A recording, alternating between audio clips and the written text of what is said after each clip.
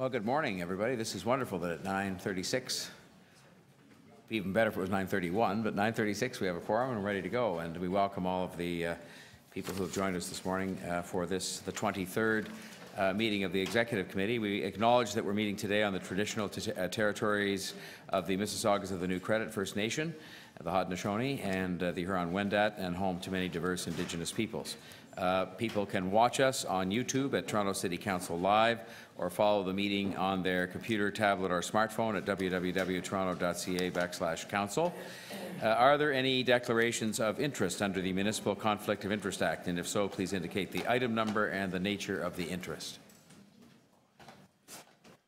Going once, going twice. Okay. Thank you very much. May I have a motion to confirm the minutes of the Executive Committee meetings of January the 19th, 2017 and February the 7th, 2017? Moved by Councillor Ainsley, seconded. All those in favour? Opposed?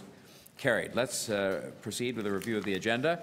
23.1, Scarborough Subway Extension, is held for deputations. 23.2 is also held for deputations, the establishment of an investment board. 23.3 is held for deputations, enhancing city academic relations. 23.4 is held for deputations, post-traumatic stress disorder and suicide prevention, mental health support for first responders. 23.5, 2017 Pan American Women's Handball Championships.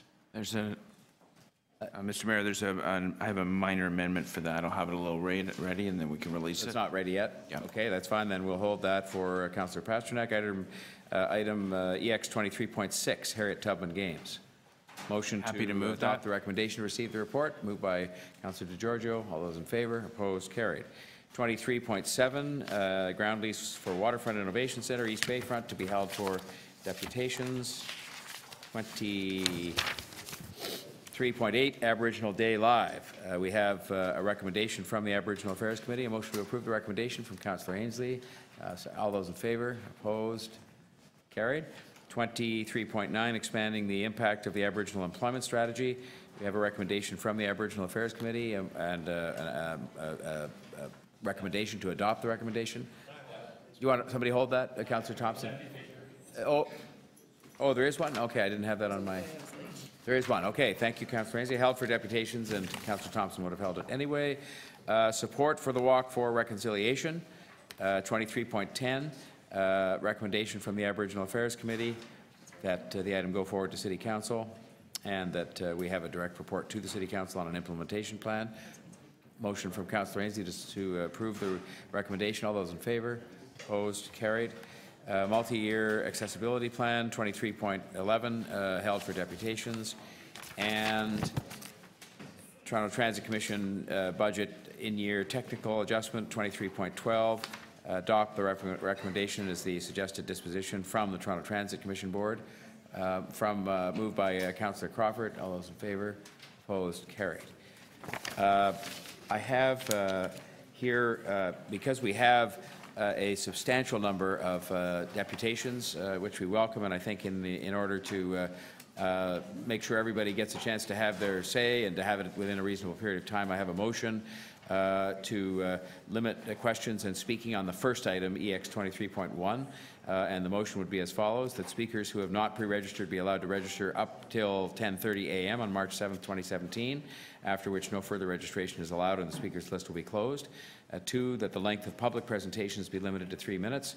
3, that questions of speakers by members of council, including members of the Executive Committee, be limited to 3 minutes with 1 round of questions per member. 4, that questions to staff from members of council, including members of the Executive Committee, be limited to 3 minutes in total with 1 round of questions per member. And 5, the speaking times for all members of council be 3 minutes with 1 round of speaking per member.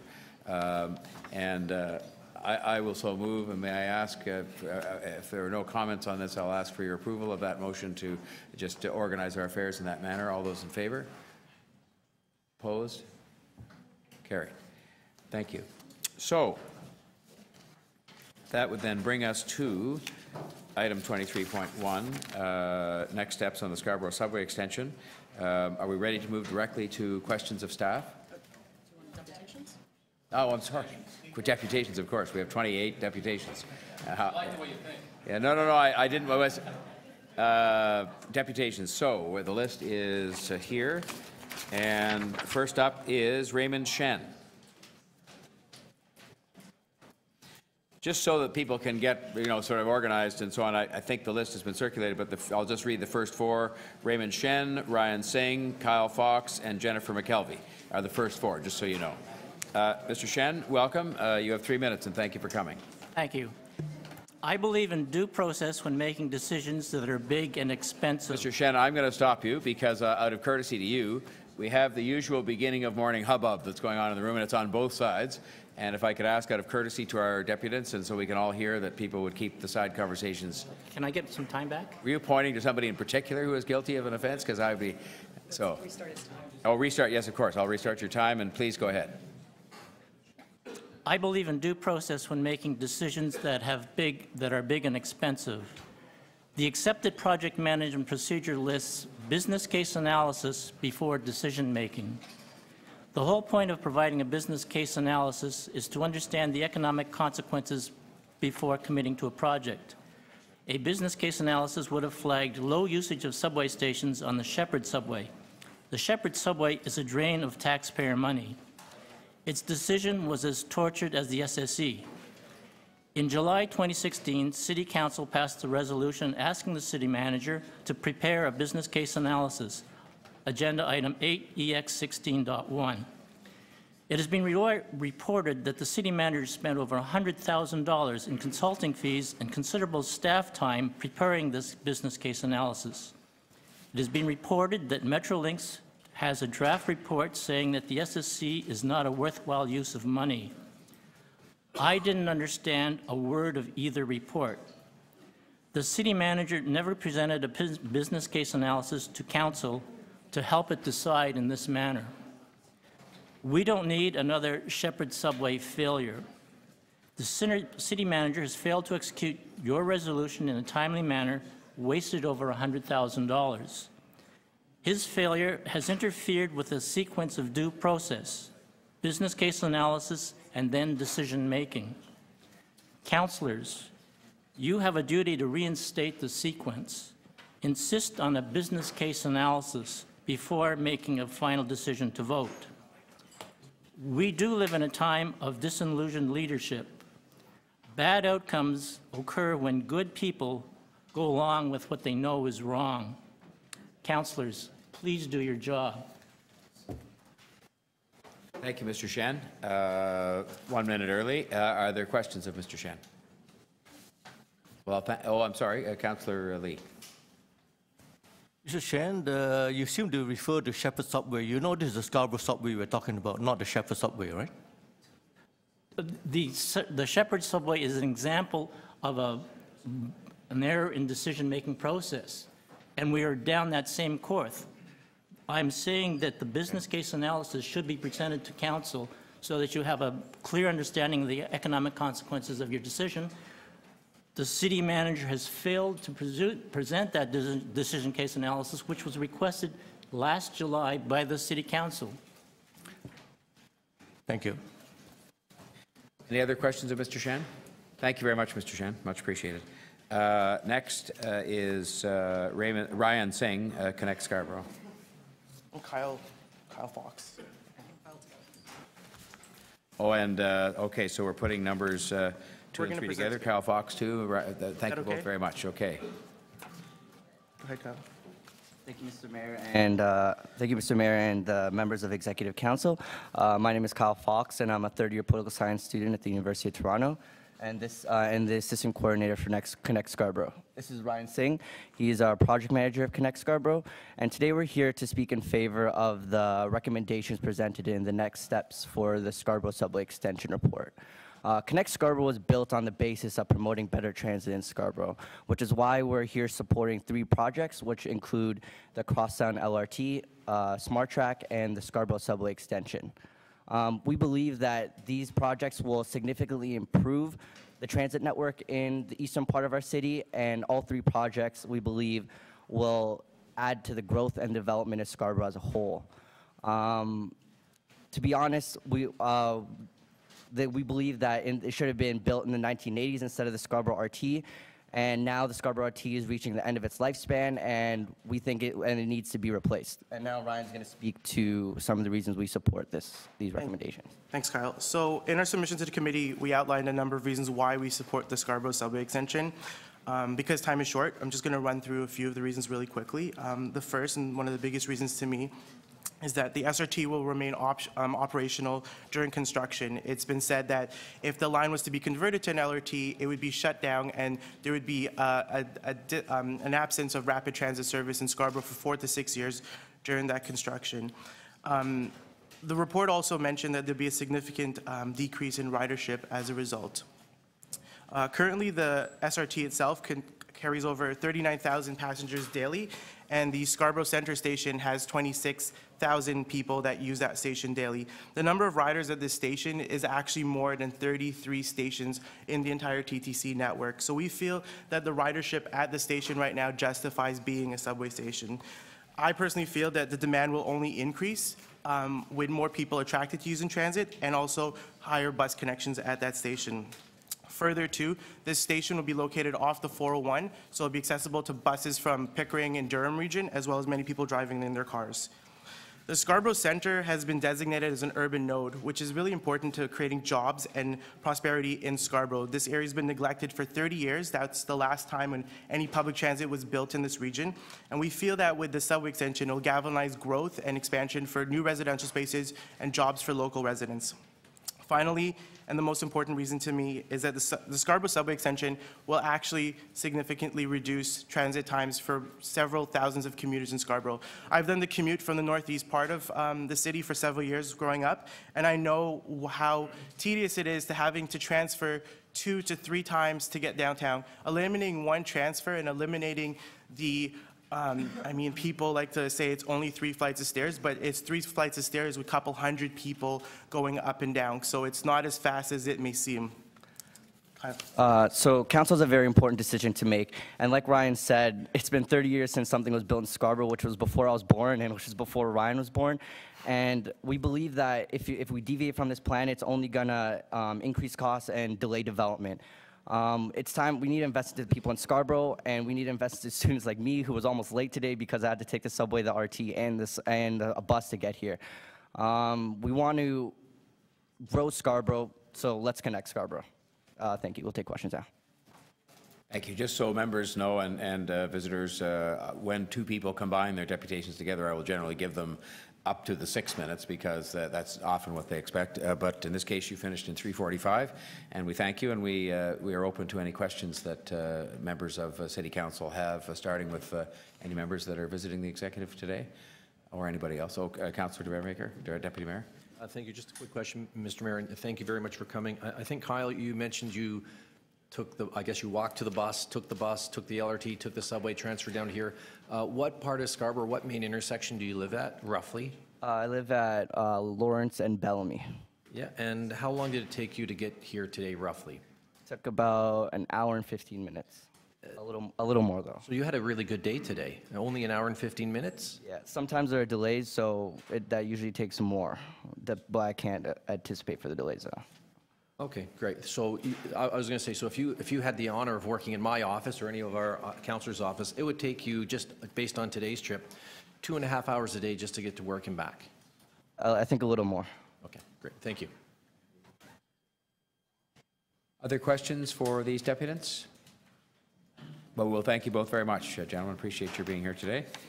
That brings us to number 4, Jennifer McKelvey, Interim Chair, Scarborough Community Renewal Organization.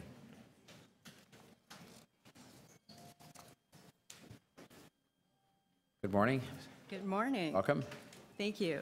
Good morning. I'm Jennifer McKelvey, the Interim Chair of the Scarborough Community Renewal Organization, also known as SCRO. Our nonprofit organization is committed to creating and realizing bold visions to renew Scarborough. A key component of a vibrant community is access to fast and reliable public transit. Our vision for Scarborough includes a fully integrated transit system with light rail, buses, the subway, and GO Transit. We agree that the cornerstone of the Scarborough Transit Plan is extension of the Bloor-Danforth subway to Scarborough Centre. We are pleased to see that the recent staff reports include a discussion about the many socioeconomic benefits of the proposed extension. For many years, it seems that investment in Scarborough has stalled, and we need to find new ways to attract businesses and create jobs. Investment in Scarborough Transit will help to increase density and attract employers around Kennedy Station and Scarborough Centre.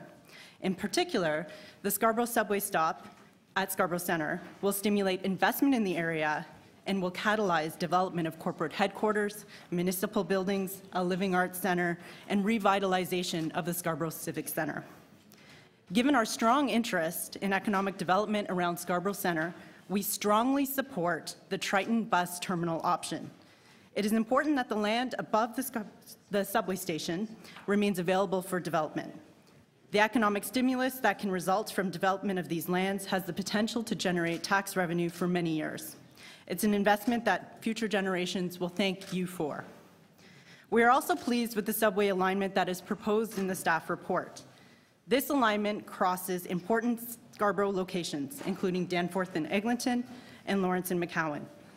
As you conduct the geotechnical investigations you require for the environmental assessment, we strongly urge you to investigate these locations, thereby leaving the door open for future stops in these areas. Importantly, the Scarborough subway should also be constructed in a way that it can accommodate future extension to Shepherd. The Scarborough Community Renewal Organization will continue to advocate for funding and construction of the 3 other Scarborough Transit projects, namely the Crosstown East LRT to the University of Toronto Scarborough, the Shepherd LRT, and Smart Track.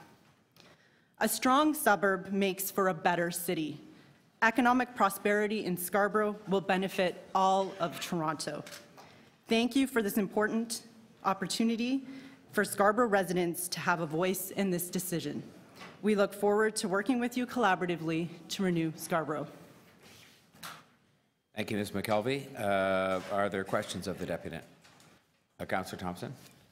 Thank you very much, Mr. Mayor, through you. Mrs. McKelvey, can you tell us a little bit more about your organization?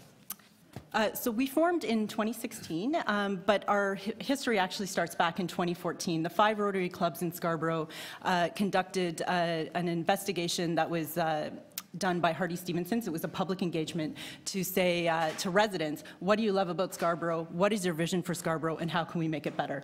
Based on that study, they came up with 14 recommendations. The #1 recommendation was to form our organization, the Scarborough Community Renewal Organization. Right. So that report was released in 2015, and then we launched last year. Right. And so with respect to the recommendations as part of the review, where did the issue around transit sort of place with respect to the series of recommendations?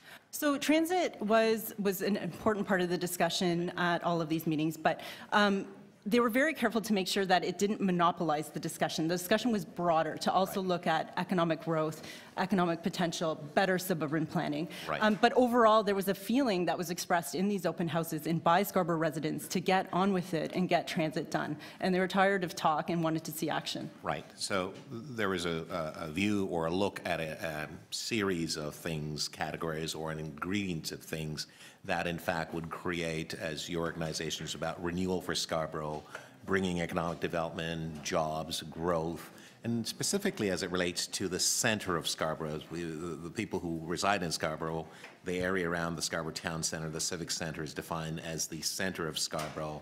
There is a deficiency with respect to the higher order of transit being deficient in that area. Is that what your organization found? Yeah, absolutely. And so there's an attempt to address that at this point as part of going forward, and you are here to say you are in support of that. Absolutely. Right. And so if I could ask you then further, the expansion of the, and I'm hoping that you were around or aware of it, of the Kennedy Station from Warden, when that was taking place, it was an expansion of the Bloor Danforth line. Was that your understanding? That might have been before I was born. No, I'm not sure when that was. Exactly. I'm getting to that. That's really helpful because now We're now expanding, so it's been some time, obviously. Obviously, yes. And so there has More than the 30-plus years I've lived in Scarborough. Right. And so there's been a deficiency found by your organization, and now there's an attempt to affect that because of all the other things that you've talked about. You would agree that that is a necessary step, of course, wise step that we have to take with respect to looking at financing, et cetera, et cetera. You would agree. Is that correct? Yes, I think the Scarborough Subway is the cornerstone of this proposal. We like the proposal. We'd like to see the entire package funded and constructed, but we realize this is the first step in this discussion. Thank you. Thank you, Mr. Mayor. Thanks, Ms. McKelvey, and thanks, Councillor Thompson. Any other questions? Oh, there was, actually, yes, I had Councillor Ainsley. Thank you. Through you, Mayor Tory. Excuse me. Ms. McKelvey, in your presentation, I didn't hear any reference to the Durham BRT that's proposed for Long Ellesmere. Is your organization supporting that? So we don't have an actual position on that. We are supporting all improved transit, so we'd have to, I can't speak for the entire organization. So the presentation I gave you today came from our Suburban Planning Committee. They voted yes on that. Then went forward to the board. They voted yes on that. So I don't want to speak for the entire organization on that one issue. But in general, better transit makes for a better community. So it's very likely that they would be in support of that as well. Okay. And when it comes to the Eglinton East LRT extension that's proposed to go up to U of T Scarborough and hopefully to Malvern after that, could you speak a bit about how your organization's been engaging the federal MPs in Scarborough? So we haven't yet. We are planning to write them a letter. We're working on that. We try to present our letters to municipal, provincial, and federal governments signed by not just our organization, but many others as well. So it takes time for us to do that. But we are working in the next few months to prepare letters to both the provincial and the federal governments asking for funding for the Eglinton East LRT. Both the federal and provincial governments campaigned on infrastructure investment, so we'd like to hold them accountable to that promise and ensure that that line is funded. It's critical that we have that LRT line to the University of Toronto Scarborough. Okay, thank you. Thank you, Mayor Tory. Mr. Mayor Tory, our colleague... Yes, I saw him over there. Thank you very much. Councillor Chen, some questions. Thank you, Mr. Mayor. Through you to the interim chair of Scarborough Community Renewal Organization, just to get an understanding of why was there a need for an organization to be formed for renewal of Scarborough, what prompted it, and how was transit connected to that discussion? And the second part to my question is you mentioned that future generation would thank you for this investment. Can you elaborate on what this means to the future generation in Scarborough? So the first question was the need for the organization. So overall, what happened was the 5 Rotary clubs got together in Scarborough, and they didn't like the way things that were going. But most importantly, they felt that the rest of the city was speaking for Scarborough and was controlling the discussion. And they wanted to make sure that there was an organization to provide a strong voice for Scarborough residents. It's important that we're able to speak for ourselves in this debate. So that was the rationale behind that discussion and for recommending that our organization be formed. So we're now in a process of trying to approach both residents as well as stakeholders, leads of organizations to join us. And basically, the recommendation from the Rotary report was to identify community champions. And so I think that we're very much an organization of a coalition of community champions. Your second question was, sorry? About the investment, you said the future generation would thank us for this investment, and what does that mean? Can you elaborate on what does this really mean, and how does this investment differ from anything else? Yeah, well, I mean, Scarborough was once called the city of the future, and I think it should be again. Investment in Scarborough can bring economic prosperity to the entire city of Toronto. I think that future generations will thank us for making this hard decision to implement the subway. It's going to be my children that are using it more than I am right now, and it's going to be their children as well. So it's going to be a legacy that this council can give our future. Thank you, Mr. Mayor. Thank you. Councillor Shan, thank you. And I had Councillor Mihevc next.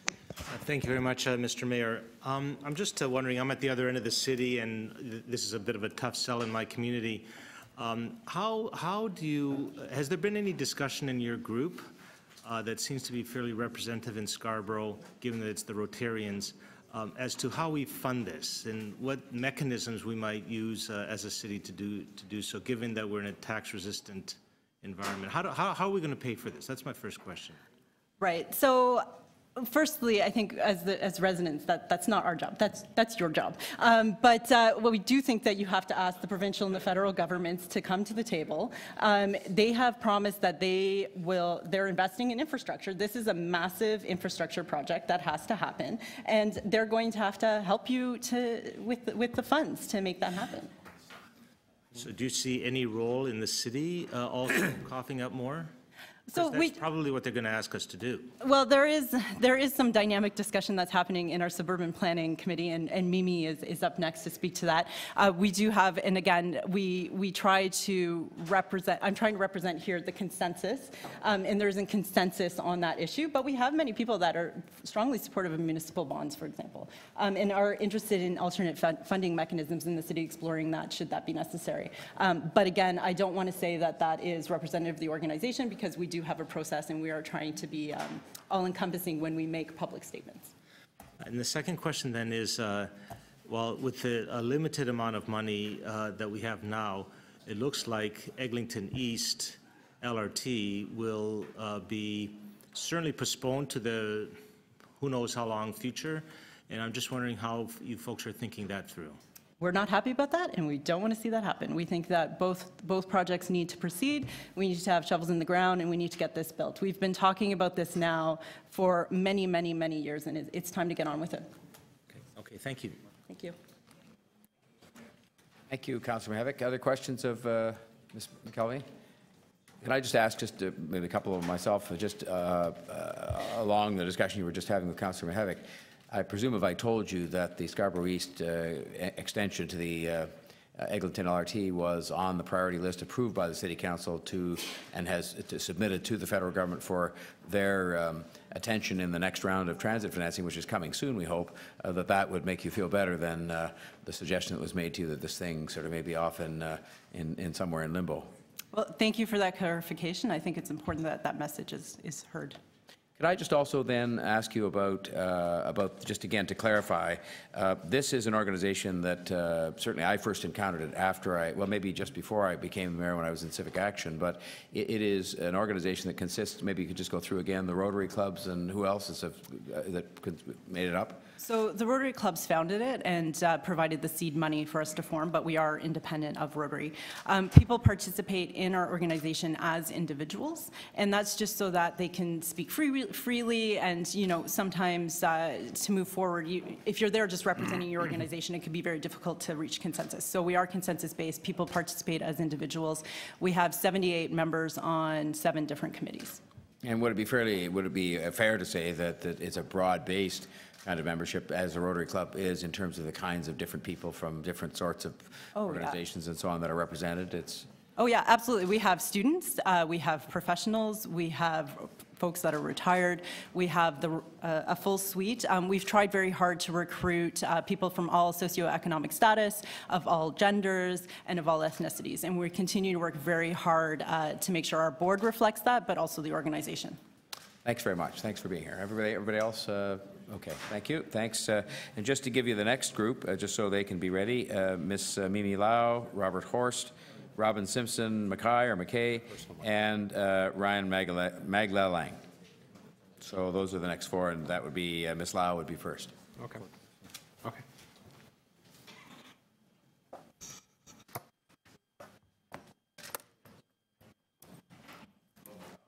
Good morning. Welcome, and you have 3 minutes.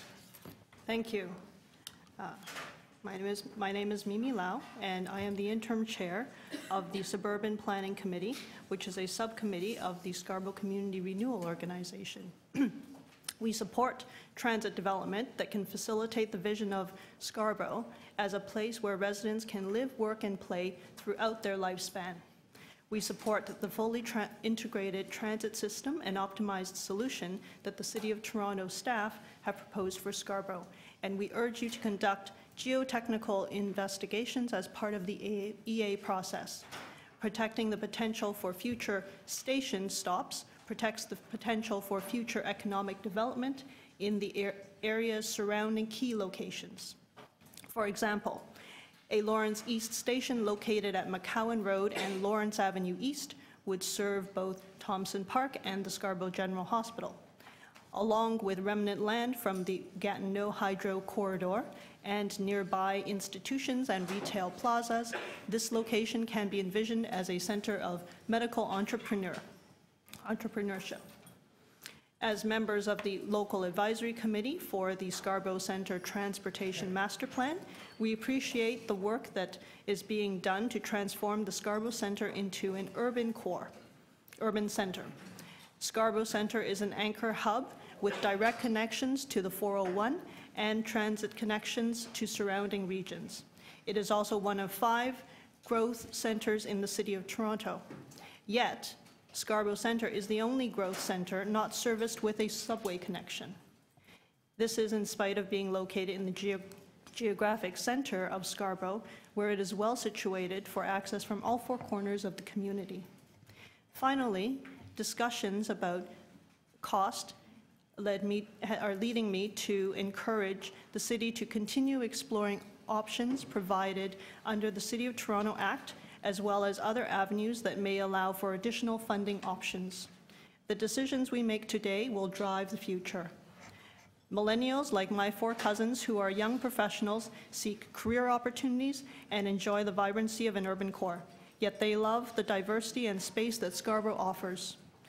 The integrated transit system and optimized solution would help to balance these interests, making their decision to stay and raise families in Scarborough an easy one. Thank you for your attention.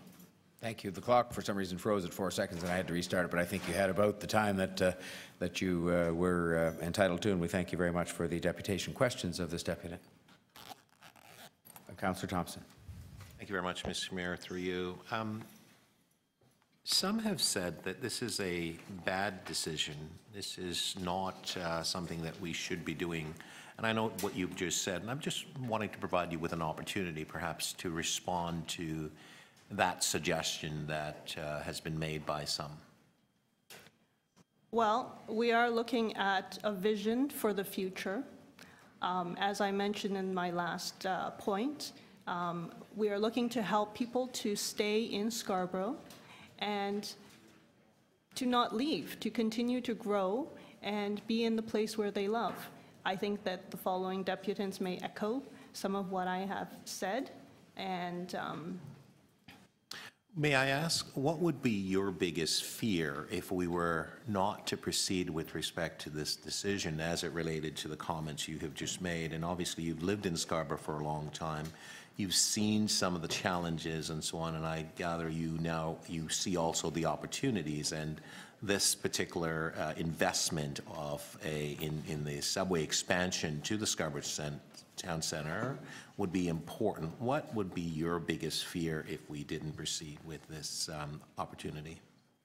The LRT may have, a new LRT may have limited capacity, and within 15 to 20 years, there may also be a need to have this conversation again. Why not make an immediate investment and save us from having that other conversation? The other point to make would be that this is a regional issue. This is regional transportation. With a node or a strong connection between Scarborough Centre and the downtown core, you are not only connecting Scarborough with the rest of the other regions of Durham and York, but you are also connecting the City of Toronto, and to support further economic development in the eastern end of the GTA. Thank you. Thank you, Mr. Mayor. Thanks, Councillor Thompson. Any other questions of Ms. Lau? All right, Ms. Lau, thank you so much for being here. Robert Horst, Scarborough Town Centre, Oxford Properties.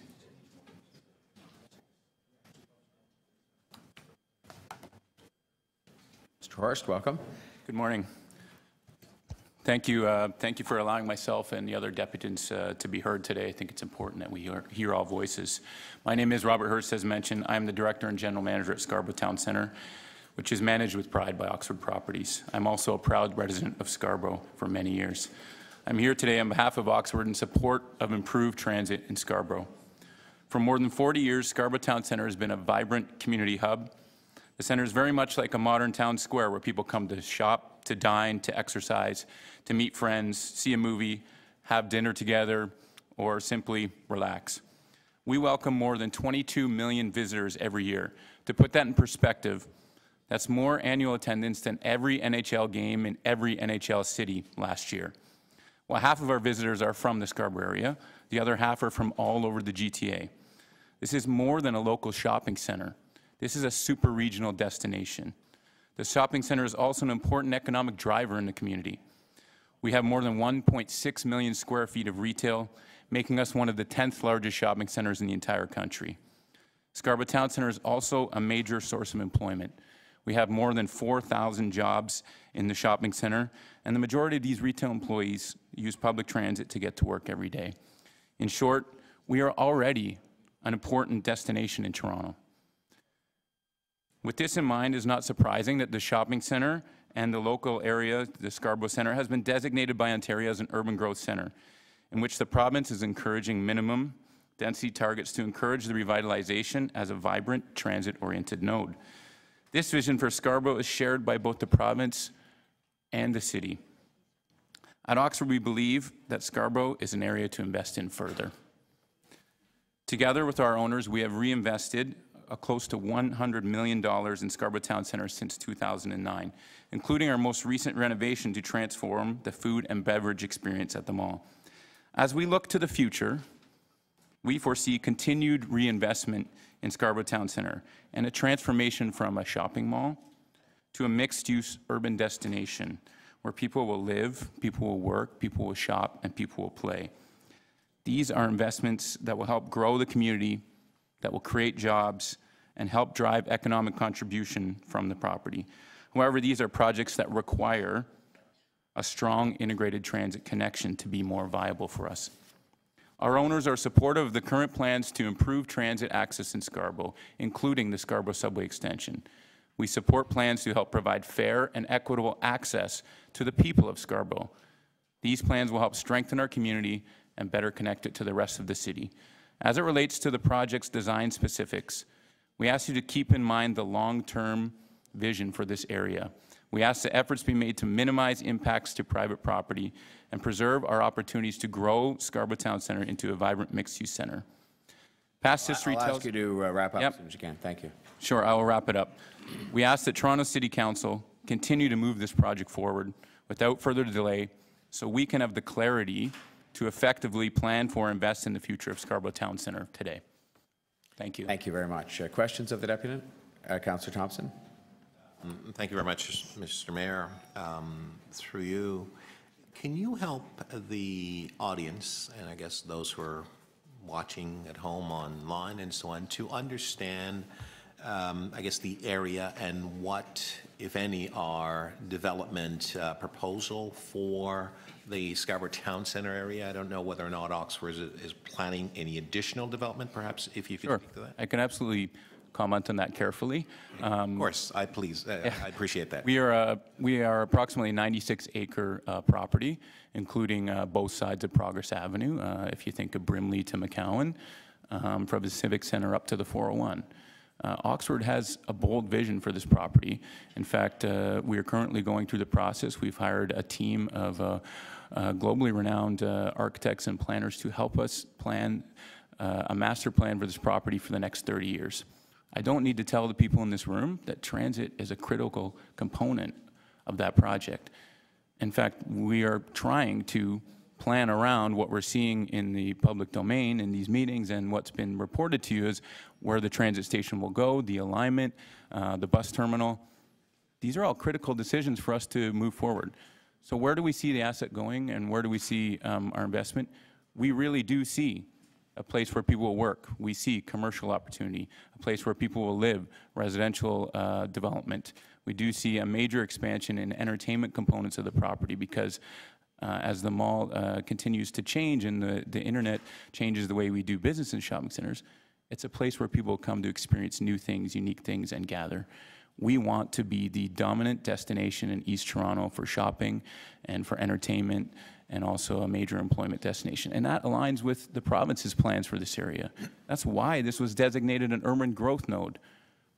So I would say that we have a responsibility in this room to make sure that we live up to that expectation. Oxford surely intends to live up to that expectation and develop Scarborough Town Centre into a major destination. It's in our best interest, but it's also in the interest of the community. It's in the interest of jobs. It's in the interest of our business, obviously. And we hope that you guys can continue to support that and do the right thing. And absent of the expansion of the subway to that area, how would that then, I guess, affect the planning as part of as how you've just described it? I'll answer that question carefully. Sure. It would be a lost opportunity. We see tremendous value in bringing the highest level of transit to Scarborough Town Centre. As mentioned, we have 22 million shoppers today at the shopping centre. And that is a huge number. We need to continue to ask ourselves what is going to allow this property to thrive, and certainly higher level transit. We know that today people are attracted to areas to live where they have access to good transit. And if you look at other areas of the city, it has actually created nodes of development for residential people, residential buyers to want to live. And you'll hear examples of that not being true, but take a look around 10 years later, 15 years later. We are planning for the future. We're not planning for the next 10 years. And we intend to develop our property into something magnificent for the East GTA over time. Other questions? Councillor, I'm sorry, I had Councillor Ainsley next, and then Councillor Deputy Mayor de Beermaker. Sorry, do you want to let Councillor de Beermaker go first? You can if you want. Okay, all right. Thanks for coming in this morning. One of the questions I had around, so the schematics about the buildings that'll go up around the proposed subway station, a lot of them are currently parking lots around the Scarborough Town Centre. I was just trying to understand some of your relationship or planning in terms of giving up that parking for the buildings that'll be going up there. Yeah, very good question. Parking is obviously critical to the shopping center business today and in the future. I do think that the nature and the parking requirements in shopping centers is changing over time. If you look at some of our experience in other assets, we have taken the opportunity when we rebuild to go underground in certain parts of our shopping center so the customer can park underground, out of the elements, and come right up into the shopping center. So as we look to master plan the property and reconfigure what it might look like, we would plan it in that direction. Obviously, we can't do it right where the subway box would be, but we do have other opportunities on the parcel to do so. Does that answer your question? Yeah, and then in terms of the same schematic that has the buildings around the subway station where your parking currently is, yep. So do you be expecting to sell those buildings to private developers and reach some type of a underground parking agreement with them? I can't answer that fully, whether we would sell those parcels or not. I can't answer that on behalf of Oxford. Those are renderings that are, give a good indication of what's possible. We are master planning the whole property right now, and we are looking at all opportunities, including residential, including office. Oxford is a world-class developer, and we are required to deliver returns for our pensioners on behalf of OMERS, who owns Oxford. So we would do what's in the best interest of driving value for those pensioners, and cash flow is one, and return on investment is another. So. Okay. The other thing they mentioned in your presentation or deputation, and one of the things we're working on our side of the table, is a new master street plan for the Scarborough Town Centre precinct. Mm-hmm. Are you supportive of what you've seen so far, or? We Oxford is a participant in that process. So I do know, from my perspective as both a resident and someone who runs a shopping center every day, the current street grid and layout is challenging to get around, and this provides an opportunity to fix that. When you do look at the two bus station options that have been proposed, one leaves the transportation system as is, and the other one attempts to regularize things, which would provide better access for both pedestrians, for vehicles. It would improve the experience and connectivity in the area. So I'd say that in general, outside of specifics, we're supportive of that attempt to regularize the street grid. Okay, and you're currently part of the management team at the Scarborough Town Centre? I'm the general manager at Scarborough Town Centre. Yeah. Okay, thank you very much. Thank you very much, Mayor Tory. Thank you, Councillor Ainsley. Deputy Mayor de Beermaker. Thank you, through you, Mr. Chair, and thank you very much for coming today. I'm assuming that you, like I, have stood outside the doors of the Town Center SRT station. Yes, and many times. And you would agree with me that if you're not nimble and quick and move quickly, you will be trampled by the thousands of people getting off that system going into your mall today. We have anywhere from 7 to 8 million people a year that use that entrance. 7 to 8 million people that use that one entrance. That one entrance, it's our busiest entrance at the shopping center. Okay, and you know, there's another famous shopping mall that's down at the Eaton Center. Does it surprise you that I'm looking at the chart of daily ridership, that the ridership of both Kennedy, but I'll focus on the new station, the proposed station out in Scarborough Town Center is at about 62,000 daily riders a day. The Queens subway station, which is located very close to this building, has a daily ridership of about 52,000 people a day. So does it surprise you that the station that would be built out in your part of Scarborough is actually much, much busier than the Eaton Center and the Queens subway station in downtown Toronto? You just have to stand there on any given day and look at the traffic. We actually have traffic counters at every one of our entrances.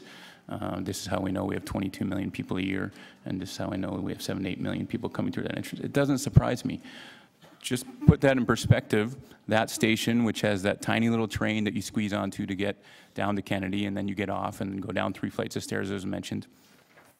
It's, I believe Ryan said 33 other stations have less traffic than that station, and we don't have a subway. 1.6 million square feet, there's no subway. 22 million people a year, those 52,000 trips a day that are driven from that station.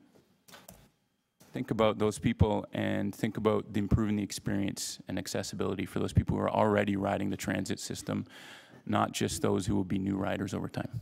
And so given that the Queens subway station in downtown Toronto has much, much lower ridership than the proposed station, I'm assuming you're not proposing closing down the Queen Street subway station?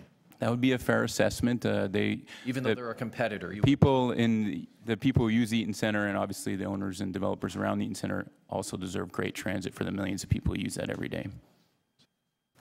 And so I'm looking at, and even though the ridership of the proposed subway station will be busier than the 9 of the subway stations, including King, St. Andrew, Queen, College, Queen's Park, St. Patrick, Osgood, Wellesley, and Museum, even though the subway that we're going to build out in Scarborough is busier than King Station, St. Andrew subway station, Queen subway station, College subway station, Queen's Park subway station, St. Patrick subway station, Osgood subway station, Wellesley subway station, Museum subway station. Even though the new subway station will be busier than all of those subway stations, you're not proposing to close any of them down. As a Scarborough taxpayer, you're happy to have contributed to keeping those stations open for the good people of downtown Toronto. I think the answer to that is obvious, but I think it's a great point. No, we would not close those stations, and certainly you would expect that you'd continue to reinvest in those areas and those transit stations, and we should continue to do the same for Scarborough Town Center. Okay, great, thank you. And I'm going to follow up. I think there's a question by Councillor Ainsley about the lands around the subway station. You're at your last question, yeah. Thank you very much, yeah. Okay, thank you, Deputy Mayor. Then we have Councillor Chen. Thank you, Mr. Mayor. You mentioned 22 million visitors. Do you have any sense of the diversity of visitors who come there, and what type of makeup, both in terms of ethno-racial diversity, but also age-wise? You know, because anecdotally we hear a lot of young people hang out and shop and enjoy Scarborough Town Centre. So can you elaborate? Sure. I would clarify that all kinds of people hang out and enjoy Scarborough Town Centre, and I'd be careful to make generalizations about who is or isn't. We really support the entire community, and we have an entire mix of people who shop there from ethnicity-wise. The world shops at Scarborough Town Centre because the world lives in Scarborough, and we certainly focus on Scarborough Town Centre or Scarborough as our market. But to be clear, our long-term vision and strategy at Oxford is to grow this into the super regional destination to make sure that we own the East GTA in terms of the best experience from South Markham up to North Markham, from Pickering to Ajax to Whitby and beyond, all the way down to the beach. We serve all these communities now, and we intend to grow our ability to serve those communities by expanding the shopping center, adding new experiences, and creating a place where people can work, live, and play. So just as a follow-up, I mean, I didn't mean that in a, I meant that in a positive thing. Okay. When young people hang out in a place, it's actually a good thing to have. Yes. In terms of the employment opportunities available at Scarborough Town Center right now, I live in Scarborough as well. It would take me 40 minutes to get to Scarborough Town Center from North Scarborough through a bus. Right. What would it mean to people coming to employment from Scarborough itself to Scarborough Town Center if this was to be built? Yeah, I can't actually answer on behalf of the people of Scarborough what it would mean for them. I think that we've seen a plan put forth, and not just subway, but we've seen a plan put forth to improve transit for the residents of Scarborough in various different directions to improve connectivity. And when we improve connectivity, we improve the opportunity for people to get around, and you improve the opportunity for developers to say, how am I going to create something interesting here? I suspect, based on my commutes downtown from the shopping center from time to time, which I don't like to do, it's uncomfortable and slow, that it would improve their times, and it would allow people to get to and from the shopping center more quickly, and it would improve our ability to attract people who want to work in the area. For example, there's other office developers around the corner who might be able to speak to that. I'm not sure if they're here today or not. So, thank you. Thanks, Councillor Shen. Any other questions of this deputy? I have a couple of.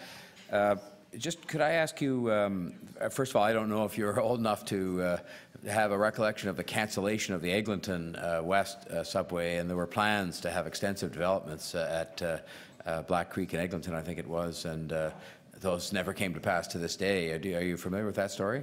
I can't comment on that. Whether I'm old enough or not is a different story, but I wouldn't know the details. Simply this. You put it in a positive context, which is that the transit was important to achieving the kind of expansion and growth that was contemplated by the growth designation from the province and just by yourselves as business people and so on. Do you think that a decision not to proceed with the subway would negatively affect some of those deliberations that you said you're embarked upon with all those advisors to have a master plan for this area? So my answer to that would be I don't know what the alternative is at this point. I do know what the opportunity is, and the opportunity for us is fairly dramatic. We'd like to start planning, and we'd actually like to start planning in a way that would allow us to get shovels in the ground as soon as possible. We're not willing to do that at this point because it's very difficult when we don't know the direction that this group in the room might take as it relates to where the transit station would be located and how it's going to be integrated into our development. The sooner we can get on with it, the better. That would be our answer at Oxford, because we have, it's one of our fastest growing assets, and we have tremendous amount of potential here. We need to get on with it. We need some decisions so our owners can do the right thing here. Slightly different question.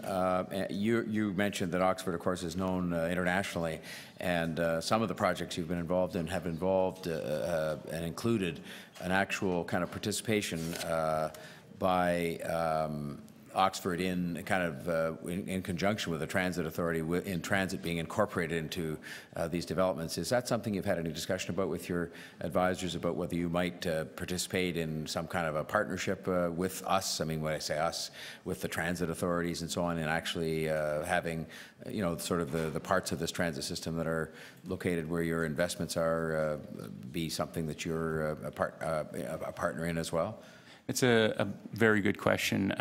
You know, I can't comment on the word partner and what that would mean. What I can say is we are interested in integrating transit directly into our development, whatever that might look like. We know that it's good for business and good for commuters and good for the people when you integrate into your development a transit connection. It just makes the experience better overall, and that translates into good business as well. Okay, those are my questions. Anybody else? Otherwise, we will thank you very much, Mr. Horst, for your being here with us today, and move to the next deputy. Thank you so much. Thank you very much. And next is Robin Simpson Mackay, Selkirk Investments. Was it Mackay or McKay? Mackay. Mackay. So I had that. Robinson, welcome, Ms. Simpson Mackay. Yeah. You have 3 minutes. Good morning. I represent Selkirk Investments. I am speaking to you today in favor of the Scarborough subway extension. The company I work for is a family business. My grandfather founded a company in Scarborough, A.G. Simpson Co. Limited, that operated in the Scarborough City Centre from 1969 until April 2015. We have been working with the city to redevelop that land from its former industrial use into a mixed-use, multi-tower housing community that, when built, will provide 1,000 new housing units, 13,000 square meters of office space, and 900 square meters of retail space. We are committed to the community in Scarborough, particularly to the Scarborough Centre neighborhood. We believe that the subway extension is a very good idea, support the current alignment and plan, and believe that the subway is a long overdue to be brought to the community. The Scarborough City Centre is poised for a great revival and renewal. Our site would be one area where this would occur, but it is not the only developable site in the area. There are plans for new parks, new elementary schools, a new, more pedestrian-friendly road network, all happening once these older industrial sites are redeveloped. The subway and improved transit to the area are a key part of tipping all this redevelopment into rolling full steam ahead. One common argument against the Scarborough subway extension has been that the ridership is not there, that the subway will not serve a significant part of the city's population, at least not enough to warrant the expense of building it. Based on how much is set to develop in the Scarborough City Centre, however, the ridership will follow as soon as the subway becomes irrevocably official and people have faith in moving to the centre. This great revival of the area is no accident. As others have said today, the 2006 growth plan for the Greater Golden Horseshoe has designated the area in Scarborough as an urban growth centre. According to that plan, an urban growth centre is an area that will be planned, among several other things, to accommodate and support major transit infrastructure. As you can see from the growth plan, there are 24 or so growth centres in the entire Golden Horseshoe area, but only 5 within the boundaries of the City of Toronto.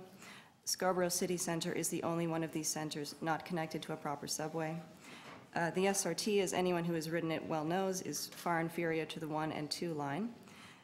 Since the current SRT is 35 years old and is due to be decommissioned and replaced, it is only right that it be replaced with a system that puts the Scarborough City Centre on equal footing with the rest of the urban growth centres within the city limits. It is only right that it be allowed to grow in the same borderline explosive way that Yonge and Eglinton has since the addition of its second subway line became irrevocably official. That being said, the objection to the high cost of the subway extension still stands. There has been outcry against the subway every time the cost of the project has risen.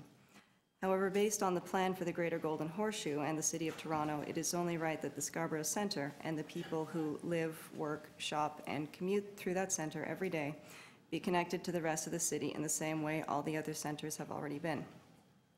Also, it is unlikely that the cost of the subway project would ever decline if this work were to continue to be delayed. If anything, just ask you to wrap up if you could. Thank you. It is time to stop treating the eastern half of Scarborough as Scarborough. It is time for the subway to be built and for the last part of the city to be properly connected. Thank you. Thank you, Ms. Simpson-McKay. Are there questions of the deputy? Councillor, there we are, Councillor Carroll. Thank you, Mr. Chair. Just at the end of your remarks, you talked about continuing to be delayed. I'm wondering what you mean by continuing to be delayed. The report that's before us, I'm wondering if you could comment, do you see that as a delay report or the normal part of the process of developing a subway? No, normal part of the process of the subway that we're very much in favor of not seeing delayed today.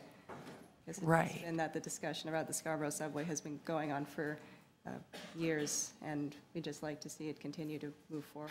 Right, so you're just referring to adopting the recommendations today so that it continues to proceed. Yes. But you understand that there are a number of years left to go where we will continue to receive these reports. Yes, the Scarborough is not estimated to be operational until 10 years from now. Right. Okay, thank you. Thanks, Councillor Carroll. Deputy Mayor DeBaremaker. Thank you, through Mr. Chair, and thank you very much for coming today. Sorry, I was listening, but I would just want to confirm, did you say your family has had a business in Scarborough, the A.G. Simpson plant, since 1969? Yes. So your family is invested in Scarborough, you've created a lot of jobs in Scarborough. Would it be fair for me to say you've probably, well, you've spent millions and millions and millions and millions of dollars in Scarborough, both for the local economy and I guess for your future investment plans as your family? Oh, for about 60 years, yes. Yeah. And you're proud to be part of the Scarborough family? Definitely. And do you think as part of the Scarborough family, if we want heavy-duty rail like a subway, do you think we made the right decision when we removed all height limits and all density limits from our official plan in the Scarborough City Centre? So families like yours can, as long as it's good planning, can build as high as you want to build. We're not going to restrict you to 8 stories or 15 stories or 22 stories.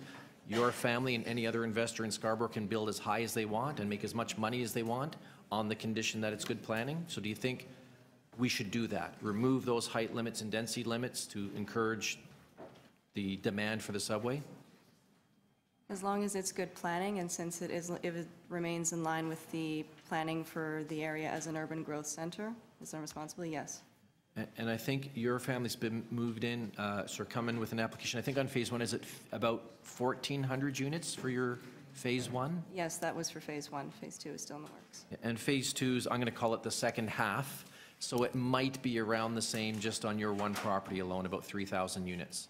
Yes, that is probably likely. Yeah, plus office, plus retail, and of course, plus public art, because your family has made very significant commitments to the public realm and the urban form in Scarborough Centre. So if the sooner we get a subway to your community, the sooner you can build those commercial places and those residential places and that public art.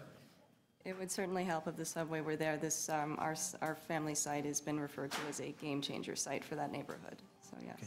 And I've heard from many developers, because there's a lot of them in the Scarborough City Centre, that they are losing bids, they are losing customers because people perceive Scarborough as being too far away, that people don't want to come from all the way from, quote, downtown Toronto all the way out to Scarborough because it's just too far to get to.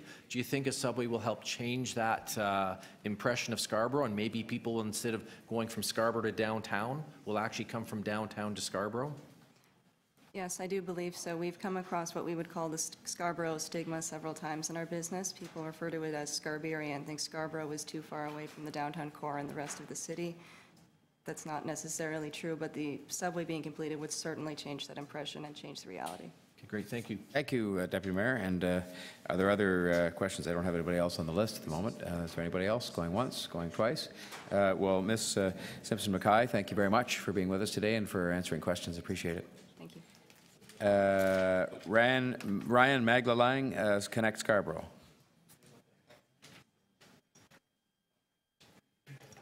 Good day, sir. Morning. 3 minutes, and then questions if there are any. Thank you very much. All right. Good morning, members of the Executive Committee, Mayor Tory, everyone else here. My name is Ryan Maglalang, and I'm here to give my input to you today on the next steps to be taken for the Scarborough Subway extension and other transit projects such as, the Crosstown East LRT, Smart Track, that sort of thing. I'm a student attending and commuting to the University of St. George campus, and I also work at a law firm in the downtown core. I am first and foremost, however, a resident of Scarborough. Though major aspects of my life revolve around the city proper, I still see my community as being one that has been defined by many decision makers as one on the fringe of amalgamated Toronto.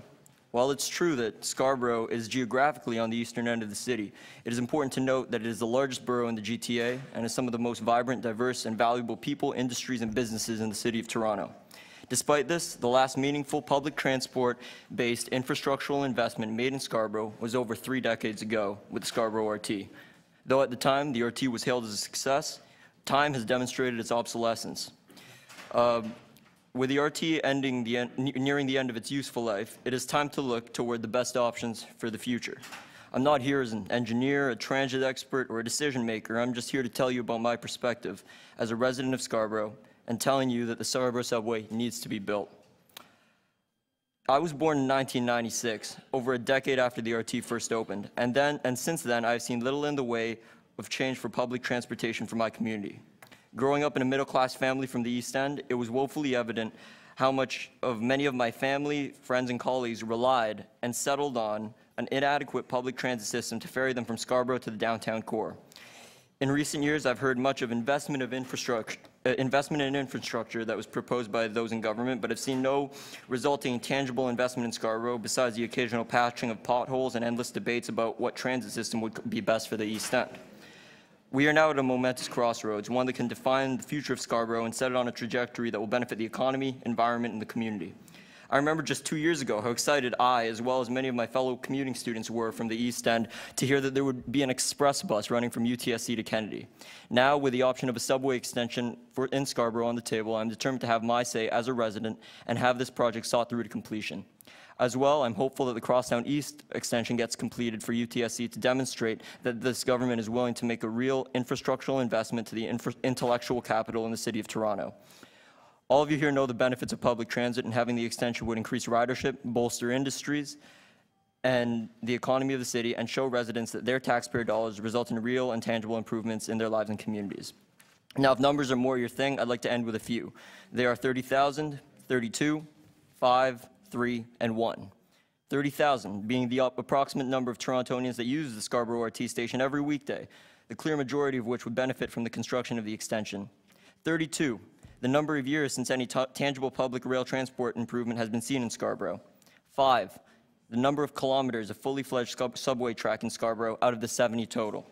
3, the amount of subway stations out of 64 meant to serve the residents of Scarborough, residents that make up 25% of Toronto's population. And I'll ask you, I let you finish your numbers because it didn't make sense to let you do it first. I'll ask you to conclude on that note if you could. Oh, just end it? Your time is done, yeah. Sorry about that. My bad. It's okay. And one is to say the community of Toronto that would benefit from real change in the completion of the Scarborough subway extension and other transit projects such as Crosstown East and Smart Track. All right. Thank you. Thank you very much. Any Other questions, Mr. Megalang? Well, thank you very much for your, oh, you had, Councillor Pasternak had a question, and thank you, Councillor Lee. Thank you, Mr. Mayor, and thank you very much for coming in. When the Wilson station was extended to Downsview and opened in 1996, that was, I guess, a one-stop line. Nobody at that time called it a one-stop subway. And when Warden was extended to Kennedy and opened in 1980, nobody referred to that as a one-stop subway. Why do you think people are now using that kind of, I would say it's a sort of a snarky, diminishing reference to what's before us now, calling it a one-stop subway, when we extended lines in the past and no one referred to it in that demeaning way? Well, I think it also has to do a lot with what the previous deputant brought up, is this stigma that goes around with being in Scarborough, you know. It is the largest borough of the city, but it's so far in the East End that many people see it almost and want to write it off as a sort of like a wasteful thing, especially with an existent RT that's already there. However, it is needed, and the numbers would show that it would greatly improve the lives of the residents who are there, right? So I don't think that it should be defined as a one-stop subway. It should be defined as a necessary extension, and one that should have been made a long time ago. I guess I would hazard the guess, if we ever build from Finch to Steeles, no one will ever call that a one-stop subway. From Finch to Steeles? Oh, well, hopefully Smart Track would take care of that sort of thing. But I'm just saying that if it's ever done, no one will demean it by calling it a one-stop subway. I hope not. Okay, thank you very much. Thanks, Councillor Pasternak. Councillor Lee. Thank you. Roughly what major intersection do you live close to? I live near the Toronto Zoo. Oh, okay. So how long does it take for you to get? Well, I was late. I thought I'd miss my spot. It took me close to an hour and a half. Sometimes it'll take me 2 hours depending on the buses. So yeah, and also being a student, taking the GO train isn't really the most fiscally responsible option. So yeah, it's something that I'm really passionate about, improving, you know, transit for Scarborough, and something, even just this one stop would help me a great deal, you know. Okay. In your estimation, how much time will it save you coming downtown with this extension? Well, it would obviously depend on the bus routes that would be implemented, such as express bus routes and that sort of thing.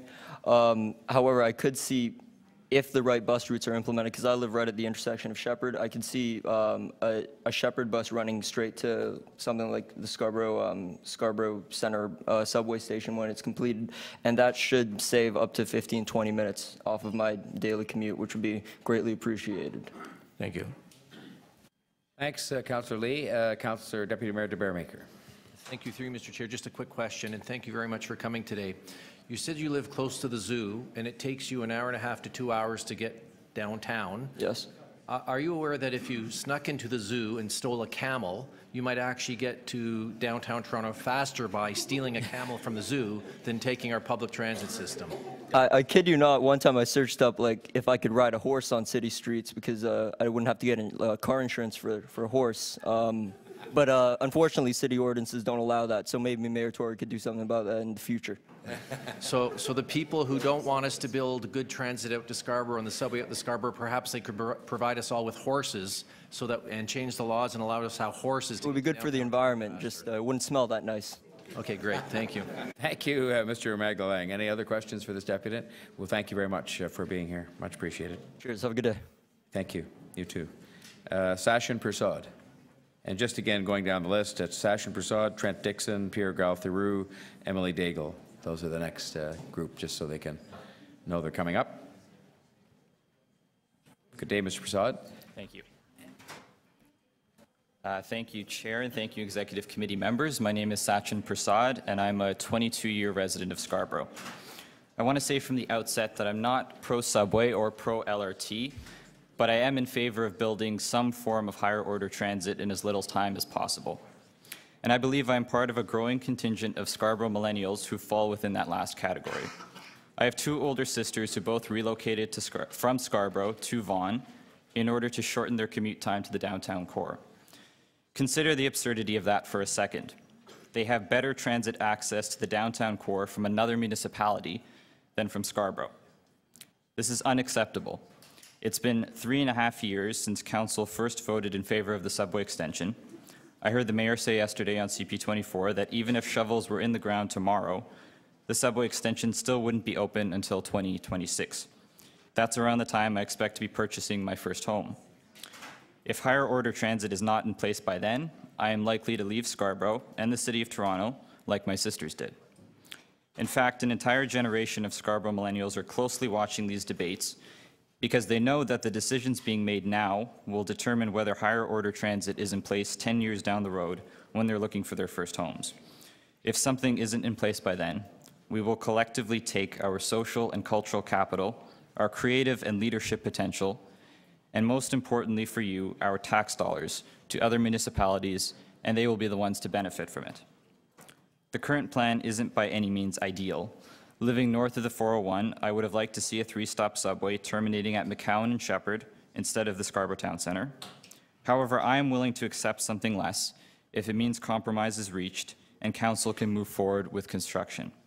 I hope that all segments of Council, pro-subway and pro-LRT, will put their individual preferences aside and move forward with the current plan. Let's get on with building transit in Scarborough. Thank you. Thank you, Mr. Prasad. Questions of the deputy?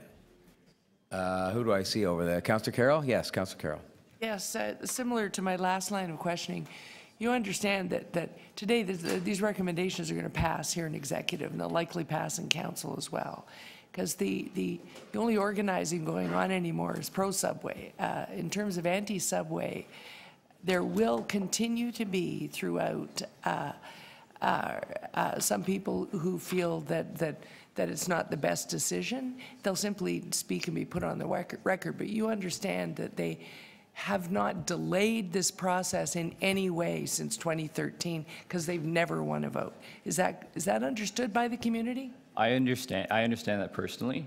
I can't speak on behalf of the community, but I understand that personally. I just want to make sure that we are moving forward with this and that it doesn't get delayed. I know that it hasn't, but I just want to make sure that this keeps going and that the political, it's known to City Council that the political support is still there for the subway. It's not going away. It's persistent. Right. So in your travels in Scarborough, is it, in your view, clear to people that this is a process of engineering and design and costing simply proceeding apace at exactly the length of time we predicted it would when we changed to the subway, and that no vote has delayed it ever since 2013? I can't speak on behalf of other transit riders. I think for myself, I understand that there's a design and engineering component that will have to go through the proper process. I wish that it could go faster, and I hope that it will, but I understand that there are certain things that have to be followed, and I'm willing to accept that. Thank you. Thanks, Councillor Carroll. Other questions of the deputy? Mr. Prasad, well, thank you very much for being here today. Trent Dixon.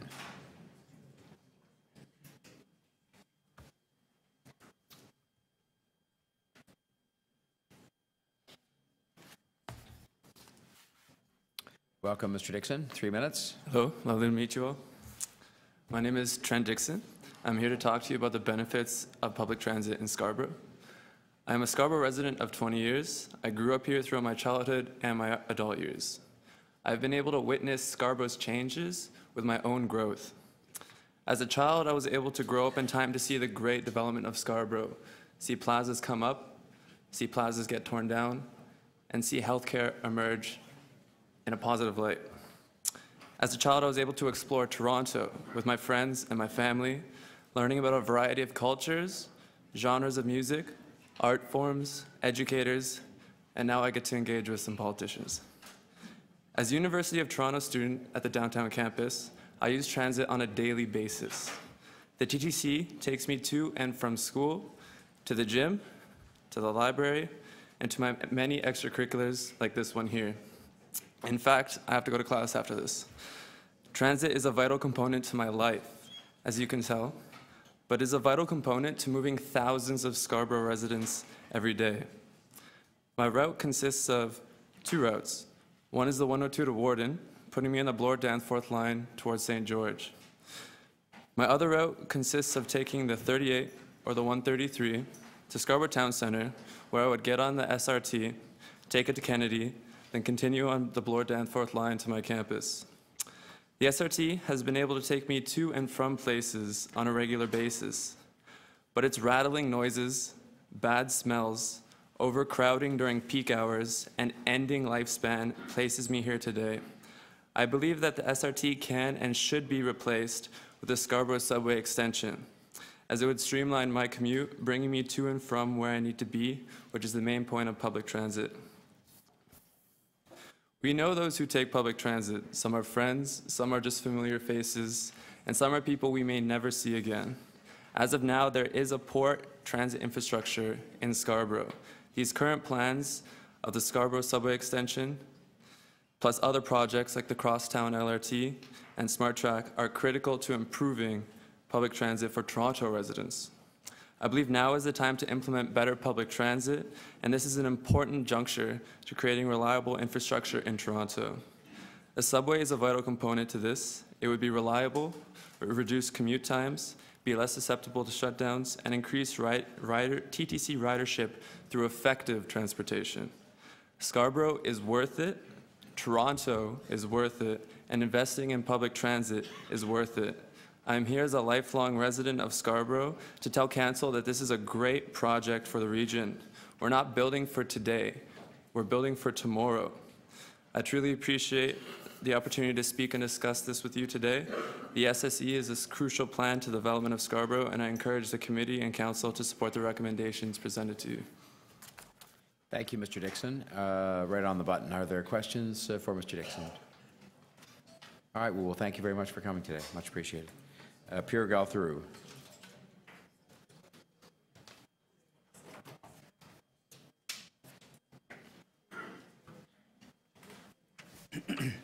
Good morning. Thank you for being here. 3 minutes. Morning through you, Mr. Chair.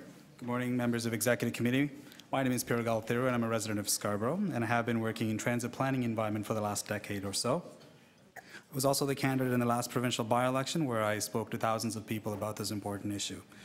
But above all that, I present myself in front of you today as a father of a young child who will have to deal with the decisions that you make today and later this month. As a child growing up in a single-parent household, I grew up facing the reality that my mother will not be home to help me with homework or to have dinner together. Why? Because she was traveling on multiple buses to access employment to and from work. This is an ongoing reality for many in Scarborough today. Particularly in the northern portion of Scarborough, including Morningside Heights, Malvern, and East Highland Creek. I want to tell you about Ruben Saravanabhavan, a Ryerson engineering graduate. He lives at the corner of Nielsen and Sewells Road and works at Don Mills and York Mills. It takes him 1 hour and 5 minutes one way by bus, and average car ride time is about 20 minutes. His wife, it took her 1 hour and 30 minutes from there to Front and Sherbourne. Now, similar to the previous comparison, Somebody that lives at Ajax, from Ajax Station to Front and Sherbourne, it's a 40-minute express train ride and a 15-minute walk, 55 minutes. That's much less than riding from Scarborough to Front and Sherbourne. So I ask you to let's finish what we were already promised. Build the subway without any further delay. But on the same note, let's not lose the broader commitment to build other rapid transit projects that connect our communities in Malvern, in Morningside Heights, in Highland Creek, and the rest of Scarborough. I hope the decision that you make today will enable my son to grow up in a place that is economically thriving. Quality of living is remarkable, and he's part of a community that is connected to the entire region economically and socially. And I hope that the decision that's made today is not the be-all and end-all, that we continue to have a vision and commitment to continue to build other rapid transit options in Scarborough. Our children, our youth, our young professionals, our seniors, our businesses, we have waited long enough and we deserve better. So please, let's stop debating and let's build. Thank you very much. Thank you, Mr. Thiru. Are there questions of the Deputy? Deputy Mayor de Beermaker. Thank you, Mr. Chair, through you, and thank you very much for coming in today. Sorry, could you give me, I didn't catch all those numbers, the comparison you had between somebody who lives outside of Toronto and somebody who lives in Scarborough as to who gets to work faster. Can you just give me those numbers again? So somebody from Ajax can take an express train ride, 40 minutes from Ajax to Union, and a 15-minute walk from Union Station to Front and Sherbourne to access employment. However, somebody doing that same trip from Nielsen and Sewell's in north part of Scarborough to get to that same location at Front and Sherbourne, it's taking them 1 hour and 30 minutes between buses, RT, subway, and then bus or walk from Union Station. Okay, great. And are you aware, I think it was mentioned earlier today, some people said, well, you know, nobody's really trying to delay this project, but are you aware that there are still people today, after the subway being approved on 8 different occasions at council, that will still vote against this at council, and if they're successful, they would kill this project. And that is their intent, to kill this project. Well, I sincerely can't comment on, you know, delay versus a process. I think the fact that this is going to council the 9th time is delay in the view of many residents of Scarborough who have waited long enough and just want to see this get built. And I think it's important to remember it's not easy to go out on a cold morning and wait at the corner of Crow Trail and Nielsen, for example, to wait for a bus, only to take you to an RT station, and then you still have to connect to the subway to get to downtown. Right? Okay. And I gave you an example of a gentleman that is traveling not to downtown, to Don Mills and York Mills, which is next door, North York, and it's still taking them long enough. And I think it's time that we have a rapid transit, high-order transit investment in Scarborough so that we can continue to build. Okay. And through you, Mr. Chair, I think you ran as a candidate in a previous election, and with the Ontario Liberal Party. And are you aware there are candidates like Mitzi Hunter who ran on a platform on her election sign saying Subway Champion? Do you think the community out in the east and the north supports candidates and have been very supportive of candidates like the Honourable Mitzi Hunter that have said we're going to get our fair share of transit? So as a Liberal, from your knowledge of all the Liberal candidates, has this been a consistent theme federally and provincially that candidates have supported the subway for their residents out in the east end of the city? Sure. Through you, Mr. Chair, candidates and elected officials in Scarborough right across at any level are elected to build transit. And, you know, there's great support in the community to build transit. And we also have the federal government and the provincial government that is making historic investments in infrastructure. And thankfully, we have a City of Toronto administration that has wonderful, productive working relationship with all levels of government. So I feel that we have a once-in-a-generation opportunity to do this right and get it right. That would be your last Great, question, thank you. Deputy Mayor. Thank you. Other questions we have next, Councillor Shen. Thank you, Mr. Mayor. Thank you, Mr. Thiru, for coming and making a deputation. You mentioned a couple who actually, you know, based on the intersection, live in Ward 42.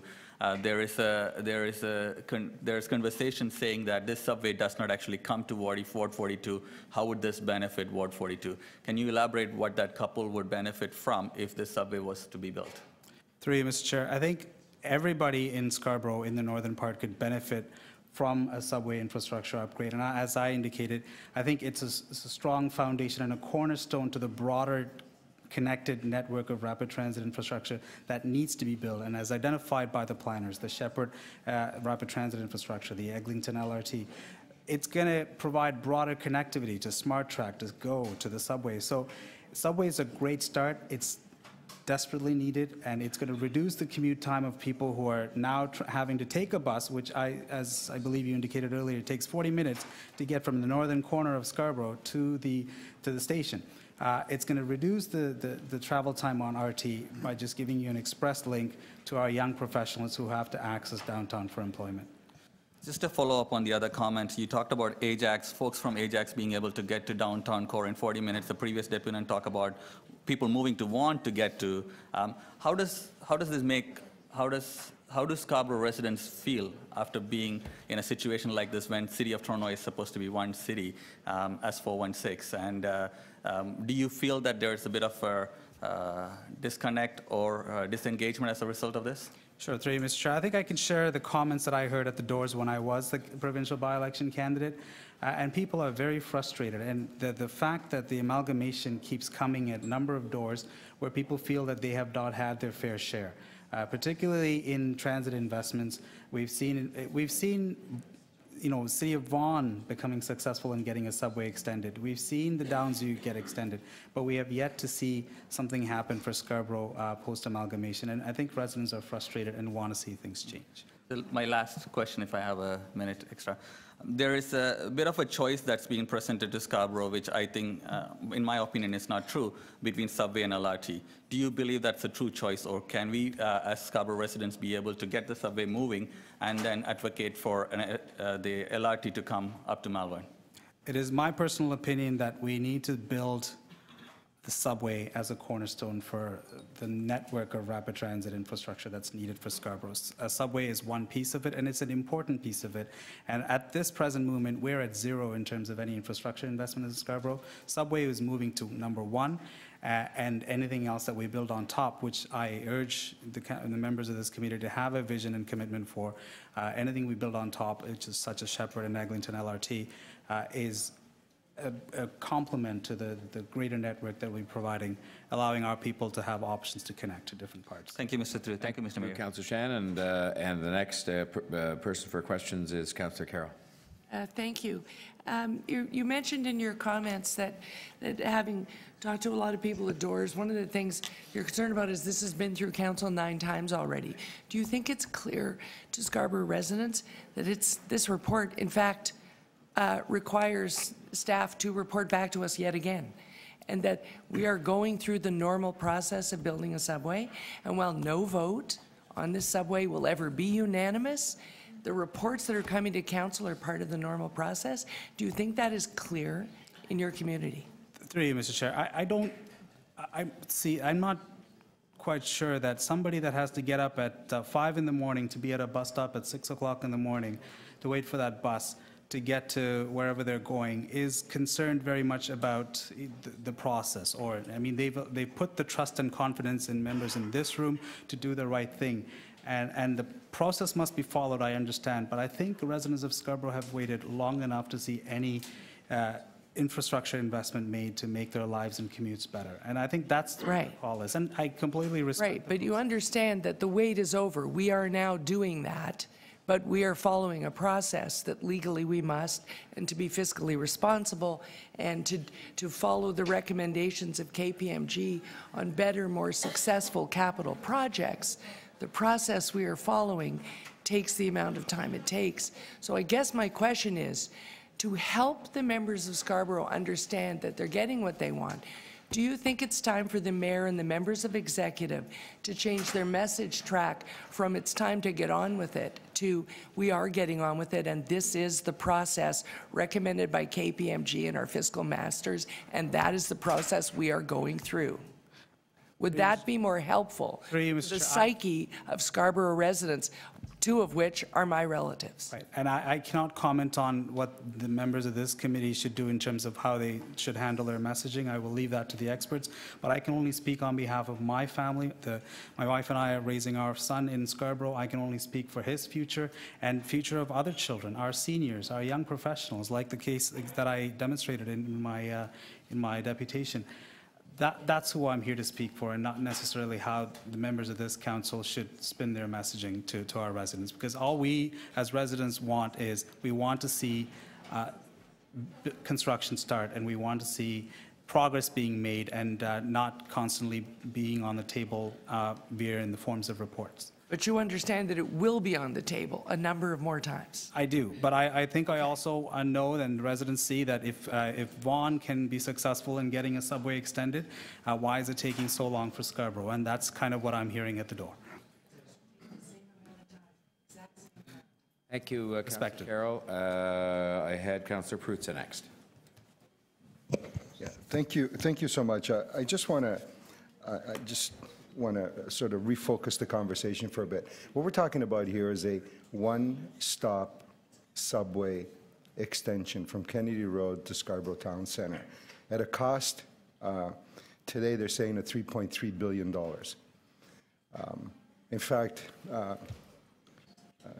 Mr. James, who's here today, in yesterday's paper, or the day before, I forget which one, indicated that the cost may actually rise to $6 billion to serve a couple of thousand people, potentially through transit. Do you think that that's a very, very smart choice, given all the other choices that we have in front of us? Through you, Mr. Chair, I think it's more than a couple of thousand people. I think we're looking to serve one of the largest boroughs of City of Toronto. But let's just say the statistics today say... I'm sorry, Councillor. The deputant was answering your question and you interrupted him. So if you could let him answer the question, that would be super. Thank you. Okay. And I think it's a disservice to the voters of Scarborough and the residents of Scarborough to say, well, we've gone through the process, whatever the process that might be, and it started off at this cost, and now, this many years later, this is what the cost is going to be. And I think it's disrespectful to say, well, now the cost has gone up, sorry, we're not getting you a subway. And I think our residents, our seniors, our youth, our young professionals, we have waited long enough for this subway to be built. So can I ask you the question another way? I'm sorry, he still wasn't At what finished. point? With greatest of respect, he was in the middle of answering his question. Yeah, he said there would be more people. You should let him finish, and then he'll let you finish. And I just ask that, we get on with what we were promised. And we've had elected people, we've elected people to represent us at municipal, provincial, and federal levels to do the right thing and to get the subway built. And we're just asking to give us what we were promised. And that is fine. So I think we kind of got to the crux of it. It's a promise. Now, let me ask you the question another way. So if the cost for a one-stop subway extension, that would, I don't know how many people will serve. Let's just keep that number nebulous, right? Even though Deputy Mayor DeBaremaker, you don't get into the act either. Let him ask his question. Councillor Peruzza, ask your question. And given that we have a whole bunch of other choices to be able to serve, because you said earlier, it's about commute times. It's about the length of time that it takes people to get from I'm assuming point A to point B, both in Scarborough and elsewhere. And downtown is one of those places. So if we were able to demonstrate factually that we could get more people to get from point A to B faster, and to get from Scarborough to downtown Toronto exactly the same amount of time, for less money, would you still say that the one-stop Scarborough subway extension from Kennedy Road to Scarborough Town Centre, that's like the smartest choice in front of us, given some of those options? Sure. Through you, Mr. Chair, I think we have to respect the expert opinions, and we have our planners who have done the research, who have done the background work, and they have presented options. And I think what needs to be done is, and I had it in my speech here, a deputation here, and I removed it because of the time limitation. I think what we need to have in terms of elected officials is a vision and commitment for Scarborough to get the right infrastructure built. And I want to repeat, subway is a cornerstone of a broader network of rapid transit connections that will connect communities.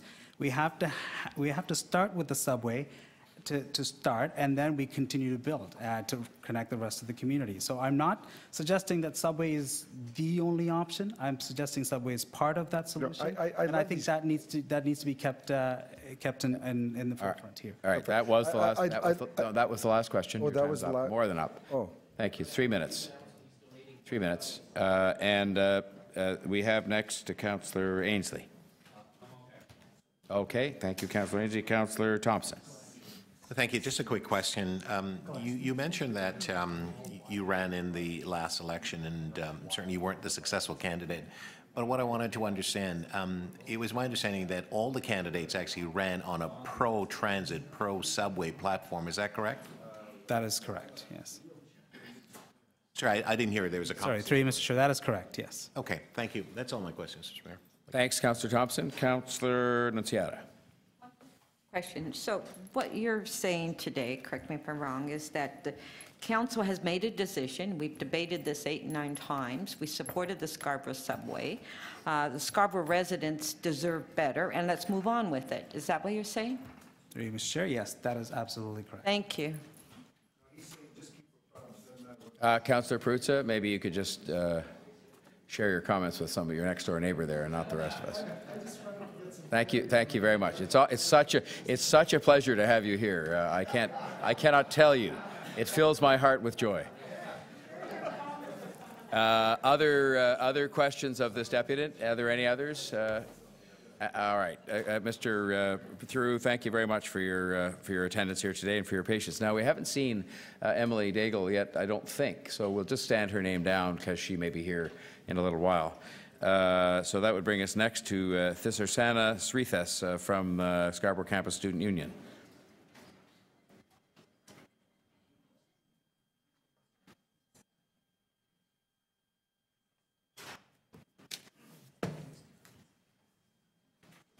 Good morning. Thank you for being here. You have 3 minutes. Great. Okay, so hello, my name is Thisarsana Srithas. I'm the current Vice President External and the incoming President of the Scarborough Campus Students Union at the U of T Scarborough Campus, representing over 14,000 full-time and part-time students at U of T.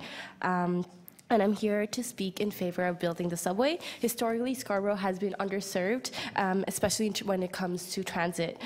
Funding the subway, Scarborough has seen worse services, fewer facilities, and yet asked to pay more and more in fares. Scarborough makes up about a third of the size of the city, with about 680,000 people, but only has 5% of the major transit. Scarborough is too big not to get high-order transit.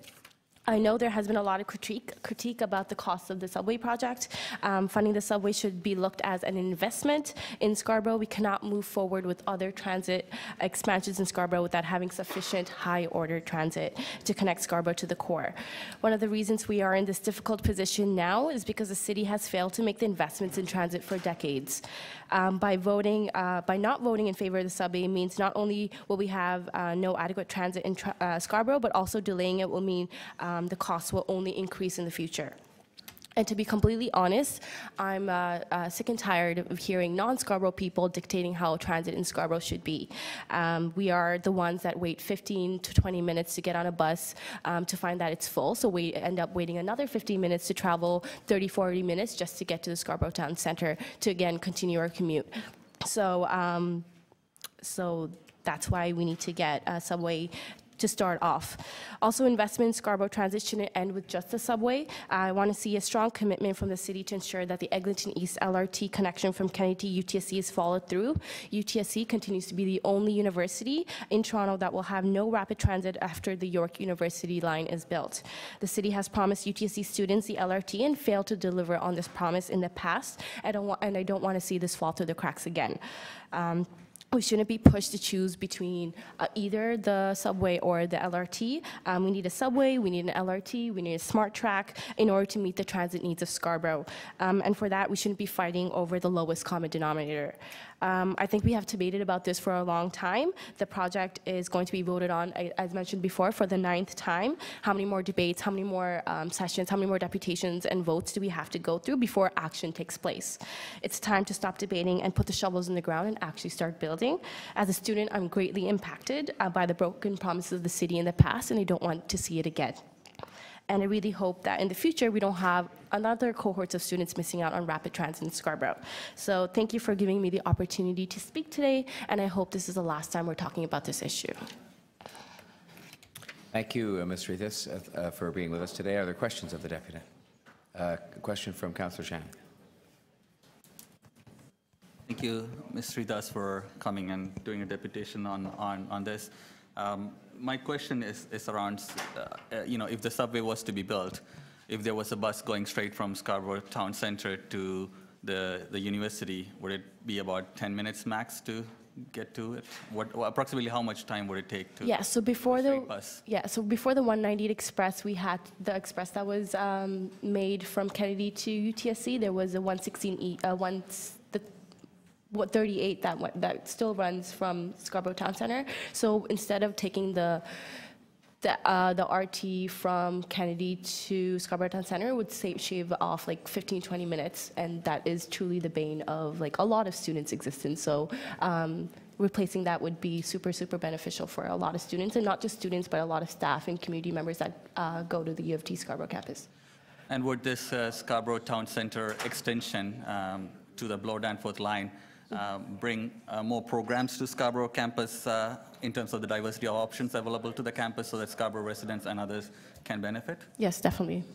My last question is around, even though you're an educational institute representative, and by the way, congratulations on winning the presidency, can you talk a little bit about the employment options? Because a lot of young people who are in university are also part-time employed in many ways. What would this mean to young people in terms of employment in Scarborough? Mm-hmm.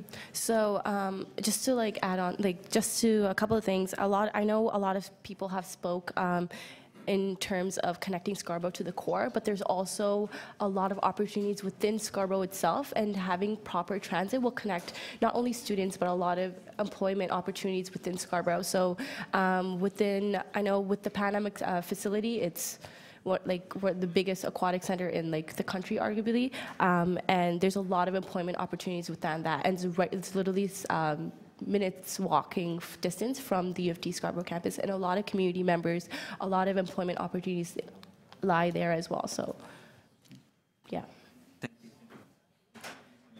Thank you. Thank you, Councillor Chan. We have Deputy Mayor de Beermaker. Thank you, through you, Mr. Chair, and thank you very much for coming in today. And as an alumni and as a former president of the Scarborough Co-op Student Associations at the campus, I feel your pain, because I was there probably before you were born, but certainly I don't think the bus service has improved that much.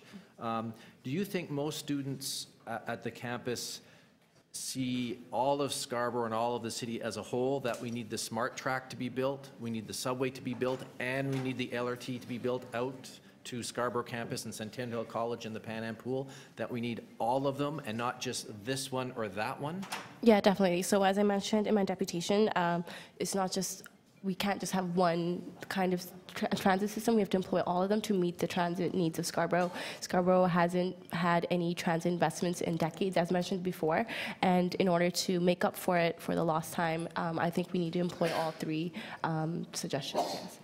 And through you, Mr. Chair, the last subway extension to Kennedy subway station was when I was not even at university yet. I was 19 years old.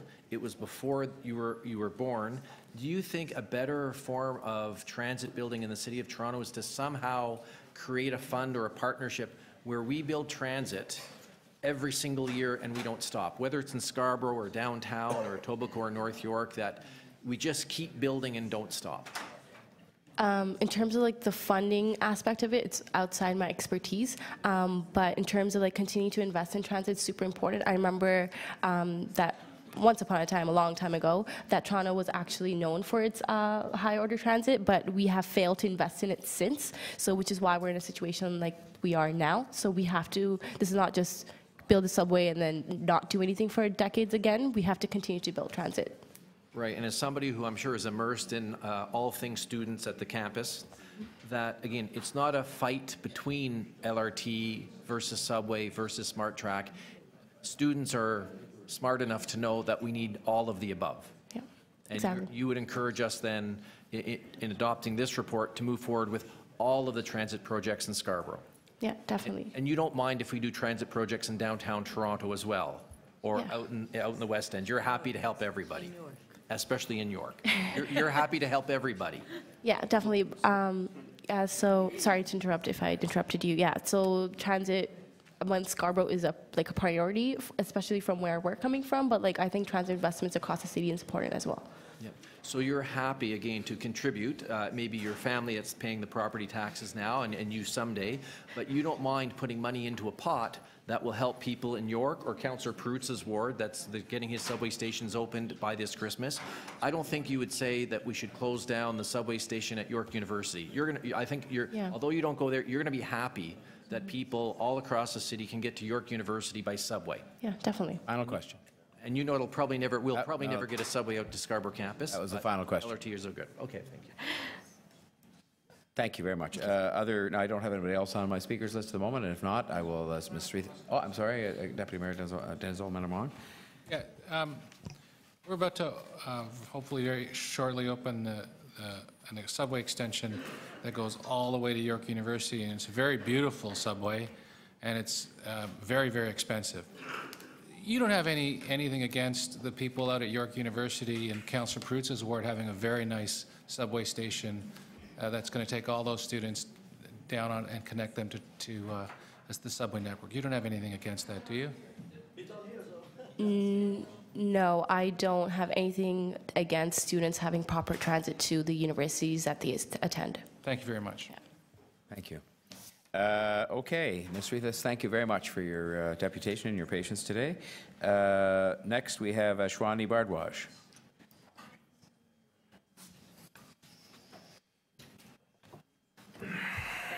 Thank you, Mr. Mayor. Good morning, member executive committee. My name is Ashwani Bardwaj, and I'm a resident of Scarborough. From the day one I landed in this great country. I love Scarborough. Scarborough is a part to which we all call the best city in the best province in the best country in the world.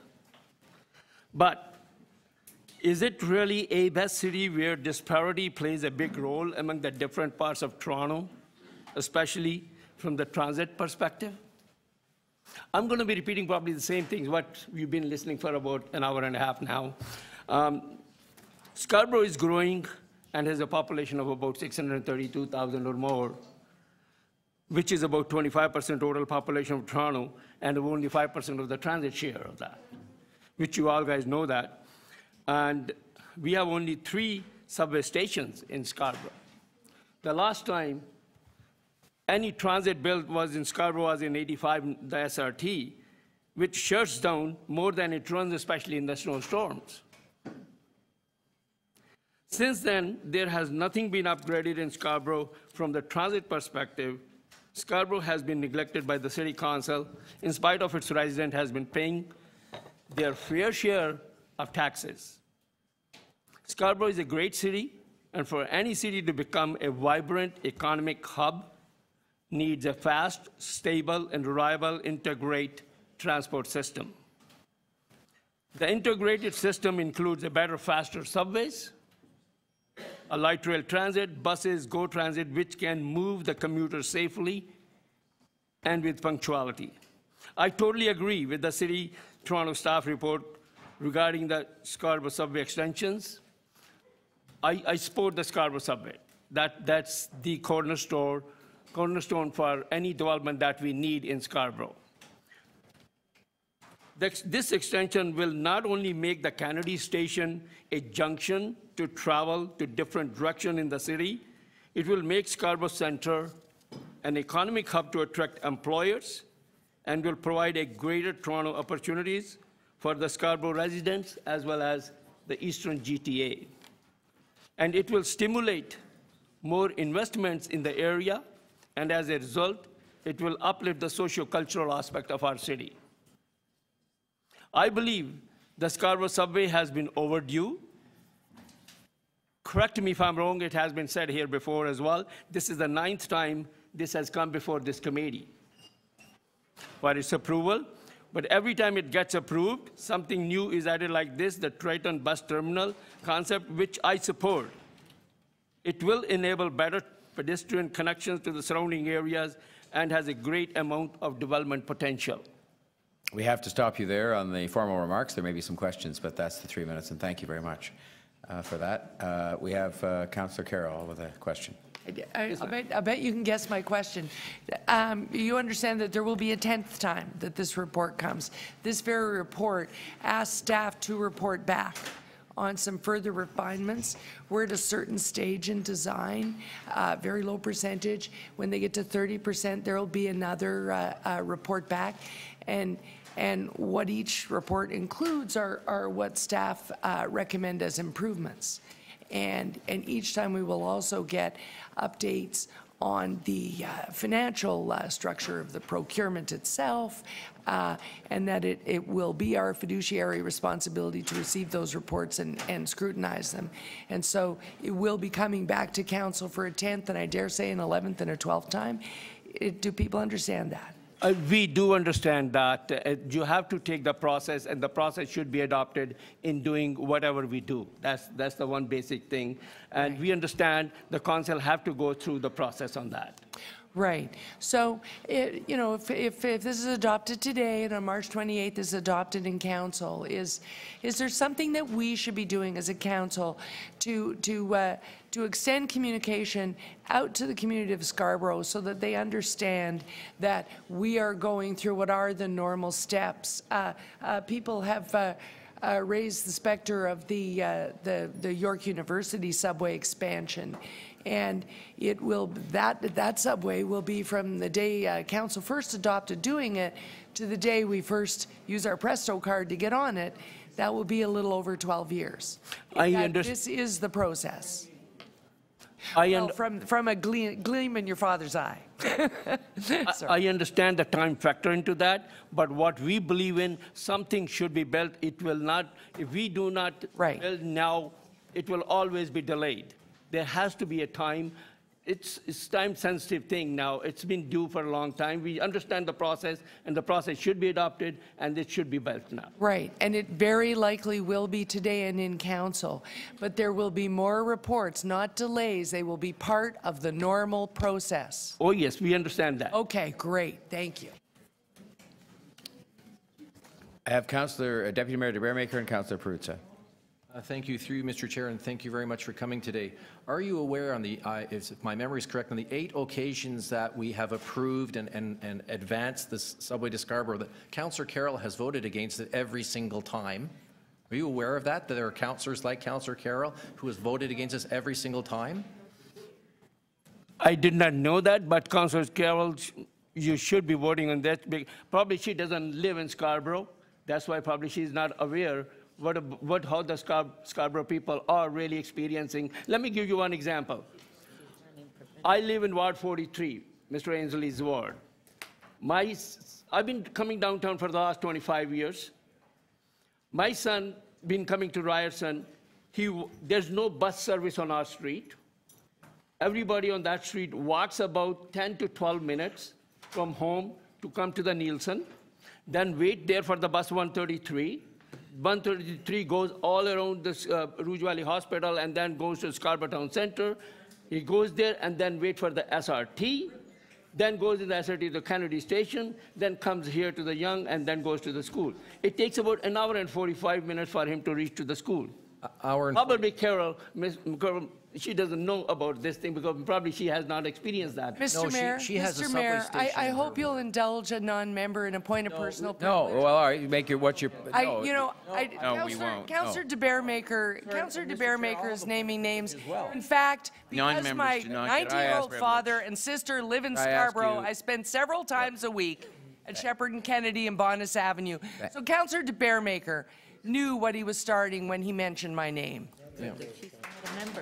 Thank you, Councillor Carroll. Let's move forward. And I won't respond back that Councillor Carroll has a subway in her ward, and she's very happy to have a subway in her area, and she's not going to close it down and donate it to the people of Scarborough. So I just want to make sure people are aware. But my question, I have questions of the Mayor Tory, I'd ask that you rule on taking things to this personal level. I have questions of the deputy. Right, if you have a point of privilege to make, go ahead and make it. But otherwise, we should move on. This is not a debate. Well, We're asking Tory, questions. as chair of this is committee, not a debate. We are asking questions of this deputy, and Councillor de Bearmaker was in the middle of his questions. Yep. I didn't stop the clock. Mayor But let's- Tory, I would ask you to rule on whether or not the members of your committee should be getting personal to the degree that they I are. don't think there was the slightest getting intimation he factual. got personal. He just made Factual. mention of the fact you'd said something member of the and cited your voting record. No, Councillor Davis, Named you her don't voting sit on this record. committee. There's not a point of privilege. I won't rule. I will rule that you should get back to asking questions. Yep. And you have 1 minute left. Thank you. And I have nothing but positive adjectives to describe Councillor Carroll as. I'm just factually stating her voting record. And through you, and my apologies for us getting in the way of asking you questions. Fine with me. Are you aware that if Councillor Carroll gets her way at this council meeting in March, she would effectively kill the subway project? Subway would not be able to move forward if this vote wins this month. So do you agree with me? This is a very important vote, and councillors who have voted against the subway 8 times in the past, maybe that it's been voted on 8 times, maybe this time they should actually support us and vote in favor of the subway? On behalf of all the residents of Scarborough, I'm going to make a request to Madam Carroll to please vote this time. This is overdue. The Scarborough residents, they do need Scarborough subway. Thank you. All right. Thank you very much. We have next to ask questions, Councillor Prutza.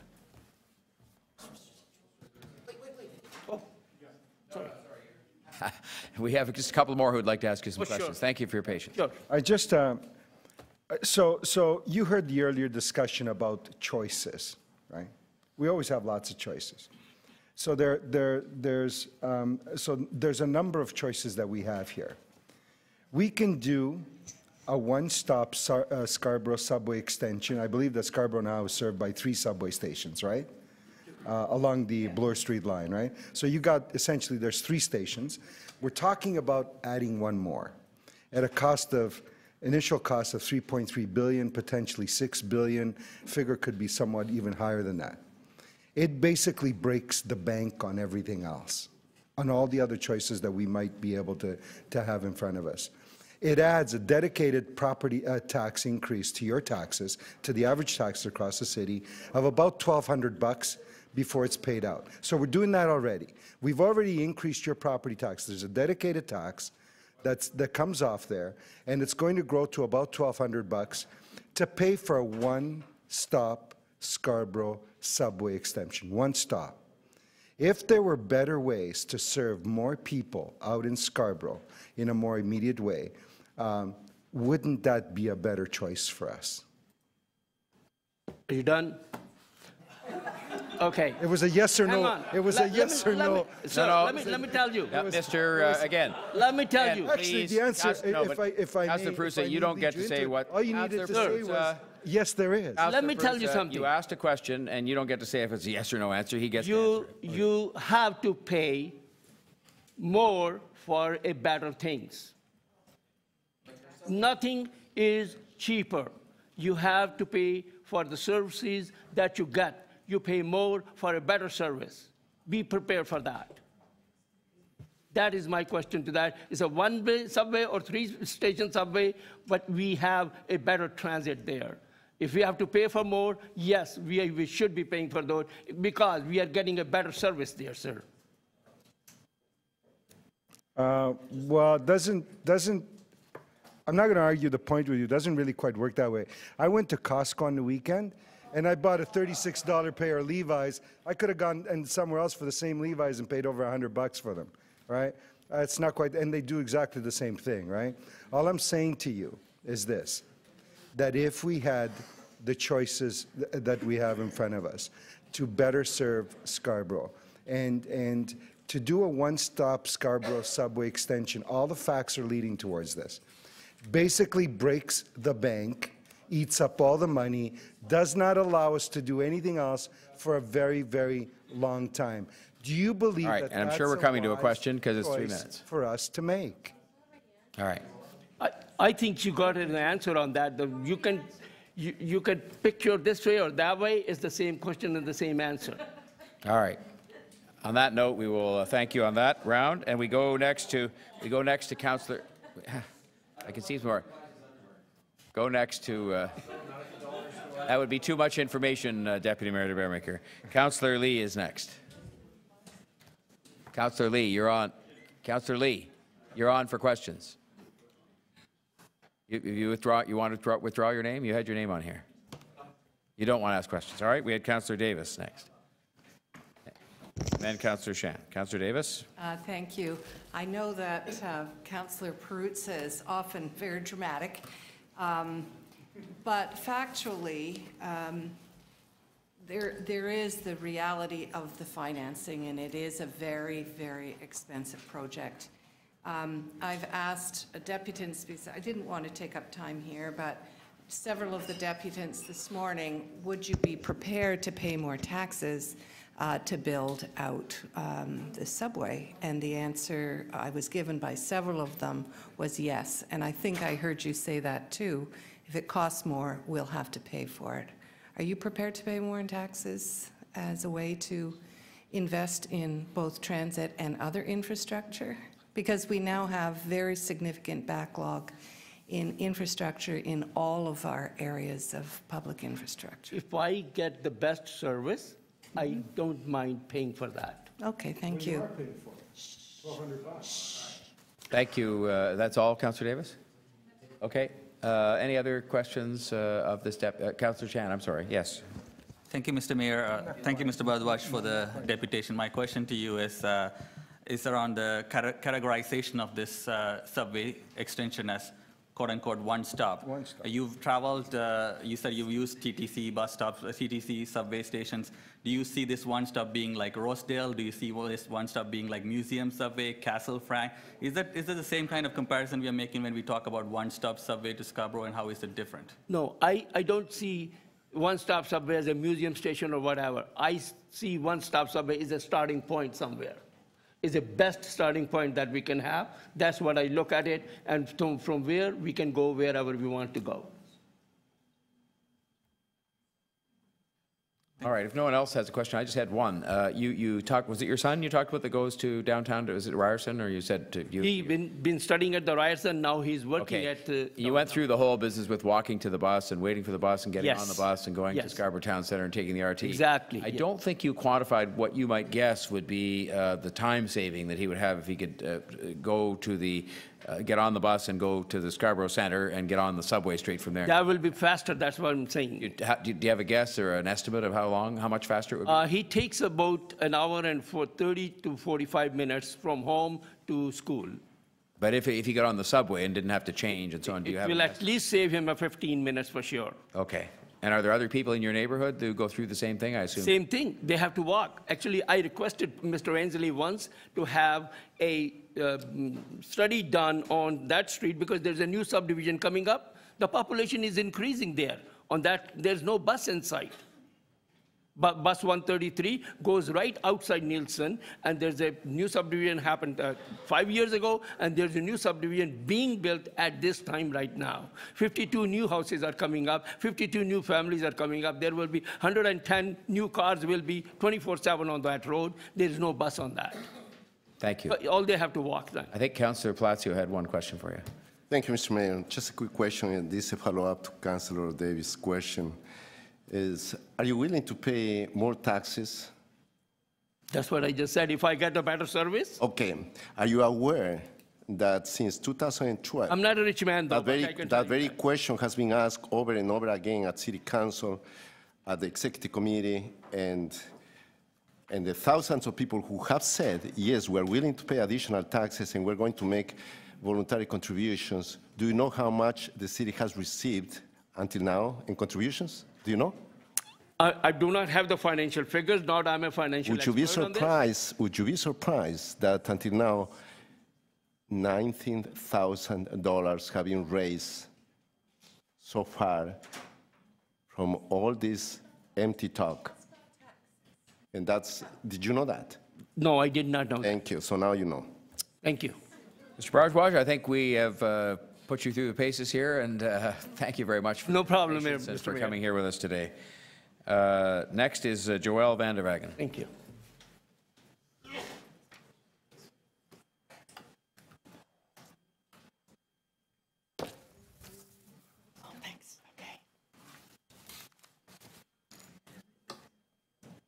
Are we putting two together here, or is No, this just? she's just going to help hold something. Oh, no problem at all. Okay, you have 3 minutes, and we thank you for coming. Yes, I just wanted to say that I am a transit planner and writer, and I'm also old enough to remember all the transit projects in Toronto since the mid-70s. And I remember very distinctly in the 80s when Premier Davis of that day imposed the Scarborough, the RT technology on the extension from Kennedy, quite contrary to the wishes of the TTC engineers. And so that was a political decision because he was promoting the technology that he had imported from Germany, which didn't work out very well. Anyway, that's the origin of the RT. It was a political decision. And so I want to back up and just say good morning, Mr. Mayor and councillors, and good morning, fellow passengers on the Titanic. Our captain wants to full steam ahead. But we all know how it ends. We will crash on the rocks of reality. Now, I'm here to talk about, we've all heard about the reality of the $3 to $5 billion infrastructure cost. Extraordinary. But we haven't talked about the operating costs. This is the gift that keeps giving, or in the case of operating costs, the gift that keeps taking from future generations and may very well bankrupt the TTC. So I want to talk about operating costs, first of all, by looking at the reality. I wish I had an overhead, I'm sorry. Well, it's too big for an overhead. This is a comparison. In 1954, the 7.5 kilometer Yonge Street, first subway in Canada, the Yonge Street line was completed. 7.5 kilometers from Union Station to Eglinton. Guess how many stations it has? 12. Now, compare that with the Scarborough line, Kennedy to Scarborough, 6 kilometers, 2 stations. So when we're talking about, compare the ridership from the one Scarborough Town Centre station with, say, Queen Street, sorry, in terms of the operating cost of the line, you have to look at passengers boarding at one stop versus passengers boarding at 12 stations. So don't let anybody give you that kind of facile comparison. Okay, now, so look, here's the difference. Going from Kennedy to Scarborough is the same as going from Union Station to St. Clair. Would we really imagine building a line from Union Station to St. Clair with no other stops? There would be, if you really wanted to have a downtown kind of high order transit, you'd have 10 stops instead of 1. Okay, now, so because anyway, you get 12 times, when you have 12 stations, you get 12 times the revenue for operating that line. Now, here's just a very simple example. Operating costs. Ma'am, I'm sorry, I just have to ask you, you'll have to wrap up now. I know that seems like time passed fast, but it's 3 minutes and you're now at 3:30. Well, so. We can have questions of you, but just everybody's got the same rules, 3 minutes, and so we can stop there if you wish. And I was going to let you finish up if you wanted to, but you'd finish up in, say, 20 seconds or 30 seconds, and then we. No, they're not. I asked that question specifically, Councillor Prudson, and I was just told she was there to help hold the papers. I asked that, and I'd be happy to give 6 minutes if this, I think, are you deputing as well, ma'am? And you don't want to combine yours with hers, though? Not right now. No, not right now. Well, no, this is the time. So, okay. We'll go to, we can wrap up for a few seconds if you wish, but then we have to go to questions. All right, questions? All right, let's go to questions then. Councillor Davis? The mayor just said you could wrap up if you want. I did. She pointed to you, so I said. Oh, okay. I was asking a question. So yes, well, first, can I just quickly show you? Sorry, you guys, Mr. Mayor. You can look at this later. I will. First of all, this is looking at one bus traveling, say, 6 kilometers with 100 passengers.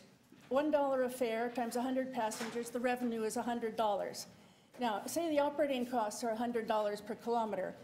If that bus goes 1 kilometer, then it's 100% fare box ratio. There's no subsidy. But if that same bus with the same 100 passengers goes 2 kilometers, suddenly the operating costs double, and you've got a 50% subsidy. Now, what happens if that same bus All right, is now, going ma'am, no, we're 6 getting carried kilometers? away here now. I said 30 seconds to wrap up, and, okay. All right, well, that's So there we go. Okay. 6 So my kilometers. There we go. question. All right, 6 go. kilometers, 83%. Ma'am, if you could have your seat. Roughly 6 And we'll thank you, and Councillor kilometers. Davis will ask you a question, and I'll start the clock. So what happens if it's 60 kilometers? If it's 6 kilometers, the If it's same 6 bus? kilometers, yes. 60? 6. 6. You have a 17-cent return. You have an 83% subsidy, and this is just a bus. Operating costs for subways are much higher. Like, for example, now on Shepherd, it's like an $8 subsidy per rider. So I'm saying the operating costs are going to be catastrophic. Are you aware that the Toronto Council has agreed to pick up 100% of the operating costs of all expanded lines?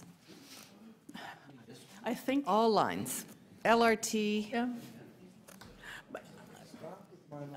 No, I'm not aware. Right, We so, usually, the taxpayers will get stuck Right. with it, yes. Now, I just wanted to say, if somebody will ask me a question. Anthony,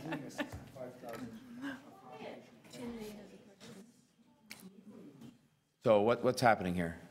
Councillor There's- Davis is asking. my colleagues over here are, He's needling you? Needling me, Yes. stoking me, like he's firing me up. He needs to stop that. I've never known you to be so fragile, Councillor, but, and it wasn't such that it was interrupting the meeting. I think it was you responding to him that was actually interrupting the meeting. But why don't we both try to just listen to Councillor Davis's questions and to Ms. Van der Wegen's answers.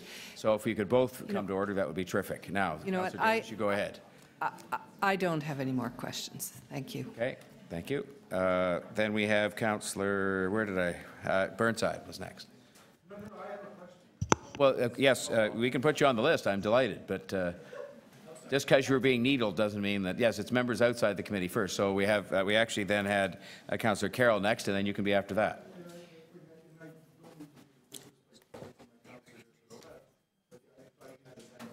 Okay, I just hadn't seen that yet because you were getting needled, and I thought you were just putting your hands up in defensive mechanism. Okay, let's go then to Councillor Carroll. Councillor Burnside, we'll come back to you. Okay, so we're not using the clock anymore. No, we are. I'm just going to start it. Sorry. So is your point in showing us the poster, I should tell you I'm grateful to you because it demonstrates much better the origins of the nickname the Scarborough One Stop. The issue is not the one stop at the end, but the length between them not having any stops. Yes. That you're a transit planner, and so you probably have some global knowledge. Is that quite unusual, that length, without stops in between? It's not cost-effective at all. I mean, the thing is, if you want higher order transit depends on the situation. What's higher order for one situation is not higher order for another situation. I would suggest, seriously, all of you look at the Calgary model. The Calgary C train is one of the most successful rapid transit projects in Canada. It's light rail lines into downtown, which go on a transit mall. And I think the transit mall with several light rail stops would be much better for the development of the Scarborough Town Centre. Right, right. Much more access, it would street-oriented activities. And then the light rail can continue on up to the northeast and bring people directly down to the center and directly into the Kennedy Station. Thank you. I'm going to leave it right there then. Thank you, Councillor Carroll. We have Councillor Prutza next. Thank you for raising a very, very important point, because often we lose sight of what is the operating subsidy for an underperforming line of any kind. And we are forced to pay an under-operating subsidy for buses, for our streetcars, and for our subways. I guess on last count, from what I recall, the 2 kilometers, for example, Shepherd subway, which we should find a way to make successful, by the way. I believe the operating subsidy on that, or the operating difference on that since it opened in 2002. It's been around 10 or 11, $12 million a year, give or take. So from 2002 to 2017, we probably would have dropped about $150 million on that in terms of like subsidizing its operation to run at more or less the same numbers that this one-stop Scarborough subway would run at, only this one, instead of running 2 kilometers, would be 6 kilometers. So I would assume that that subsidy would be somewhat more onerous, but you raise a very interesting point. But let me go back to the question that I've been asking some of the other folks in terms of choices. In terms of serving a greater number of people, and I know that sometimes, you know, like $1 billion, like a gazillion dollars, I can't visualize a gazillion dollars, right? I don't know what a gazillion dollars is. I don't know where a gazillion dollars comes from. And sometimes we have difficulty understanding how you pay a gazillion dollars for something, right?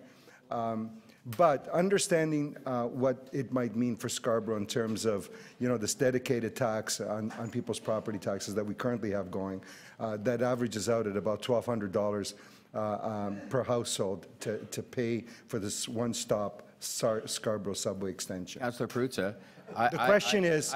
Okay, I admonished you earlier for not letting people answer, and so I wanted to give you lots of latitude to ask a question. You're now 2.5 minutes into, almost 2.5 minutes into a 3-minute It's a yes or no period, answer. You haven't asked a question yet. Yeah. Well, the question is would this be your top choice, given all the other choices we have in front of us on how to better serve more Scarborough residents in a more affordable way?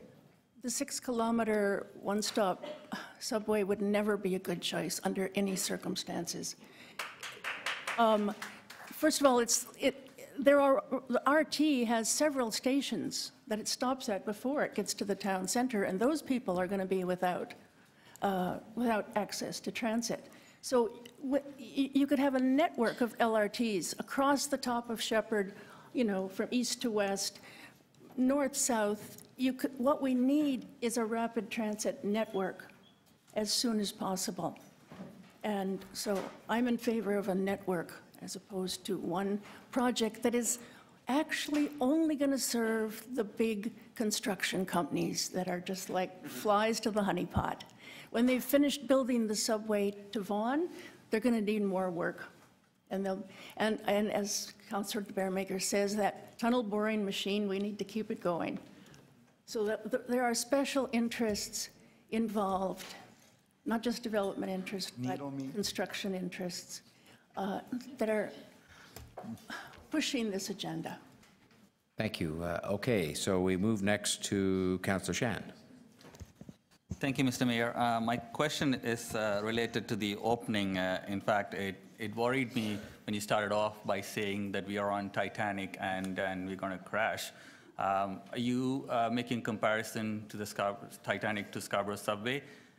Or is it about just, you know, do you think this subway project, if it was to happen, would be something that would be crashing? Yes, I do. And what do you mean by that? No, crashing is going to bankrupt the city, is what you... It's going to bankrupt the TTC, but the thing is, the Scarborough subway is just part of a pattern. You know, we've had political decisions to build the Shepherd subway when light rail was more appropriate. We've had Greg Sorbera admitting that he pushed through the subway to Vaughan in his autobiography. Yes, Greg Sorbera and Michael Flaherty got together and pushed the Scarborough subway to Vaughan. It's in his autobiography. The subway to Vaughan is like an underground GO transit line. So when you get these big gaps, like 3 kilometers, you're into GO transit mode. This is regional mode. It's not urban. So if you want urban transit for the Scarborough Town Centre, Calgary is your model. That's a higher order transit that was very successful. Check out Calgary. That would work. So your comparison is basically between the choices. You would prefer an LRT choice over the subway, but if the LRT choice wasn't there and if the subway was to be built, regardless, you still think that would be the worst thing to happen to Scarborough? Absolutely. Okay. Because the Thanks. combination of the subway to Vaughan, the Scarborough subway, the Shepherd subway, they are all inappropriate technologies for the situation. And horribly, they're not cost-effective. The combination of those three are going to bankrupt the TTC. You also talked about 6 stops giving you 6 times the revenue. Where is that calculation coming from? Because every stop doesn't equally give revenue as far as I can think about revenue. Well, no, but you have to look at the whole. If you had, if the Scarborough subway was going through an actual urban area, not just low-density residential, you would have 6 stops in comparison to 1, and that's 6 opportunities for passengers to board. To have revenue, you've got to have passengers. To have passengers, you've got to have stations. So right now, Scarborough RT has multiple stops. It doesn't mean that same amount of number of people get on from McHowan or Lawrence East or Midland or Ellesmere. Are you going to take those stations away from those people that have them now? Well, the current plan brings it to Scarborough Town Center, so it does get... But the thing is, you can have 3 LRT stops across the town center and really encourage development on a transit mall and a lively kind of civic life. And then you can take that LRT northeast up to Morningside, so people don't have to take a bus. They can go straight All right. down. That was the last question for Councillor Shan, and then we have next Councillor Lee. Thank you. And have you looked at those numbers that from each of those stops that you're looking at? For example, that Eglinton, are there more riders getting on originally when the first line was put in? When the first line was put in, apparently there was 30,000 a day. Right. An hour, sorry. There was 30,000 an hour. You sure it's 30,000? Yeah. Or you sure there's a capacity? 30,000 an hour, that's a lot in an hour. Okay. The subway trains are meant to be high capacity. Right. That's what they're for. But that's a capacity, that is not the number of passengers. That was That's the okay. number of passengers the day it opened, 30,000 an hour. Now, And where did most of those 30,000 came? there were 12 stops. So there were 12. I'm asking where did most of those 30,000 people get on? Was it Eglinton? I doubt it. Was it equally? No, because you see, this is a densely built-up area all the way, and all of Not, these stations. not back in those days. Not Yeah. back in those days. Anyways, have you also looked at the Scarborough RT and see the passengers getting off and on at the different stations? Well, that's why, the Scarborough RT was never the technology of choice. If they had used light rail at the time, we could have, we'd be much, much further ahead. All right, what I'm trying to get at is that if you look at those numbers, the most passengers on the RT gets on at Scarborough Centre currently. Yeah. Vast majority of it. So it becomes the hub for the people north of Ellesmere to go to that station to take the RT from that station. No different than Eglinton. And right now, at Finch, which is a northern terminal, most of the people getting on are from north of that, aren't they? Well, would you really, if we didn't have 12 stations, you wouldn't have a Queen station, you wouldn't have a King station, you wouldn't have a Dundas, College, Wellesley, Bloor, Rosedale, or Summerhill Station. Does that make sense? Another question I have for you. Is it free to maintain those stations? What? What's the cost of maintaining each of those stations? That's why subways are only for extremely high-density, high-traveled urban cores. Because they are expensive. Did you calculate the cost of maintaining it as opposed to revenues coming in from each station? Well, you'd have to ask the engineers for those technical questions. No, you're a planner, aren't I'm you? an urban planner. Oh, you're an urban planner, right. You should be looking at those numbers. I looked at lots of numbers. I did a study of transit in 10 cities in Canada back in the 90s. Okay. And I'd love to share with this committee what I discovered about infrastructure projects in cities across Canada.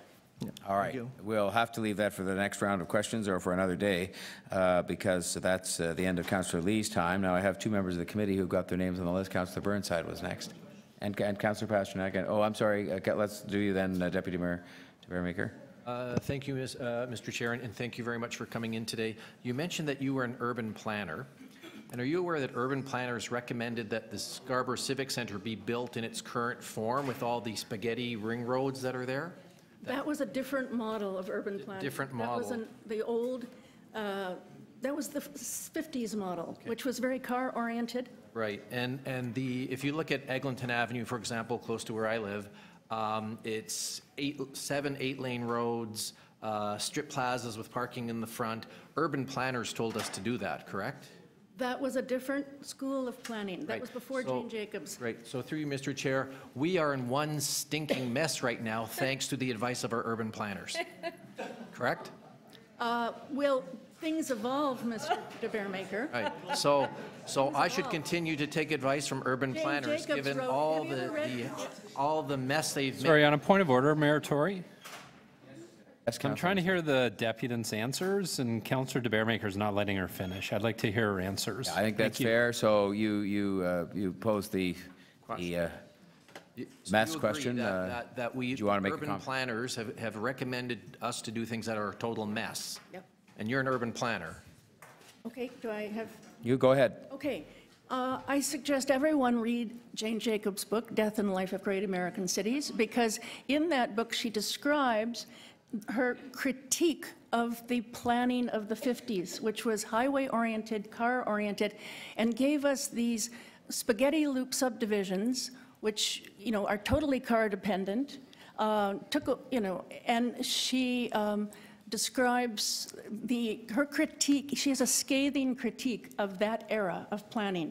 So we're in a new era now. Right, and I'm a great fan of Jane Jacobs. I've seen the documentaries, I've read her books, so you and I are in complete agreement. Transit planning has to deal with numbers, operating costs. So you and I would agree then that Scarborough today is suffering because of the advice of urban planners in the past?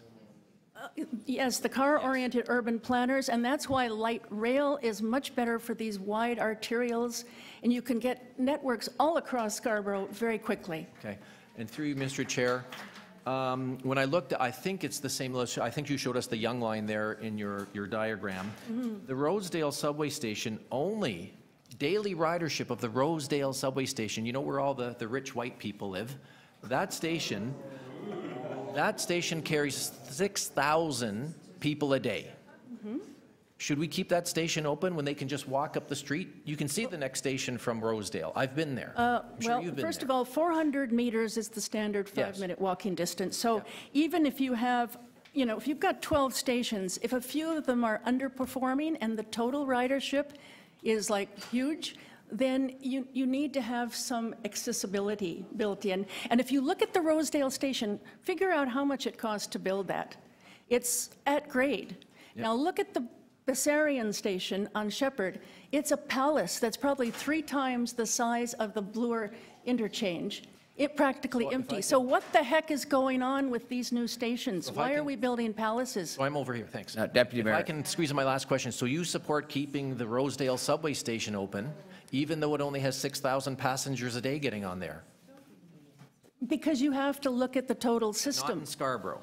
No, the Deputy Scarborough, Mayor, let her answer. Let her answer. You're looking at 12 stations versus 1. All right. Thank you, Deputy Mayor. Does that bring us now to Councillor Burnside then? Okay. Thank you, Mr. Mayor. So in your presentation, you're comparing the Young Line to Scarborough. Aren't we talking about, we're talking about totally different densities though, right? Yes. Right. Okay. How many, just refresh my memory, how many RT stops are there? I think there's 5. 5. And how have they impacted the development or density in Scarborough? Well, I know Or there's along one stop that there seems to be a big housing development that has gone in. Is it Lawrence, where that big housing development is? Ellesmere. There's a big housing development that's gone in around that. But by and large, not a lot has changed? Is that? I think the Lawrence Thanks, bus, Councillor de Bearmaker. there's several east-west bus lines that feed into those stations. Right, but I guess what I'm trying to say is, ask is what's the impact of whatever transit's there now. Of which is taking BRT. away their transit, you mean? No, I'm not taking away, is what has been the impact on development? Well, you know, it really, the RT was not an ideal technology, first of all. And secondly, you've got to have a plan for, you know, stimulating growth around those stations. And I don't think that probably has happened, that there was really a planning focus. I don't know. Right. And you were talking about how, or Councillor DeBaremaker brought up the point about Scarborough being planned basically on the model of the car, right? So in many ways, we are kind of a slave to the past, right? Because we have to probably react to that on some level, right? And you said, you did mention that you're an urban planner. Now, have you looked at the UK model? Now, obviously not in the heart of London because it's been built up for 500 years, but they actually do use that sort of, they look at that, I'll say, node where they have like it's more of a one-stop express, and they develop around that. You mean like commuter rail? Yeah, well, I mean, it's the City of London is so big, it's really now just Greater London, it would be, but that's sort of. When you talk about creating nodes outside of London, you're looking at commuter rail, like you're looking at the GO trains. So no, these really, are part of, GO train. These are part of the actual London Transit. So what do you mean by nodes? Well, as opposed to stop after stop after stop. One of the issues. Right. Okay, so let me articulate it a different way. The idea of higher order transit is to speed up people's commute. Yes. Okay. And so an LRT presumably faster than a bus. An LRT can go as fast as a subway. Right, but there is one limiting factor of any transit, whether it's bus, subway, or anything, are the number of stops. Well, you see, that's a trade-off, and where you have to distinguish between local transit, like a bus that goes to everywhere, is like 200 to 250 kilometers. No, I get the concept. Unfortunately, I have 3 minutes. I guess my point is that the number of stops will actually slow down your commute. Well, I'll tell you what it takes for the subway train to stop at one of the intermediate stops, not Bloor. It takes less than 20 seconds. Next time you're riding on the Bloor-Danforth line and it stops at Coxwell, count from the time it slows down, opens the doors, closes the doors, and speed ups. 20 seconds. That's how much it takes. 20 seconds from the time it goes from top speed to back to top speed? Not a chance. Yep. Okay. Maximum 30 seconds, maximum. Count. Go on. Try it. Okay, thank you. All right, Councillor Burnside, thank you, and Mr. Van der Wegen, thank you. And then we have next Councillor Pasternak. Thank you, Mr. Mayor, and thank you for coming in. Would it be your view that all public services should meet a threshold of a business case before implementing, before the government gets behind them, such as hospitals, police services? What do you mean by a business case? Well, you're here today to argue that the business case before us is the Titanic. I'm wondering whether you apply that same model in rural areas or small towns or municipalities to hospitals, police services, fresh water, or environmental protections? You know, this has to do with social policy, and there's times in social policy where the government is going to subsidize something to a higher level. But when you're talking about something on this scale, you have to be really, really careful. I mean, would you? The thing is, but the point is, there's not just two kinds of transit. There's many kinds of transit, and you need the appropriate technology for the appropriate route, for the particular route. No, but you're here in a dollars and cents argument because you started off with the preamble about the Titanic, and it was the financial Titanic that you were referring to. You know, if you're going to evaluate two different products and they're both, you know, and the cost of them, that you choose the best thing. I'll digress for a second. Situation. Would you be happier with this project if it had more stations? The fact is, you see, the environment doesn't justify more stations because it's a very low-density residential area. But your whole argument after the Titanic statement was that if it had more stations, it would make more sense. What I'm saying is that the subway model is appropriate for a high-density urban core like Yonge Street, and you get all the revenue, the huge amounts of revenue and passengers from all these stations, but that technology is not appropriate for a lower density area. I'm saying the Calgary C-train technology is what we should be looking at for Scarborough. Are you really comparing Calgary to Toronto? I'm carrying Calgary to Scarborough. Sort of a Scarborough is not a suburb. Scarborough was a city until Mike Harris took away their local government. And Scarborough deserves the best planning. And yes, Scarborough was about the size of Calgary, in the same situation, a very car-oriented city.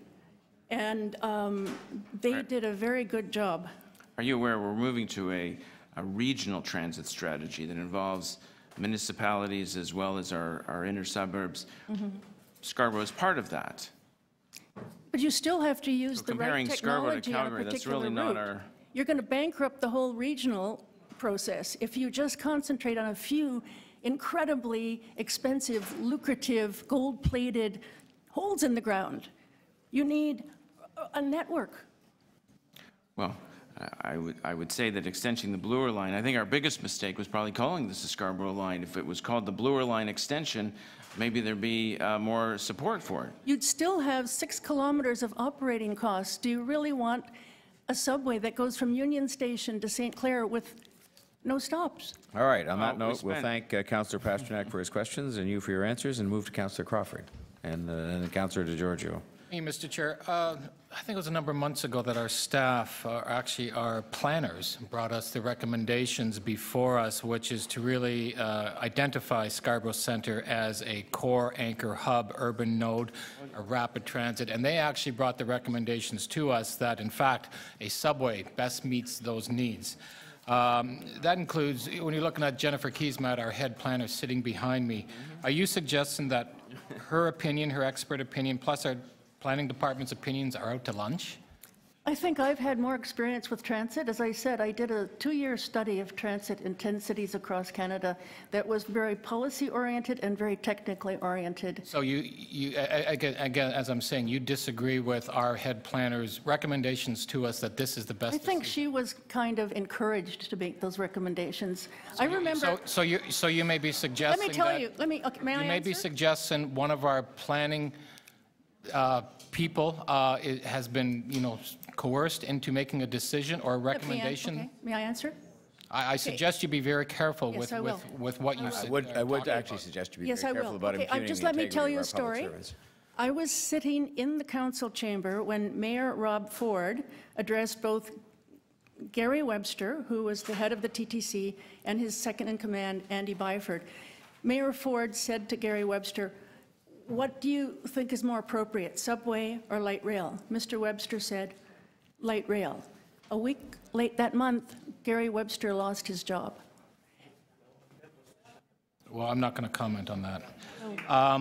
With regard, All right, are you ladies and also gentlemen, we're not aware having of the applause. This is not a place for applause.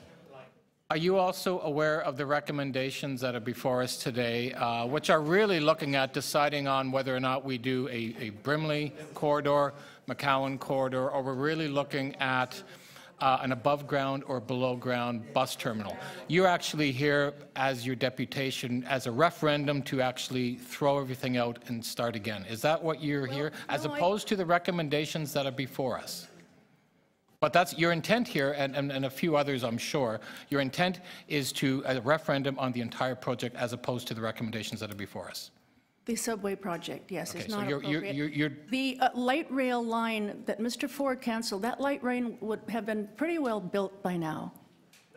It would have been very well underway. Which is fine, but again, this is, as Councillor Carroll has said, this is just part of the process. We need to have these updating reports coming to us, but in fact, you're suggesting that this isn't an update report on a small portion of it. You'd rather make this a referendum on the entire project. Correct. Thank you. Yes. Thank you. I had Councillor DeGiorgio. Thank you, Mr. Mayor. So if I understand, or at least if I heard your deputation correctly, you're basically taking the position that a subway network system for the City of Toronto would be best if it were a radial system, comparable to some. I heard you say a radial system exists in Calgary. I was saying a radial system focusing on the Scarborough Town Centre. I was only speaking of Scarborough. That the that the way Calgary has used its rapid transit would be more appropriate for Scarborough. It has more in common with Calgary. But you are aware that we're not trying to isolate Scarborough in the same way we're not trying to isolate Etobicoke or Mississauga. We're trying to promote an interconnection. No, we need a network, sir. We need a network. What does a network for subways look like for you? Well, a network is for rapid transit. It's not, rapid transit is not necessarily subway. There are many forms of rapid transit. Okay, the simplest form is maybe an express bus on a dedicated lane. Then you can move up to light rail. Okay, then when you've got like 15, 20,000 what does a transit an hour, system that goes from the southwest corner of Etobicoke to the northeast corner of Scarborough, and somebody wants to use a rapid transit system, what's that system that will get that? We had that in Transit City. It was a light rail line along Shepherd and along Finch, and Mr. Ford canceled that. We had a combination of light rail. It was a light rail, it was going to be a light rail rapid transit right across the north of the city, which is what they desperately need. And are you aware that a light rail transit system, let's say on Jane Street, although it was being promoted as something that was viable, is not viable, not doable? Why is it not doable? Jane Street's not wide enough. All you have to do is go up to Jane Street and 401 and figure out there is no way you can put in an LRT on that section of Jane Street. You should go to Amsterdam and see where they put LRTs. Well, LRT's below ground, yes. Oh, no, you don't put anything below ground in Amsterdam. Well, please go up to 401 and Jane and tell me how you're going to put an LRT on Jane Street. All right. I think that's the end of the questions for Ms. Van der Regen, if I'm not mistaken. And so we'll thank you very much for your presentation and your answers, and we'll move on. And next we have Hamish Wilson.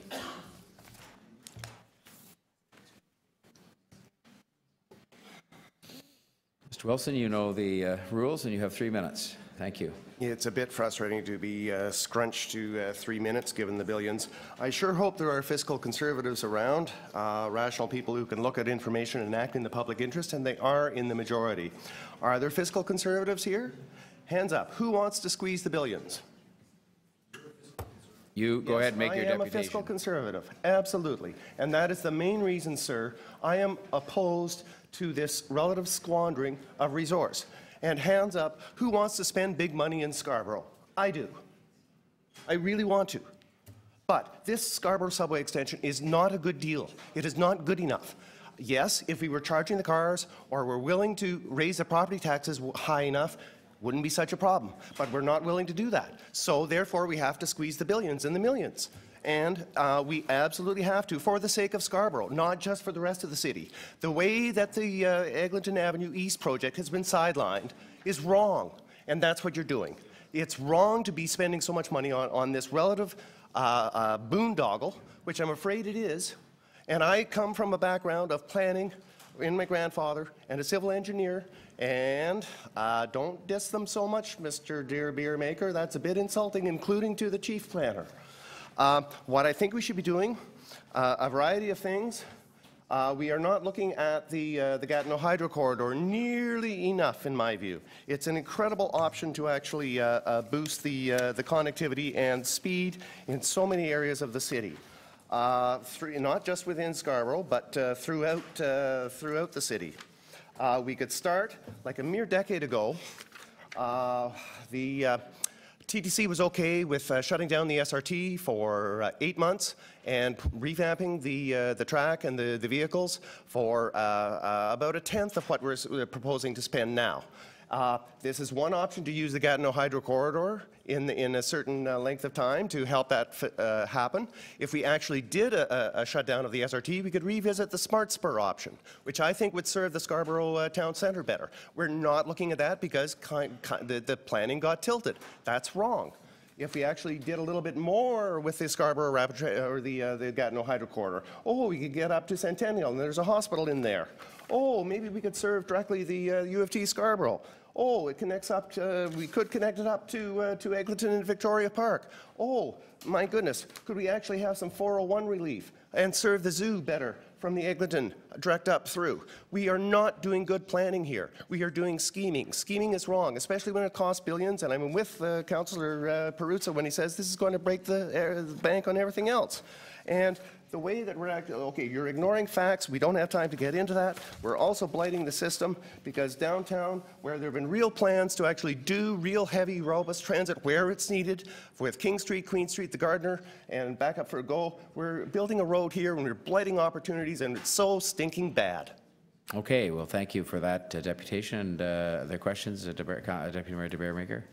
Thank you, Mr. Chair, and thank you very much for coming today. I don't know if you can throw up on the overhead one of the Gatineau corridor alignments.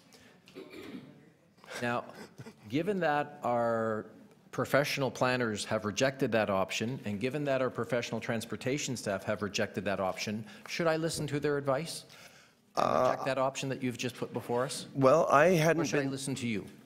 Well, new ideas have to come from somewhere, sir. I hadn't been aware that the planners thus far had actually rejected this situation. And Mayor Reid, since I didn't have time to get into it, Jamie Lerner from Curitiba, Brazilian city that leads the world in effective, cost-effective bus transit.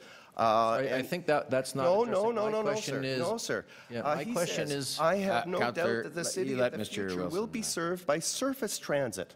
It is faster, vastly cheaper, 1/100th the cost per kilometer of a subway, and can easily be integrated with existing metro lines. The secret to create a bus service that performs as efficiently or better than a subway line, the solution, the BRT. If you don't know the city of Curitiba, bad. I don't know that city. I do know Scarborough. I'd love to buy you a one-way ticket. Through you, Mr. Chair. All right. Let's try and maintain a degree of decorum here, Mr. Wilson. Through you, Mr. Chair. So you're not aware that our staff have looked at the proposal you're putting before us today, and our staff, our professional planners, have rejected that proposal. You're not aware of that. Well, as you actually said, sir, you managed to attack the planners as a profession not too long ago. There are divergencies and divergences within what is planning. Just because you don't get around to studying things, or because the council directs planners to do things, doesn't mean to say that there aren't a lot of merit in having new ideas. This isn't necessarily a new idea, but it's so wide, we already own it. I'd like to actually share, so where's my piece of paper that actually lists the advantages? Shortcut, diagonal bus travel. Thank you. It's a diagonal, it's a shortcut. Excuse me, sir, I have not quite, if you want... I'm trying to get you to answer my question. Well, and Deputy Mayor, please. Please just let him answer. Allow me to actually list some benefits of the Gatineau Hydro Corridor. It's very wide. It's linear. It goes all the way through Scarborough, 13 kilometers. Yes. We already publicly own it through Hydro. Yes. It's long, again. And it connects up with a lot of destinations. Scarborough Hospital, it's close enough to Centennial. It's close enough to U of T SCC. On the diagonal, it's a shortcut. Yes. It's off-road, therefore you can speed up transit without inconveniencing cars. That's a very important thing. Yes. It'll be cheaper. Yes. Being on the surface, you don't have to dig. Digging costs money. Councillor DeGiorgio said, well, anytime you ever start digging, it costs more money. On the surface, it's cheaper. It's quicker to do. You could actually start to do it almost like maybe next year or something. So I guess my question to you is... Still a lot of work for machines and materials, and all right. Energy policy. And there we go, Mr. Wilson. And we thank you very much. That's 3 minutes for Deputy Mayor de Beermaker's questions. Are there any other questions of this deputy? Okay, seeing none, I will thank you very much for being here. I think that's the end of what I have for people who want to ask questions of this deputy. And so we have time to squeeze in one more, I think. Brenda Thompson, Scarborough Transit Action. Excuse me, Mr. Mayor. This is Susanna, and she's on the list, but she's farther down and she has to leave. Well, we can, I tell you what, we'll put her on then, and we can put you on after lunch. Yeah, that's great. So we, you're Miss Betkova? You're Miss Betkova? That's right. Right, okay, well, welcome, and you have 3 minutes, and thank you. Thank you, everyone. My name is Susanna. I actually currently live in Ward 18, but I've grown up in Whitby, and I spent 5 to 6 years of my life studying, working, and living in Scarborough. I am a UTSC alumni, and I also worked there as a registered midwife. I'm not a transit expert. I'm not an urban planner. You'll be happy to know. But I come here because I am really concerned about the cost of the subway, and I'm also really concerned about what it will not do. I've been listening to all the deputations, and I really feel for the people of Scarborough, but I've been hearing about how they want to be connected to downtown Toronto. I'm wondering, though, about the people within Scarborough who do not want to go to downtown Toronto, who want to live and work in Scarborough, and who do not have transit options within Scarborough.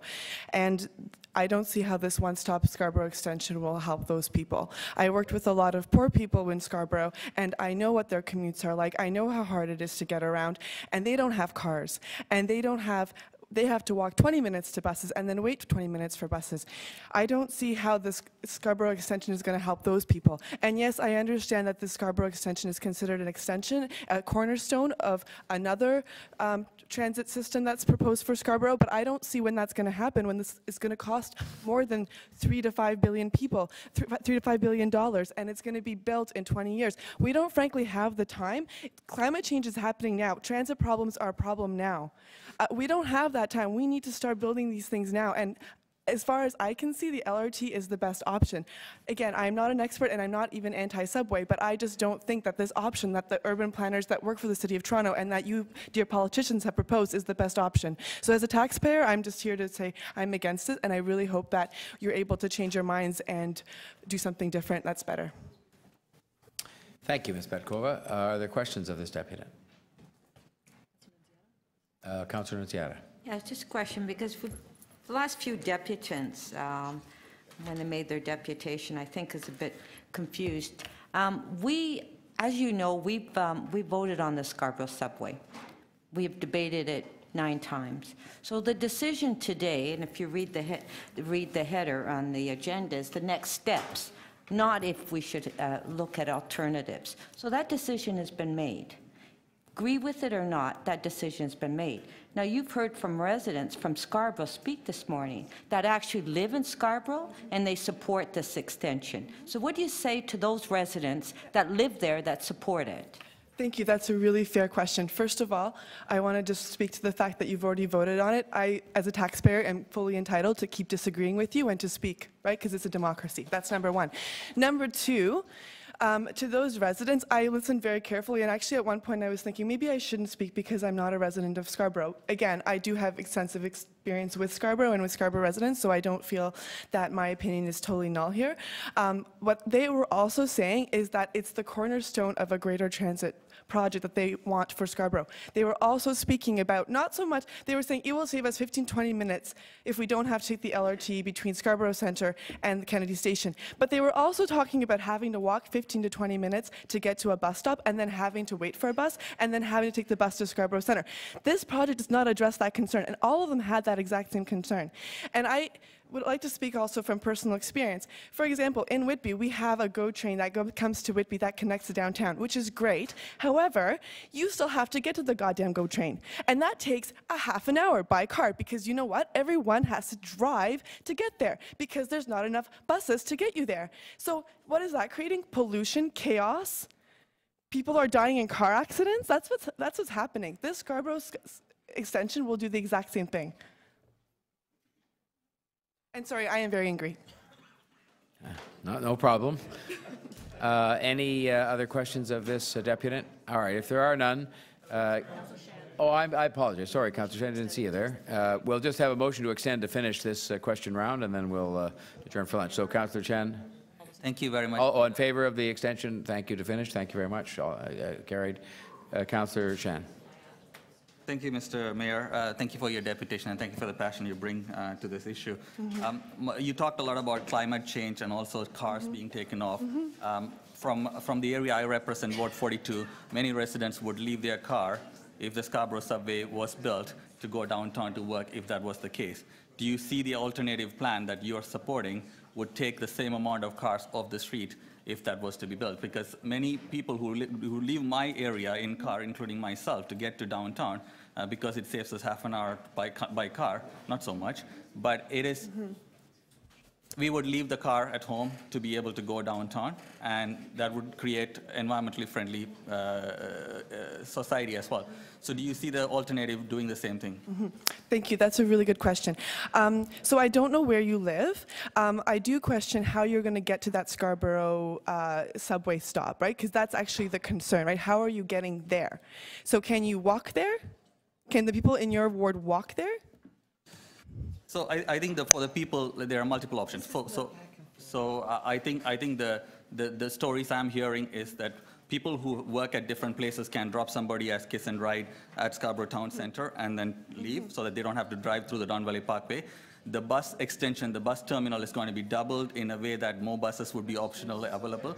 So I'm asking you, wouldn't this take away more cars from Scarborough so that people don't have to pay insurance and environmentally pollute? So first of all, people in your ward will still need a car because they'll have to get the kiss and ride. But the second point is, again, I'm not an urban planner, so I don't know everything. But from the alternatives that I have researched, it definitely looks like if there's LRT stops that are closer to where people are actually living that allow them to get to other places of employment within Scarborough or to the Scarborough Centre so that they can then go downtown, then yes, more people will not need a car. And let's don't forget, there's a lot of people in Scarborough who can't afford a car, right?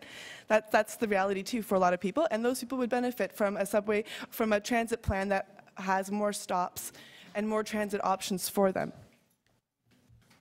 All right, we will now, we will recess. No, we extended to finish that question. That's exactly what I said, and we're going to now recess. We're now, that question is done. He's finished, and we thank you very much. And we thank you very much, Ms. Petkova, and we will recess until 1:30.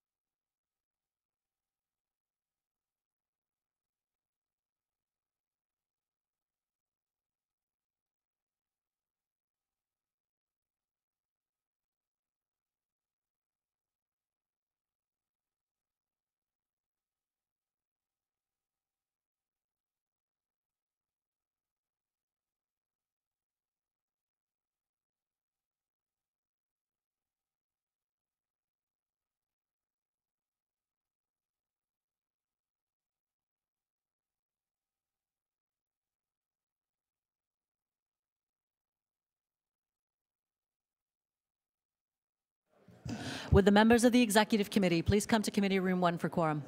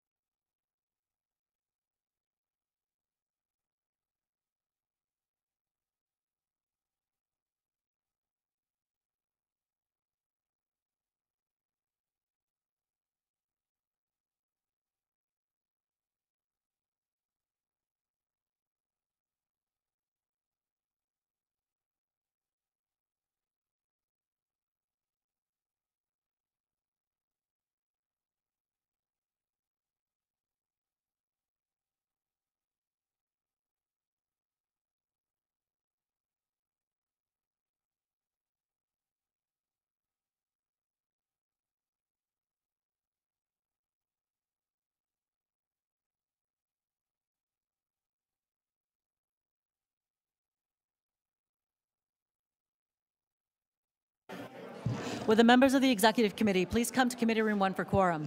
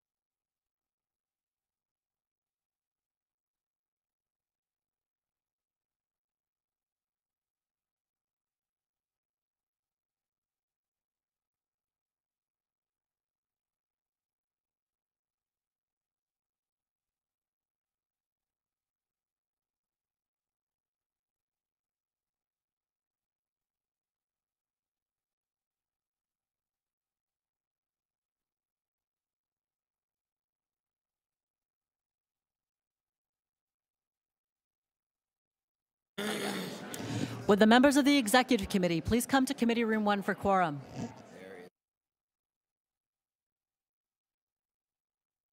All right, ladies and gentlemen, we now have quorum, and we're going to resume. And we left off at, did we have, Brenda, is she any particular Brenda's time? next. Brenda, sorry, not Brenda, Emily, it was Emily. Emily's here. Emily is here. Emily, Ms. Daigle, would you like to be called now, or? Yep, she's got it. There you are. We would like to hear from you now, so.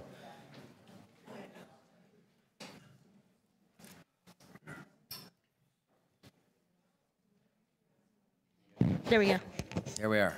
So I have to do this inaccessible little twist because last time I tried getting into this properly into this table and getting this microphone, the table went boom, and people heard it all over City Hall. The other thing, I'd like to recognize the member that TTC commission meetings and executive likes to always start with a motion to limit speaking time. It's our democratic right to speak. It's your democratic responsibility to listen. You limit our speaking time, but are you truly listening? And this whole Scarborough subway, I want to answer Councillor Nunziata's comment earlier of, yes, you made the decision on the Scarborough subway, but you didn't, none of you in this room, how many of you have attempted to use TTC in a wheelchair? How many of you are legally blind and in a wheelchair and forced to use wheelchairs in 80% of Scarborough because there's no accessibility? How many of you have tried to use TTC in a wheelchair? How many of you have gone to the former ACAT chair, Mazda Reeby, and asked him to take you around in a chair? There's one person in this room who's done it. There's one person in this room who understands what it is to move around TTC in a wheelchair. Why aren't you listening to him? Why aren't you listening to your own chair of TTC? I already know, and people like me in Scarborough, where I formerly lived, already know what a one-stop subway would be. Because right now, people, there's only one stop that we can get off of. Scarborough Town Centre or Kennedy Station. The elevator is too small at Kennedy Station. Warden Station, which covers over 70% of Scarborough, is not wheelchair accessible. Vast parts of Scarborough are not accessible to people with disabilities. We're forced to sit for hours in wheeltrans, buses, and minivans, which is going to a family of services, which is going to fail. And until each and every one of you take a challenge, and I challenge any one of you, I'll even take you myself, being legally blind and in a wheelchair. Come try to take transit. Come see what a one-stop subway feels like for people with disabilities that already experience it daily. Thank you. Thank you for being here, Ms. Daigle. Are there questions? Councillor Shiner. I'm over here today. How are you? Hey, Councillor Shiner, good to see you again. You too. So I'm trying to understand, though, were you supportive or not supportive of the extension? 'Cause I know you were saying there's a concern with what's there, because there's only one accessible elevator. I have a question for you. Have you ever had to ride in the doorway of the SRT trains because there's no other accessibility? We do it every day. I do not support the subways for two reasons. One, we're 30 years behind in Scarborough of transit. It's easier for me, being on low income, I have to rely on taking GO trains quite often out to Scarborough because of the inaccessibility and elevators breaking. Thank God that I now live at Pan Am Housing downtown, but I will speak for my Scarborough people because they can't get here. It's 2.5 hours to get here from Scarborough, where I used to live in Ward 42. Sorry, so wouldn't the subway extension and the new bus terminal make it more convenient for people to be able to get on to the subway and ride the rest of the subway line, which is going to be more accessible as all the elevators go in? One stop does not service the entirety of Scarborough. Scarborough was 1/3 of Toronto. Why should we be limited to one stop? But oh yeah, we're Scarborough. We're not worthy. We're not worthy like everyone else is in this city. Simple as that. It's cheaper for me to take something like the UP Express to Weston Station or to Bloor Station. But yet people in Scarborough get shafted every chance we get. I would challenge every one of you to take a wheelchair, a power wheelchair, or take somebody like me and walk with us in our shoes, because then you'll know why we don't support the Scarborough subway. Thank you. Any other questions of Ms. Stegall? We have Councillor Lee first, and then Councillor Ainsley. Thank you very much for coming down. And besides the Scarborough subway extension, are you aware that we are also putting an LRT with 17 stops, right? I know about that LRT, but that LRT doesn't go far enough into Scarborough at this point in time. Okay, and also another 2 extra stations on the smart track, both at Lawrence and at Finch, to provide people with access. One problem with that is the fares, because people with disabilities on average don't have jobs. Walk in any mall of this city, walk in, even as councillors, how many of you actually are in a wheelchair? If somebody with a wheelchair was elected to city council, how would we fit in chambers? It's pathetic. The only accessible doors for media and you guys. That's your attitude towards accessibility. Smart Track, I hope to God it's not another gold-plated thing like UP Express was at first, because people with disabilities will get shafted. We won't be able to take it. Neither will the hardworking people of Scarborough. We can't afford it. We don't wear suits. We're not rich. My husband and I live on $1,500 a month. I thank God every day for my pass. But I'll tell you one thing. There's no soup kitchens in Scarborough that are accessible. The Welcome Home book doesn't even go east of Brimley. So how is a Smart Track going to help us the least a bit able to afford? And you're also aware that the discussion is going on between integrating the fare systems between the GO and TTC. Yet again, I say to you, one-way fare to Scarborough Station, which I took, had to take a lot, being in Scarborough, and/or to Agincourt.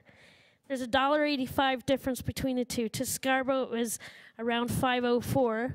To Agincourt, it's nearly $7 on GO Transit each way, and that's on Presto. Presto is a system that's not accessible to the legally blind either. We cannot afford this. It's simple as that. A lot of people in Scarborough are people with disabilities because that's where cheaper rents are. How can we afford an expensive transit when we can barely afford TTC fares now? Thank you. Councillor Ainsley. Thank you, Mayor Tory. Through you, Emily. So when you were in Ward 42 or when you lived in Ward 43? Ward 43. So would you see any difference between, if you had to do a trip today, would you see any difference between the new subway getting you downtown and an LRT line or an SRT line? I'll answer it like this. I was homeless at the family res shelter with my husband. We had to go to the ombudsman about it. It's about a 10-minute walk to Guildwood GO Station. I don't see any difference if this stuff is built and if we go with Smart Track. You've got to realize the biggest importance for us is Scarborough is huge. One stop is not going to cut it. The LRT, if we get it, may not end up being the way you guys think it is right now. We were supposed to be riding LRT trains as of next year, and it was killed. So how can we afford the fares if you go with GO Transit and Metrolinx and Presto when we can't afford it now? We need something now, not 25, 30 years from now. Let's stop the foot dragging. Let's just get this done, please. Okay, thanks, Emily. Thank you, Mayor Tory. Thank you. Any other questions of Ms. Daigle? Well, thank you very much for being here, and I will make a commitment to you, and I hope somebody's listening who's in charge of the building, that by the next time you come, we will have some arrangement that is more satisfactory than you having to lean over that way.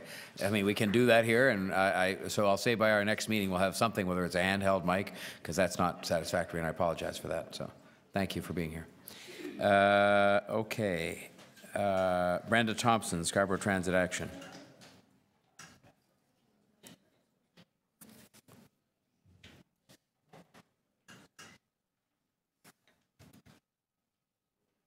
Nice to see you again, Ms. Thompson, and you have 3 minutes. Thank you. Nice to see you all again, Mayor Tory and members of the executive I'd like to start off by saying a 7-stop Scarborough LRT and a 17-stop Eglinton East LRT can do everything a subway can do and more. When people talk about the Scarborough subway, they say they don't want any more flip-flops, that we need to get on with it and build something. They conveniently forget the flip-flop started when council rejected a shovel-ready 7-stop funded LRT for a back-of-a-napkin subway plan. They forget that to switch to a subway, you have to go back to square one and at the very least determine if it will provide more transit access than the existing SRT you want to replace. We have already lost 3.5 years studying the one-stop Scarborough subway, and this is what we know. We know, according to a Metrolinx report that has never been released, that in order for the subway to be a viable option, it would require a $5 billion investment around Scarborough Town Centre. We also know that a 7-stop LRT would also bring economic development to Scarborough Town Centre. In fact, it would increase the redevelopment potential and rapid transit access because there would be more jobs and more stations within walking distance. We know that the cost of the one-stop Scarborough subway extension has jumped to $3.35 billion, eating up any money that could be used to fund the 17-stop Eglinton East LRT. Meanwhile, the number of new riders the subway will attract has dropped from 4,300 to 2,300. And with this dismal prognosis, I have to wonder, who are we building this subway for? Are we building it to bring more transit to transit riders in Scarborough? Or are we building it to promote development exclusively around Scarborough Town Centre?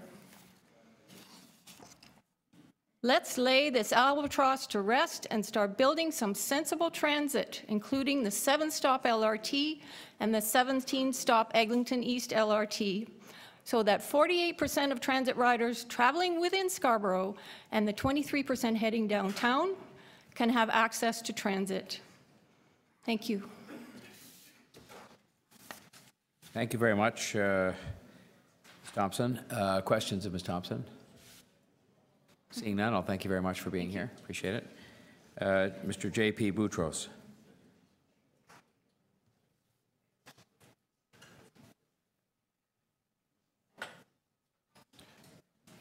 Thank you, Mr. Mayor. Thank you, councillors. 3 minutes, sir. Thank you. Mr. Mayor, you're a very smart person. You're indefatigable and well-intentioned. I'm truly impressed by those qualities, especially in this line of work. But since 2010, Scarborough TTC's experience hasn't improved. Riders have 5,000 more days until that one subway stop may be completed at almost incomprehensible expense. That is, if they use it. You made promises during the election on a now shrunken smart track being completed in 7 years, among other things. But you made 2 pledges which stood out, and you must decide which pledge you wish to break. 1, the promise to some in Scarborough that you would continue Rob Ford's dream, which has now been truncated and made far more expensive. Or 2, the promise to all Toronto taxpayers that you would be wise with our money. I and many don't believe you won because of the Scarborough subway. However, if you believe you won on the Scarborough subway, you're not giving them the same subway Rob Ford approved in 2013. If you believe you won on smart transit, your potential $5 billion transit stop, just one, is not a good example of that. I believe Toronto elected you to exercise good judgment. The TTC and the city manager have, perhaps at your office's discretion, not included the need for a $500 million maintenance and storage yard for this subway extension. In 2013, that was what TTC Chair Stintz was told was also essential, but our office asked them to avoid mention of it. You also didn't include the hundreds of millions to keep the SRT in duct tape until today's kindergartners are able to drive. You also didn't include Ms. Keesmaat's grand compromise Eglinton LRT. Just 2 years later, it's now unfunded. Let's look on to 2018, please. The right, perhaps Doug Ford, is going to come at you with, this is too expensive, the private sector can do it better. Rob Ford never would have allowed this waste. This wasn't Jones's plan.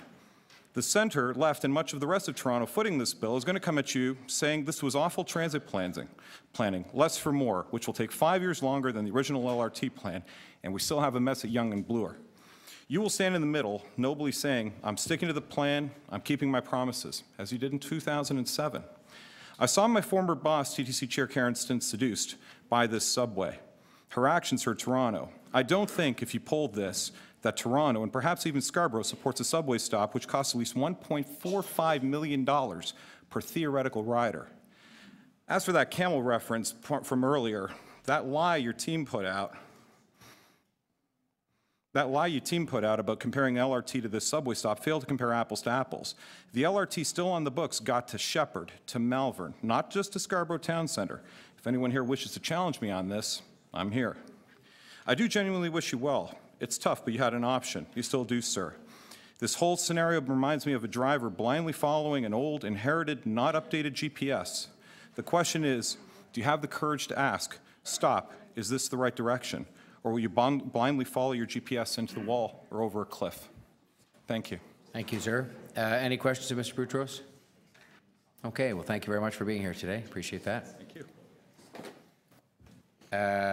Ms. Moya Bial. Did I pronounce that right? Bial? Well, I could say it's a be-all and the end-all, but I won't. In 3 minutes, we might agree or disagree with My name is Moya Bial, Mr. Mayor. Pardon me? Moya Bial. Oh, okay. And thank you, Mr. Mayor, and thank you, executive members, for the opportunity to be here. I have lived in Scarborough for nearly 25 years, and I love Scarborough. And I'm really concerned about how Scarborough neighborhoods get connected to each other and to the places where they need to go. Transit planners tell us that riders' experience is one of the key criteria that should be used to assess a transit plan. And the June 2016 initial business case analysis says that evaluating how a transit project improves a traveler's experience is directly related to how many people choose to take transit, given that they will choose to take transit if it offers a better experience than a different mode of travel. The report notes that compared to the RT, the subway extension would add between 3,100 and 4,500 net new daily riders to use transit in 2031. However, this figure was lowered to just 2,300 new riders in the update to the initial business case. The media recently has made much of the fact that this means that Toronto will be spending nearly $1.5 million per new rider. But that's not my focus here. I would like you to think instead of the experience of the people whose experience of the subway extension would be a negative one. First of all, according to the TTC's most recent ridership figures, there were more than 12,000 weekday riders who used the 3 RT stations between Kennedy and the Scarborough Town Centre in 2015. That would be Ellesmere, Midland, and Lawrence East.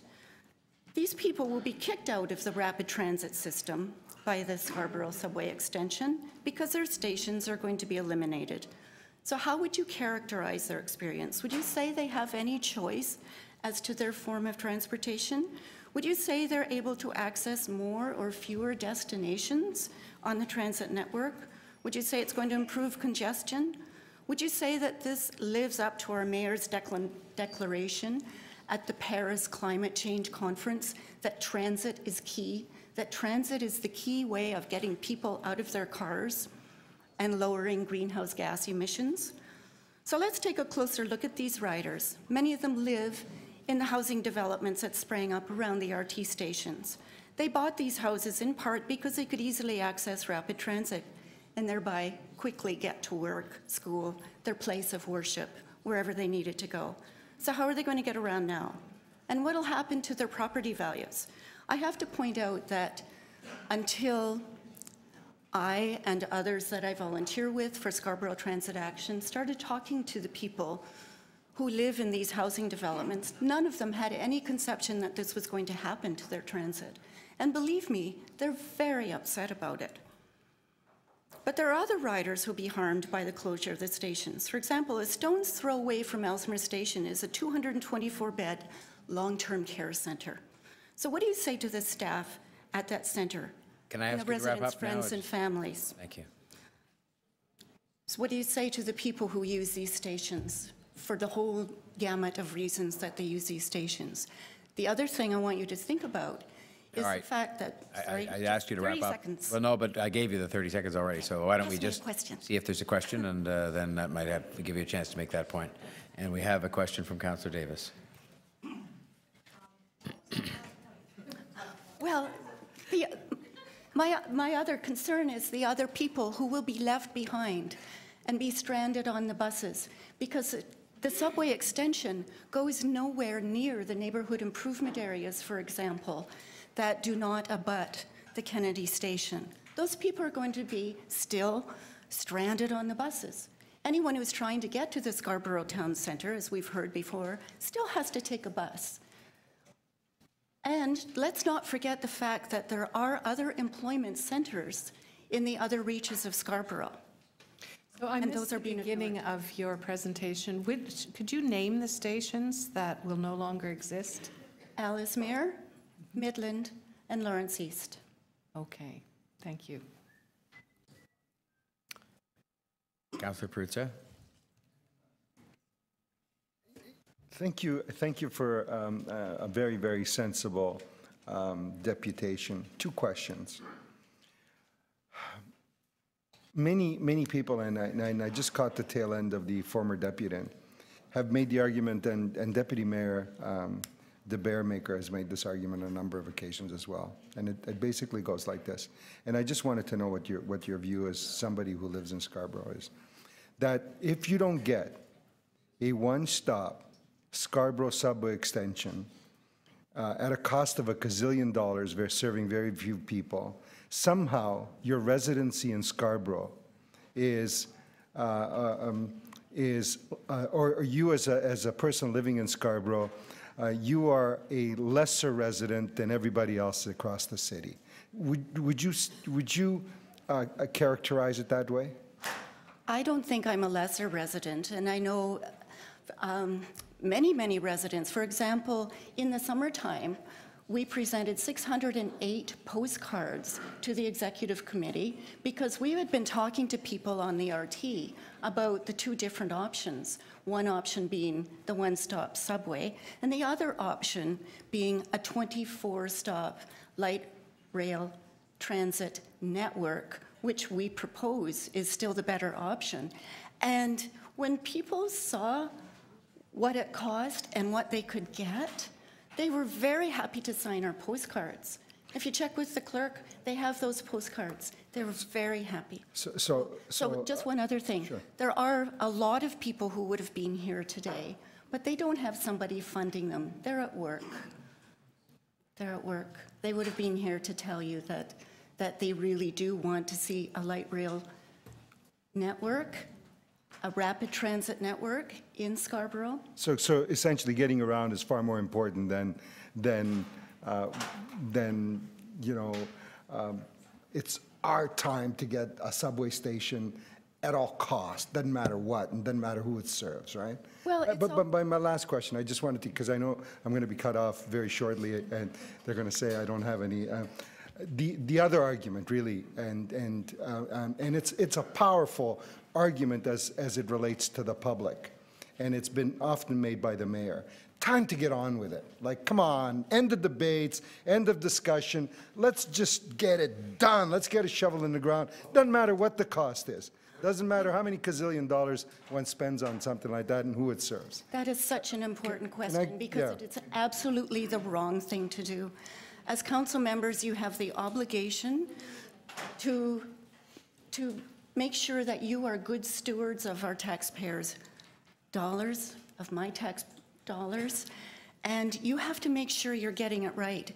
And council has never had the opportunity to actually get all of the facts and actually have the vote on the two most prominent options, the one-stop subway versus a 24-stop network with the information that's known now.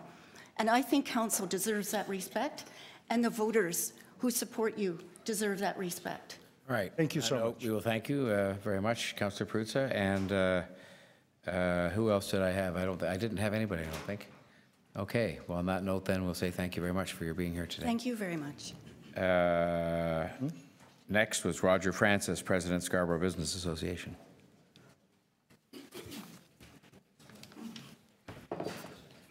Thank you, Mr. Mayor, and members of the Executive Committee for this opportunity to speak. My name is Roger Francis. As the Mayor had indicated, I serve as the President of the Scarborough Business Association. Just a little bit about our association. We are really focused on helping Scarborough business by driving prosperity, creating forums for networking, and providing education and opportunity for the business ecosystem in the east part of our city. We recognize Scarborough's strengths of location, education institutions, skilled labor, and diversity. Strong business benefits the entire community and, quite frankly, the entire city. Scarborough business owners are resilient, they're diverse, entrepreneurial, and they're ready to expand with the new investment and flow of resources that a first-class transit network will certainly provide. As businessmen and women, we know how important it is to project to our visitors and customers an image that is convenient, clean, modern, and professional. That is what our members, from our anchor institutions to our small businesses, strive for day in and day out. Yet for those traveling to shop or visit Scarborough via public transit, the gateway experience has been anything but pleasant and welcoming. We are confident that our current administration recognizes the value of raising the profile of our entire city. Our organization of business owners and employers in the Scarborough area fully support the City of Toronto staff report and the recommendations detailed in the City of Toronto Executive Committee Agenda 23.1, specifically the extension of Line 2 from Kennedy Station to Scarborough Centre via the McCowan alignment, including the station concept and tunnel at grade facilities, and the Triton bus terminal concept. We hope that Council will also give consideration to ensuring that as this project moves forward, the planning be done to allow for future expansion and enhancements to the system. From an innovation point of view, consider the approach to the Toronto-Waterloo corridor. This stretch connecting two technical powerhouse cities taps into the diversity, research, innovation, thinking, and skilled human resources contained in the corridor. Enhanced transit to the east end of our city will create the context whereby the flow of skilled labor and business expansion extends east of Yonge Street.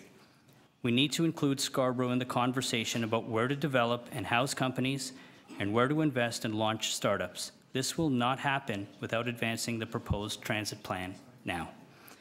With these infrastructure investments, we are sure that our communities and businesses will grow and that future generations will look at this decision by City Council as an excellent example of leveraging the innovation capacity of our entire city. Thank you. Thank you, Mr. Francis. So we have, do we have any questions of this deputy? Councillor Deputy Mayor DeBaremaker. Thank you, through Mr. Chair, and thank you very much for coming today. Sorry, can you just describe for us again the Scarborough Business Association? Because I think at the mega city we sort of collapsed or were amalgamated into a larger body, but who is it that is actually now going out on their own, if you will, to create the Scarborough Business Association? Thanks for the question. It used to be the Scarborough Chamber of Commerce at one point in time. It was then collapsed into the Toronto Board of Trade.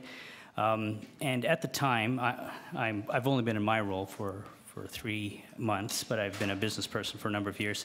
At the time, the businesses in Scarborough really wanted events and access to events and resources from the Toronto Board of Trade. And despite excellent events and an interest to have people access these events, it just wasn't happening. There were no events in Scarborough because there was no access to Scarborough. It was not convenient for people in the core, nor was it convenient for people in the Scarborough area to access events that were happening in the core. So in October of 2015, there were a number of business people that got together to say that we needed to reestablish a hub of these types of business services and support for businesses that exist in Scarborough, and then the SBA, the Scarborough Business Association, was reestablished. And through you, Mr. Chair, I've had some of my colleagues say to me, and being an observer of all things Toronto-related, that the downtown core at one level is overheated in the housing market, very expensive to locate businesses there because of the high rent. Do you think the Scarborough subway extension out to the center of Scarborough will actually help the city as a whole, or will it hurt the city of the whole? Should people in the downtown core look at Scarborough residents and businesses as competitors or as friends? That's a beautiful question. Sometimes I think, even with respect to the conversation that's happening here, thanks for picking up on that, Councillor Burnside. What I'm hearing from the crowd, and even in other conversations, we're really, really interested to creating these dividers and identifying what the differences are. But we've seen time and time again that if we focus on building bridges and building access and building transit, allowing people to move around, we don't only get people and business interest from one place to another, but we inspire thought. For the person that is taking a look at the commuting time of an hour and a half, let's say, that seems to be the average commuting time from Scarborough, it's inaccessible to a lot of people. Challenges in commuting time cripple employment options, and we see that time and time again, so thanks for the question. Great. Thank you, Mr. Chair. I have waiting to question Councillor Davis and then Councillor Shan. Thank you for coming. You know, there are many who have come here and suggested that the previous LRT plan and even the Eglinton East LRT, which is now not likely funded in the current, with the current escalating costs of the subway, don't serve all of, or would have served a much broader area in Scarborough, would have been accessible to more people and 100% funded by the provincial government. Would you not agree, or would you disagree, however you want to approach this, that there are businesses right across Scarborough that may have been better served by a broader network with many more stations? Thank you for that question. There's a lot of things that may be and might be. The thing that I'm referring to, or that I'm comfortable referring to, is the current City of Toronto staff report. And in that report, there's a lot of confidence that businesses can have, that, and businesses are citizens as well, and they're community people. That's where we're placing our confidence. I think if we get down into the weeds and start to debate these things amongst each other when we're not really that informed, we might end up with answers that are off base. Okay. So I'm very happy to rely on the work that's been happened already and place some confidence in the current staff report. Okay. And there are many, many infrastructure projects that remain unfunded in the city, and as a result of a recent provincial decision not to award the tolls option for the City of Toronto, we are again facing billions of dollars of unfunded capital projects. And I guess I would ask you, are you and the businesses in Scarborough prepared to consider higher taxes to cover the kind of infrastructure investments that we need in Toronto? Sure, thank you, Councillor Davis. I think that with respect to enhancement, it certainly requires investment. And many times the vehicle to pay for that investment is through taxes. Citizenship taxes, business taxes. I would also, when I hear that question, I'm also hearing about all the things that have been approved, all the things throughout history that have been built in Toronto, that haven't been built in Scarborough, that have been built on the taxpayer dollars from Scarborough.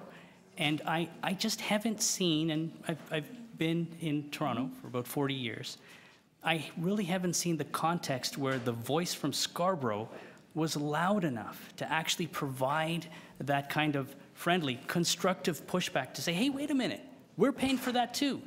But by the way, we can't access it.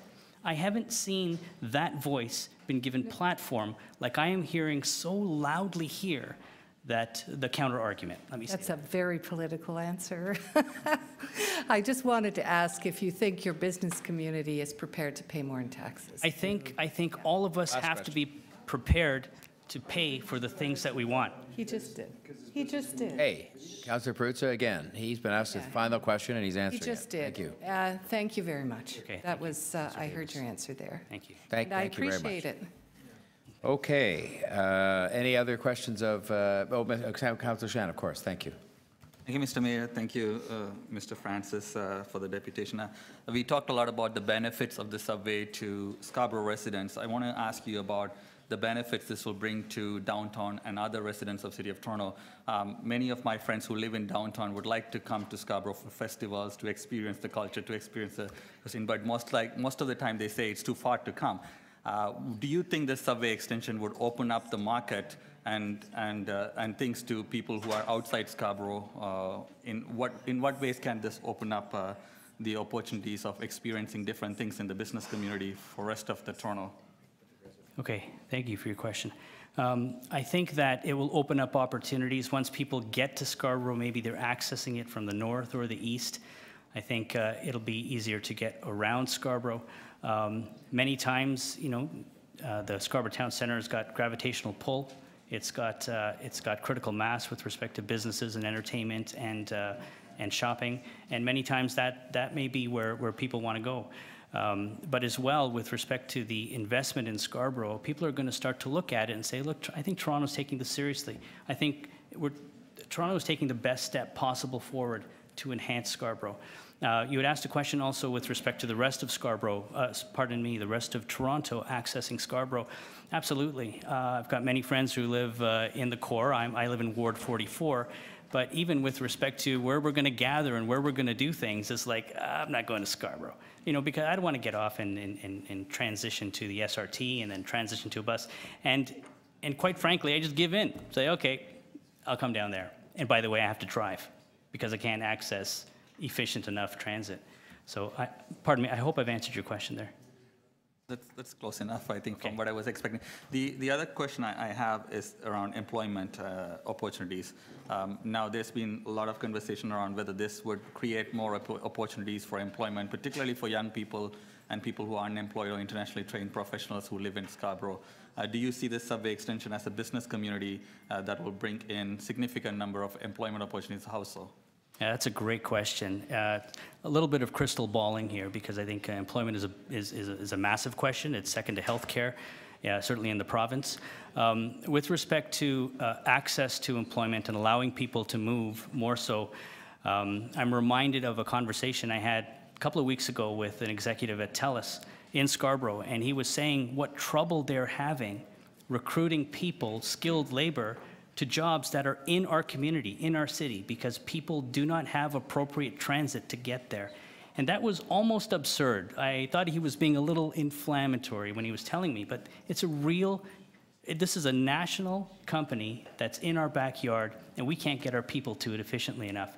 So with respect to employment, I think that the enhancement to allow people to move around and access employment, it allows our businesses to then access those people and the people to access the businesses as well. I think it's a two-way street and it's a win-win, certainly. Thank you. Thank you, Councillor Shen. That would bring us to Councillor Burnside, and then Councillor Ainsley first, then Councillor Burnside. Thank you, Mr. Francis. I just wanted to ask you, the Scarborough Business Association, if you've done anything in terms of reaching out to the Scarborough MPPs and MPs about what they can do to bring transit infrastructure money to the city. I've been in my role for 3 months, so what we've recently done is we've reached out to all of our councillors, all the MPs and MPPs to invite them to an event we're having in a couple of weeks. We sometimes have these political figures showing up to our events, and it's wonderful to have them there. It inspires the conversation. But we're going to need to get more people in the room and to have those face-to-face conversations. So March 27th is a big opportunity for us to do so. And at that event, we will be announcing an engagement and stewardship event for all of these people in our political office to continue this conversation at a meaningful level. Okay. You haven't done anything in terms of one-on-one meetings, or the Scarborough Renewal Association this morning said they're writing to the MPs in Scarborough about more infrastructure money, but you haven't looked at doing anything like that yet? That hasn't happened yet from our association. We are doing some data gathering. We're doing some assessment. We want to meet you folks and establish a relationship, and we certainly plan to follow up with some meaningful outreach. Okay, thank you. Councillor Burnside. Thank you. Through you, what do you think a reasonable time to get to the subway would be? What do I think a reasonable time? I think it depends on a couple of things. It depends how able-bodied you are. I think it depends on what age you are. So if you're asking me, for me to get to the subway, I think a reasonable time is somewhere in the realm of 40 minutes, 30 minutes. Okay, 30 minutes is reasonable. Okay, so I just want to get some clarity here, and I'm just happen to ask you because I've heard the same thing over and over. It's not directed at you specifically in a personal level, but you're promoting the subway, I get that. Is this based on facts or some sort of issue about fairness and paying taxes? I think everything has got to be a combination of those things, so I'll answer yes and yes. I've heard a lot of comments that had nothing to do with fact, so I wouldn't want to turn that question back, but I'll just simply answer it's both. Okay, thanks. Thank you. Thanks, Councillor Burnside. I think that brings us to the end of questions for this deputant, and we thank you very much, Mr. Francis, for being with us today. The next deputant was heard earlier, Ms. Betkova, and so that brings us then to Joy Robertson, Scarborough Residents Unite. Joy Robertson? Okay. Joy Robertson is here? It's your turn. You make your way to the front, that'd be great.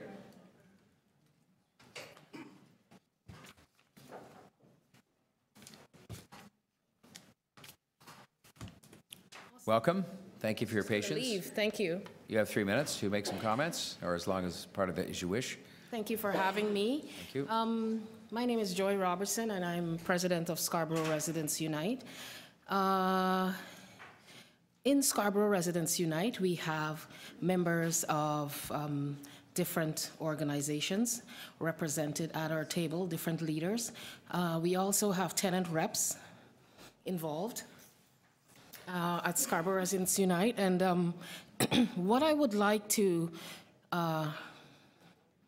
put forward to our council and our mayor is basically a brief reminder that a lot of the people and that are represented and at our table and that are from various areas in our communities in Scarborough have trouble getting to the subway.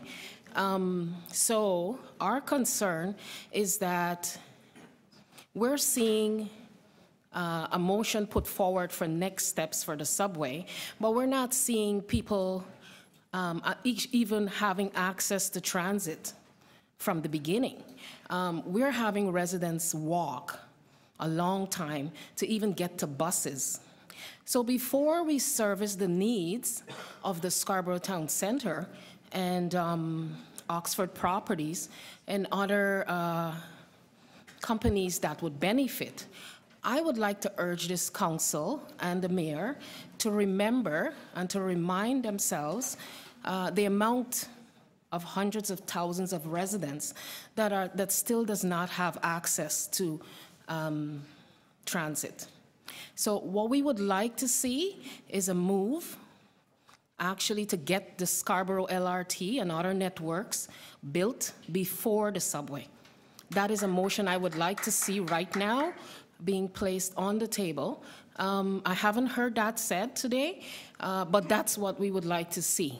So I wouldn't come and say that, I don't want to say that we're for subway or against, but I would like to remind council and all the Scarborough councillors that it is their job to put residents' priorities and their needs first.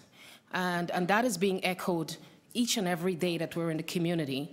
Just yesterday, I was at a school council meeting, parent council, because we have to have all the faith organizations represented at our table, as well as the school councils. And the teachers, the parents represented at the councils, they all have an issue with the fact that their priority is not being put forward. So I'm not going to say that we shouldn't build the subway or anything like that. What I would like to see is a real commitment from this council and Scarborough councillors. And I'm kind of really surprised that they're not, in my opinion, putting the needs of their Scarborough constituents first. Because from so far, I've been here since 9:30, 10, and I've heard a lot of advocacy towards assisting businesses in and around the Scarborough Town Center. But how about the residents who cannot even get to the Scarborough Town Center and takes 40 minutes? I've heard a lot of deputies here today making that argument. I'll ask you to conclude now. Thank you. Thank you. Questions of the deputy? Councillor Davis.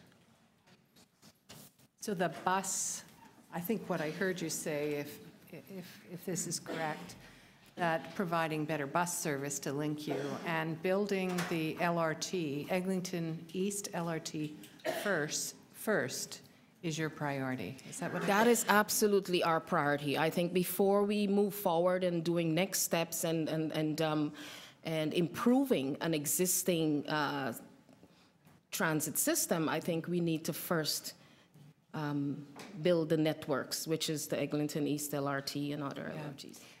You're aware that probably we don't have the funding for that, and certainly won't with if we spend more on the Scarborough subway extension. So I'm wondering if you too, and I don't know if anyone else would ask this question, have you been expressing your views to your MPPs? We have been. We've been expressing our views to our councillors, our Scarborough councillors, and we were basically being reassured that our priorities are being serviced. So we thought that, you know, residents would definitely have the Eglinton East LRT built before the subway. So I'm kind of surprised today to hear that we're actually ready to move forward on the subway. Meanwhile, our residents are left out in the cold. Residents are standing out 30 minutes. The other thing we learned when we were studying Smart Track, I can't see, sorry. We were looking for 5-minute frequency or headway and TTC fares. That was the position of the city, 5-minute service, TTC fares. So we're not going to get that either. And it's likely we're going to get a fare that is something in between. So I just wanted to ask about affordability, because I think you have identified affordability too, or access. I presume that includes affordability in terms of providing access to all communities across Toronto. Could you say something more about that accessibility and affordability related to that? Okay, just to put in perspective, for instance, even the Eglinton East LRT does cross over quite a lot of priority communities in the area.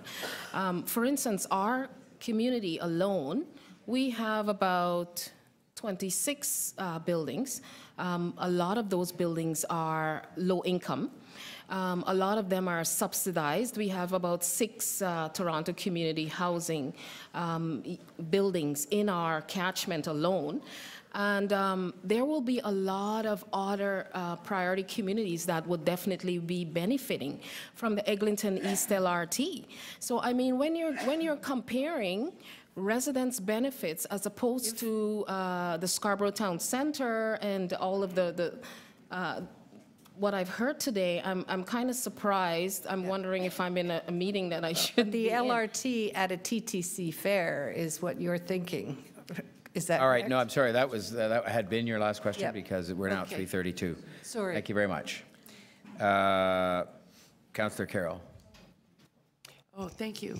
Hi, Joy. Hi. So it sounds like, if I'm trying to understand the origins of your group, it sounds like they've done a lot of conversing about having a network or a grid, if you will, that better serves the greater region. And you've zeroed in on the Eglinton LRT because a short time ago, we were told that that was possible to be added into this project. Do the origins of the group, though, Residents Unite, go back to when that's what was proposed? Or is it possible that during the time that was what was proposed, long ago, what we were talking about in 2010, 2009, was a grid that really created a loop all the way through Scarborough? Are these residents who weren't aware how very far along those plans were before we changed course? I think our residents are keeping up to date. We understand what was proposed earlier, and we understand what is happening now. A lot of them are being educated and are reading. However, a lot of the residents actually are more concerned about their commute. Right. Over the priority of spending billions of dollars and being left out. So my coming here today is not necessarily, my coming here today is about prioritizing and making decisions based on priority and the urgency and the sense of urgency of the need of our residents commuting over upgrading an existing. So the rationale, you'd rather the Eglinton extension was going first because it extends to those residents that are right now facing the worst travel time. Yes, to the Centennial, to University of Toronto Scarborough campus, and going out to the Malvern area. Right. Thank you. Thank you, Councillor Carroll. Anybody else who wishes to question Councillor Lee? Thank you. Your line, I just want to find out, through you, Mayor, are you aware that the SRT is past its end of life? Of course it's good. 30 years the SRT has been running, so it's breaking down. Yes, we understand that. So our decision is to update the Scarborough RT and build the Eglinton East LRT first before the subway. But you know that this subway replaces the SRT. Pardon? This subway replaces the SRT. It's not going to go, but there will not be an LRT along this route. Are you aware of that? Yes. Okay. So what do you say to the people that when the SRT stops working, that we will still be in the process of building LRT, because it still takes 7 years to complete the LRT, and another 2 years for the studies, the EAs, and all that. So it still takes about 9 years. Okay.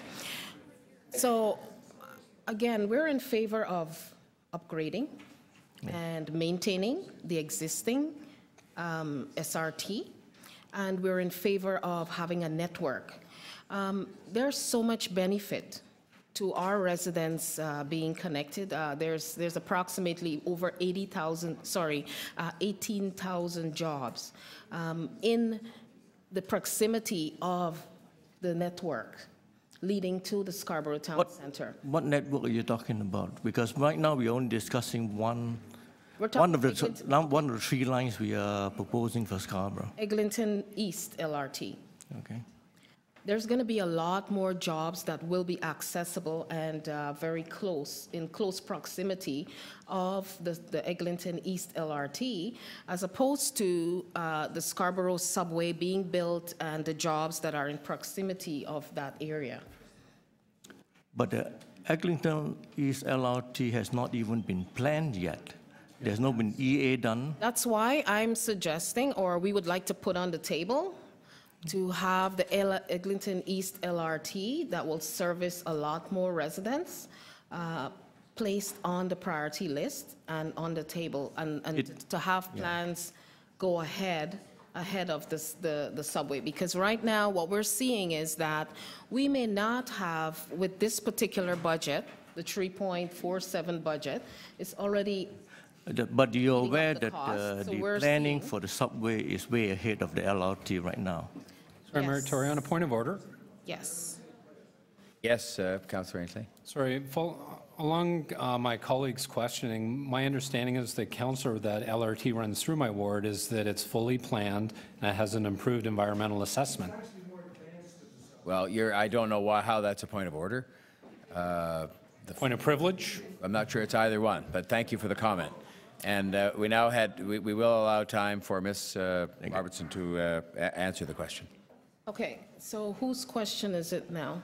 It's Councillor Lee's question. He's asking. That's the end of it. Okay. You know, to be honest, I'm still kind of, I would like to see what is the justification of building the subway ahead of the Eglinton East LRT. If we can really provide that type of evidence, then I would see the reasoning behind going ahead with the subway ahead of the Eglinton East LRT. But when we consider the amount of people that will be benefiting from the Eglinton East LRT and the network, I'm frankly, I'm still confused in terms of, the rush to go ahead and to get this built, as opposed to connecting residents. Thank you. Any other? I don't think I had anybody else on my list that Oh, I'm sorry, Councillor Deputy Mayor. Thank you. Through you, Mr. Chair, and thank you very much for coming today. Are you aware that the City of Toronto Council has already endorsed our Eglinton LRT project as Yes. a priority project? I do understand that. However, what we're seeing is that they're going ahead with the subway first. Yes. That's what it appears to me to be happening. And what I'm saying is that I think we definitely need to put the Eglinton East LRT ahead of that.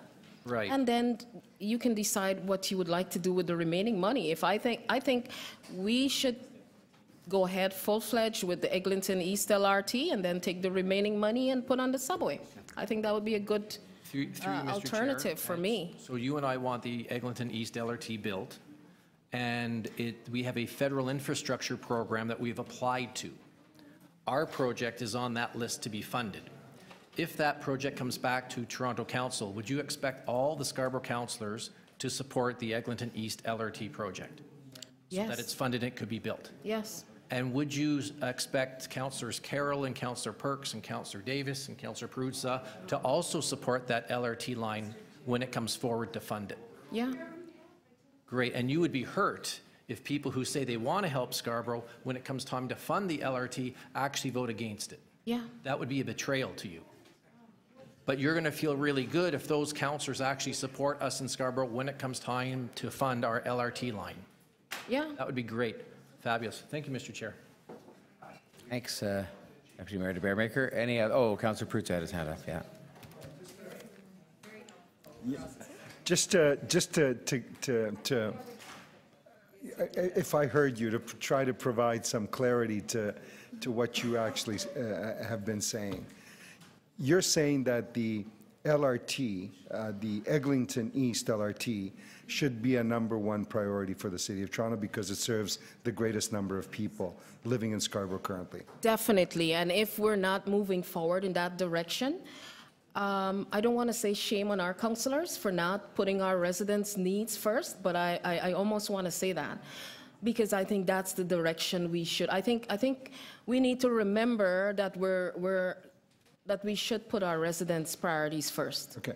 Are you also saying that investing in a one-stop Scarborough subway extension from Kennedy to Scarborough Town Centre at a cost of doesn't make sense to us. $3.45 billion, potentially $5 billion, or $6 billion, or $7 billion, serving very few people, that shouldn't be a higher Shouldn't priority? be a priority. Okay. I'm actually surprised that it's a priority, and I'm wondering if I'm in the right meeting.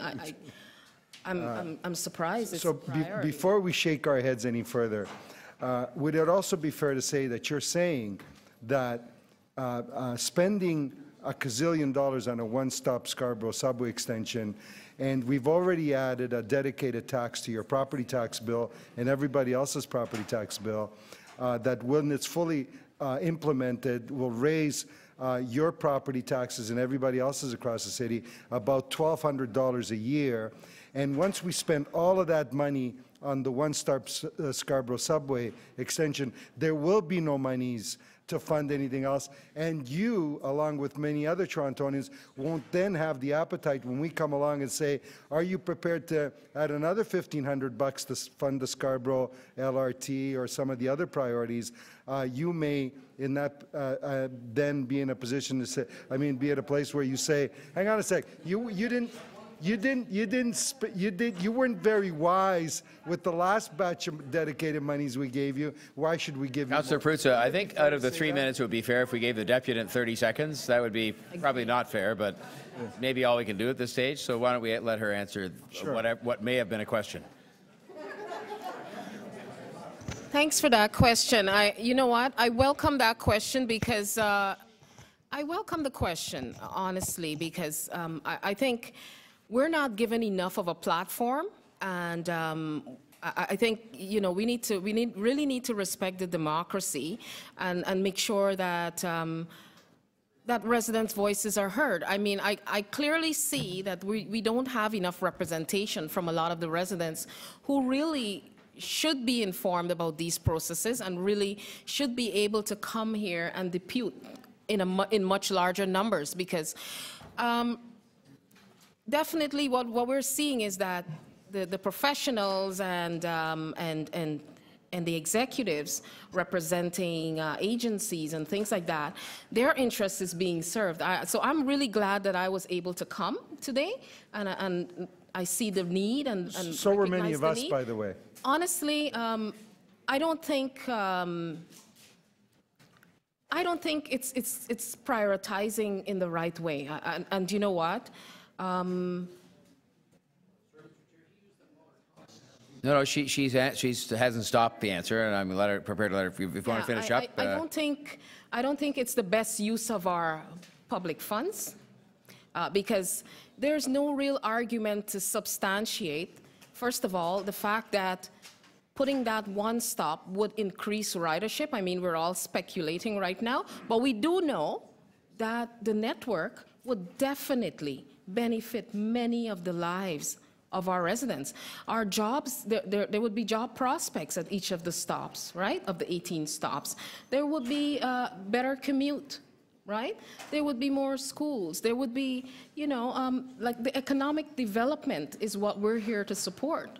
And if you're really honest, you can't really say that, you're supporting the one subway when many residents would be left out. All right, so, I'll ask you to wrap up. I think it's fair that we're at 4 minutes and 45 seconds.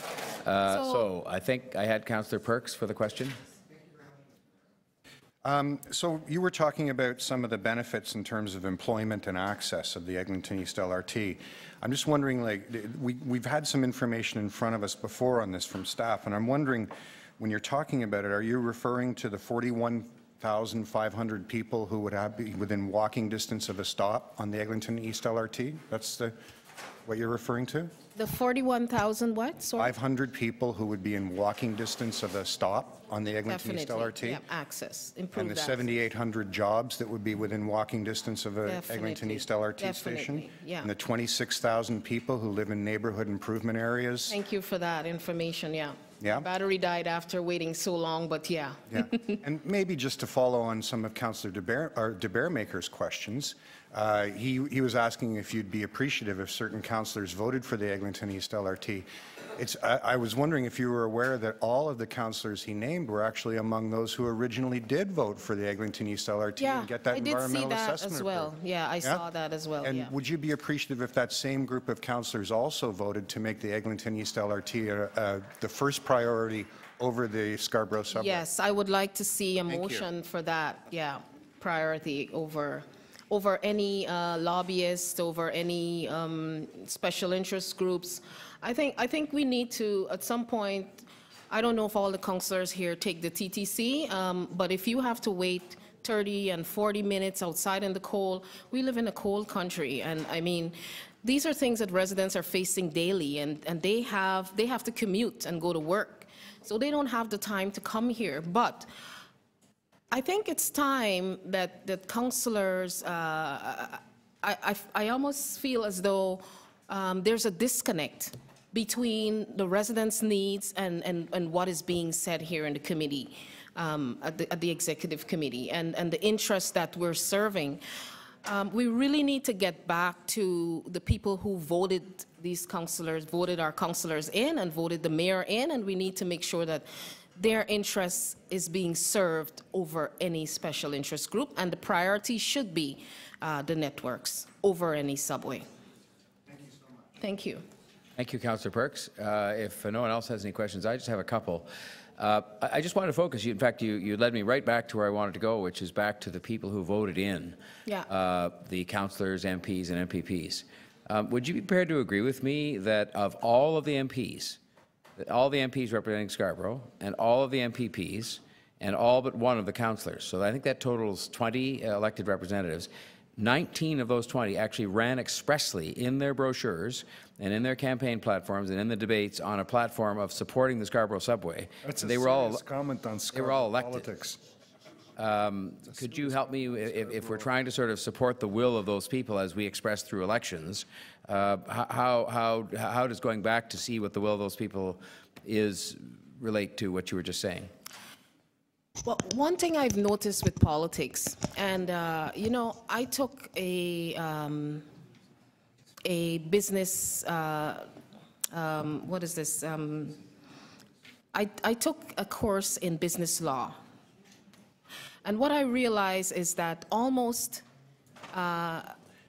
you know, almost any topic you put forward, you can actually get people to represent that. So what I would propose to our councillors and to our executive committee is that we need to remind ourselves that it should be a resident-led process, whereby we're following what residents need, and then we need to support that. I mean, what we're seeing here, what I've seen today, anyways, is I'm just going according to what I saw here in the room today, is that there seemed to have been an agenda, and then we're going out to find people to service that agenda, instead of looking at the needs in the entire community and then trying to find a way to support that. But I guess you're kind of missing the point I'm making, which is the very, very same people whose needs need to be addressed, namely the voters, are the very same people who voted into office, 19 out of 20 people who, and in different elections, at all different points in time over the last 2 or 3 years, people who supported the Scarborough subway.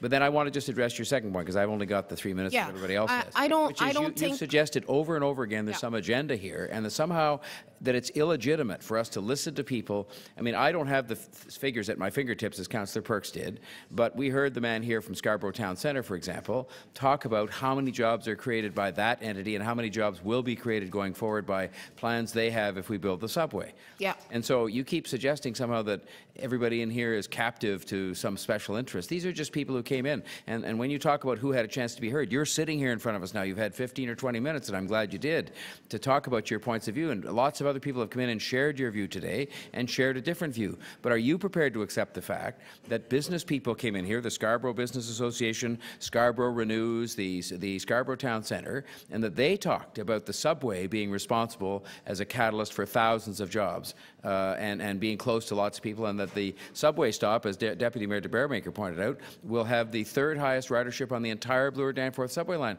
So it's not as if there's going to be sort of tumbleweed rolling down the platform. Are you prepared to accept those facts?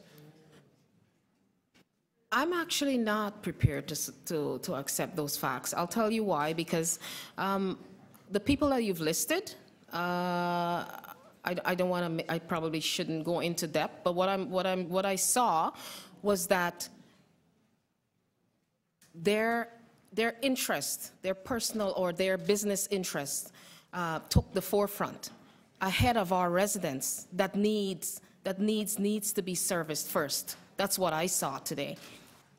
All right. Well, I will thank you very much. I'm out of time, and Thank you for being with us and your patience in answering all those questions. And that would bring us next to Rosemary Fry or Frey? Frey. Ms. Frey, you're next.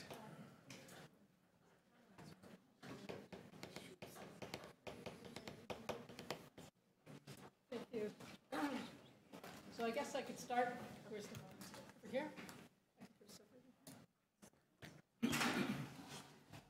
Is this on? Yes, I want to address first what you said, Mr. Tory, about the politicians in Scarborough and businesses. Well, you've heard, I'm sure, of Connect Scarborough. We had several deputations.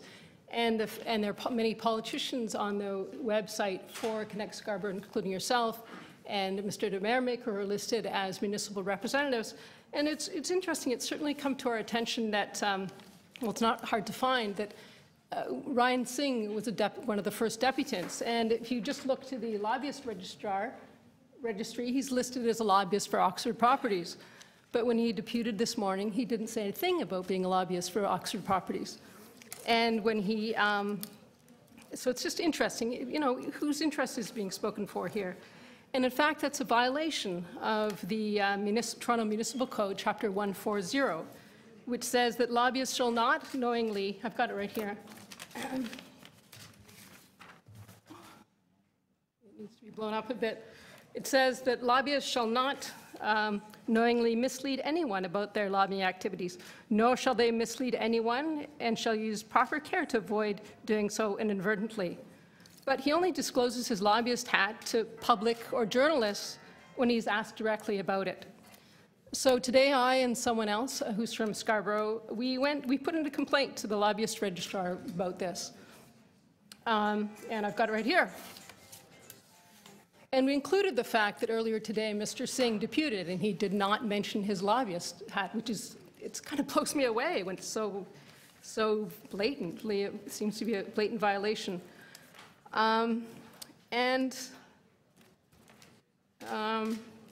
Also, of course, we all know that Oxford Properties, which is his client, and he's currently lobbying councillors about the Scarborough subway extension. This client, of course, they own the Scarborough Town Centre, which is, what a coincidence, is where the one stop will be.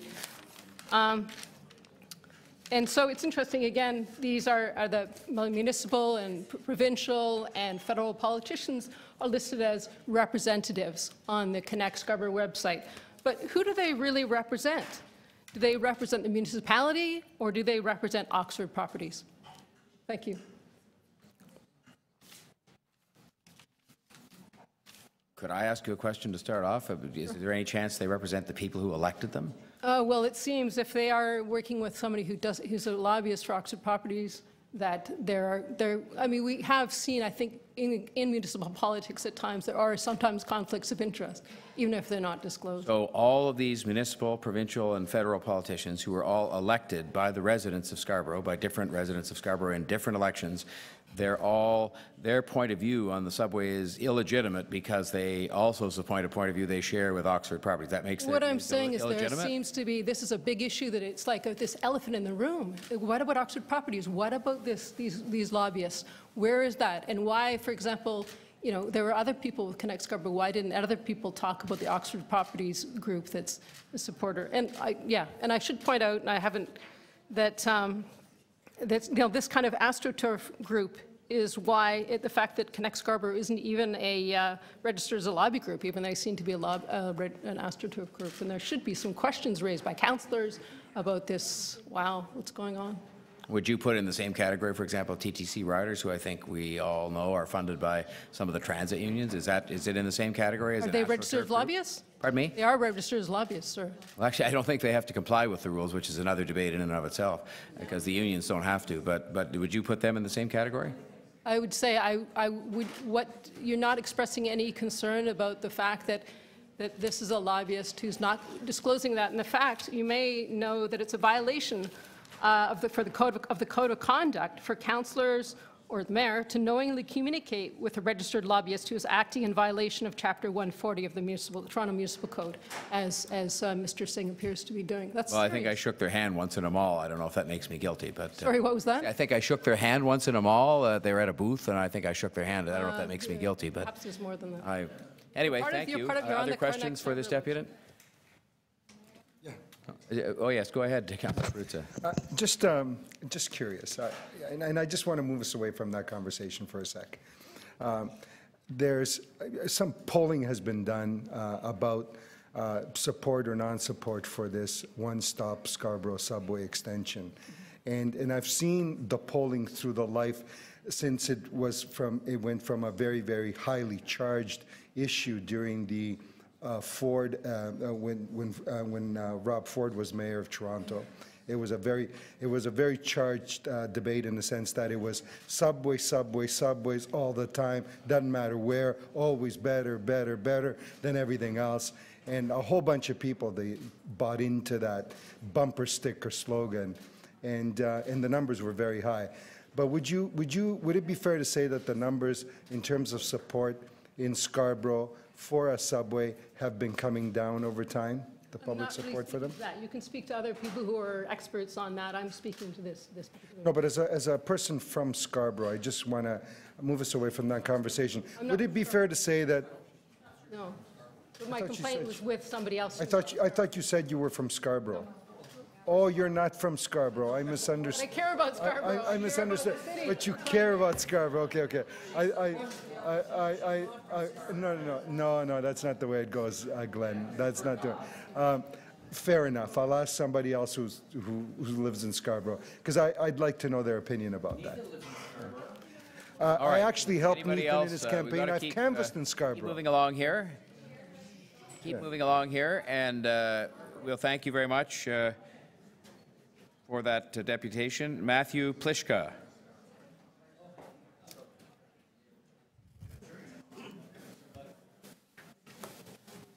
No. 2. Mr. Plishka, 3 minutes. Thank you. Hello, Mr. Mayor, and hello, esteemed councillors. I'm Matthew Plishka. I'm a resident of Malvern in Scarborough. I live near the Toronto Zoo, near Nielsen and Finch.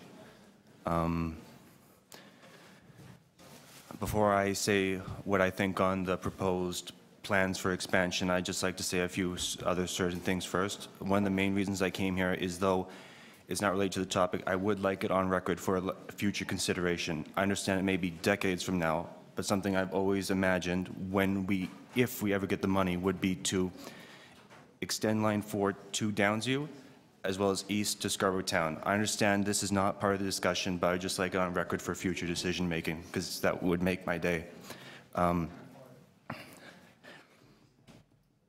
Another thing I'd like to address would be the fact that the TTC is improperly funded. It's a farce.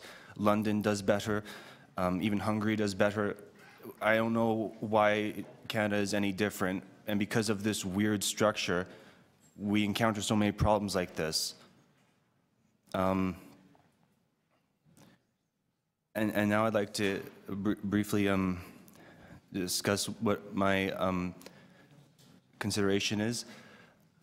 I love subways. I love trains. I'm for the subway. However, I would only want that plan to go forward if there were more stations to begin, because just to have one stop is not worth it, in my opinion.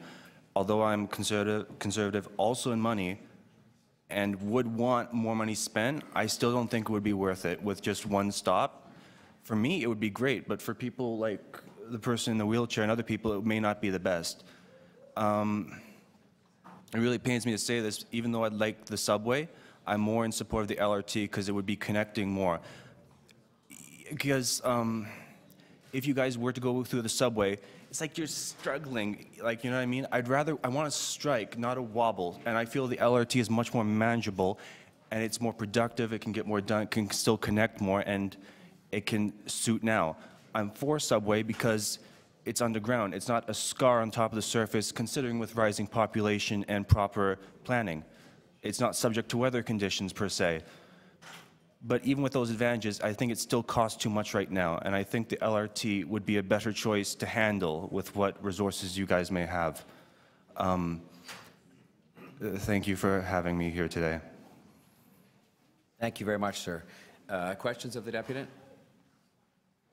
Oh, I'm sorry, Councillor. Who? Oh, sorry, Councillor Lee. Sorry there. Thank you very much.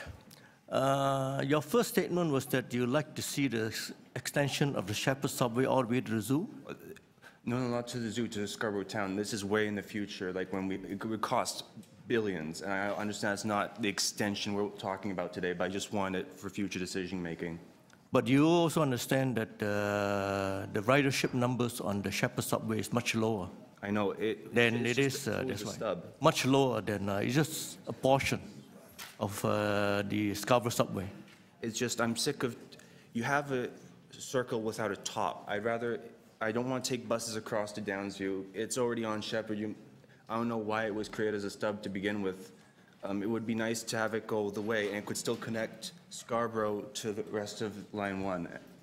But you know that at peak hour, the Young Line is at capacity, and you cannot get on the Young Line, even if we take you to the Shepherd subway station.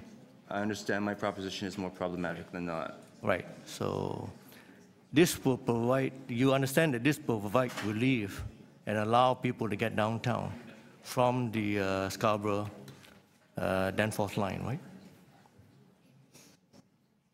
Yeah, it would be less worth it rather than improving Line 3 before Line 4 in the future. I understand that. Thank you. Okay, we'll move on, and we thank you very much for your time, Mr. Pliszka. Lawrence Savlov.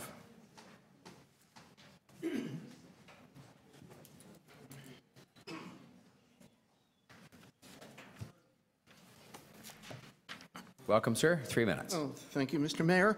I want to take a somewhat different approach. My understanding is that the current approved budget for higher order transit in Scarborough, aside from Regional Express Rail and Smart Track, is $3.56 billion, some of which money has already been spent on planning. So not all of it is available for other things.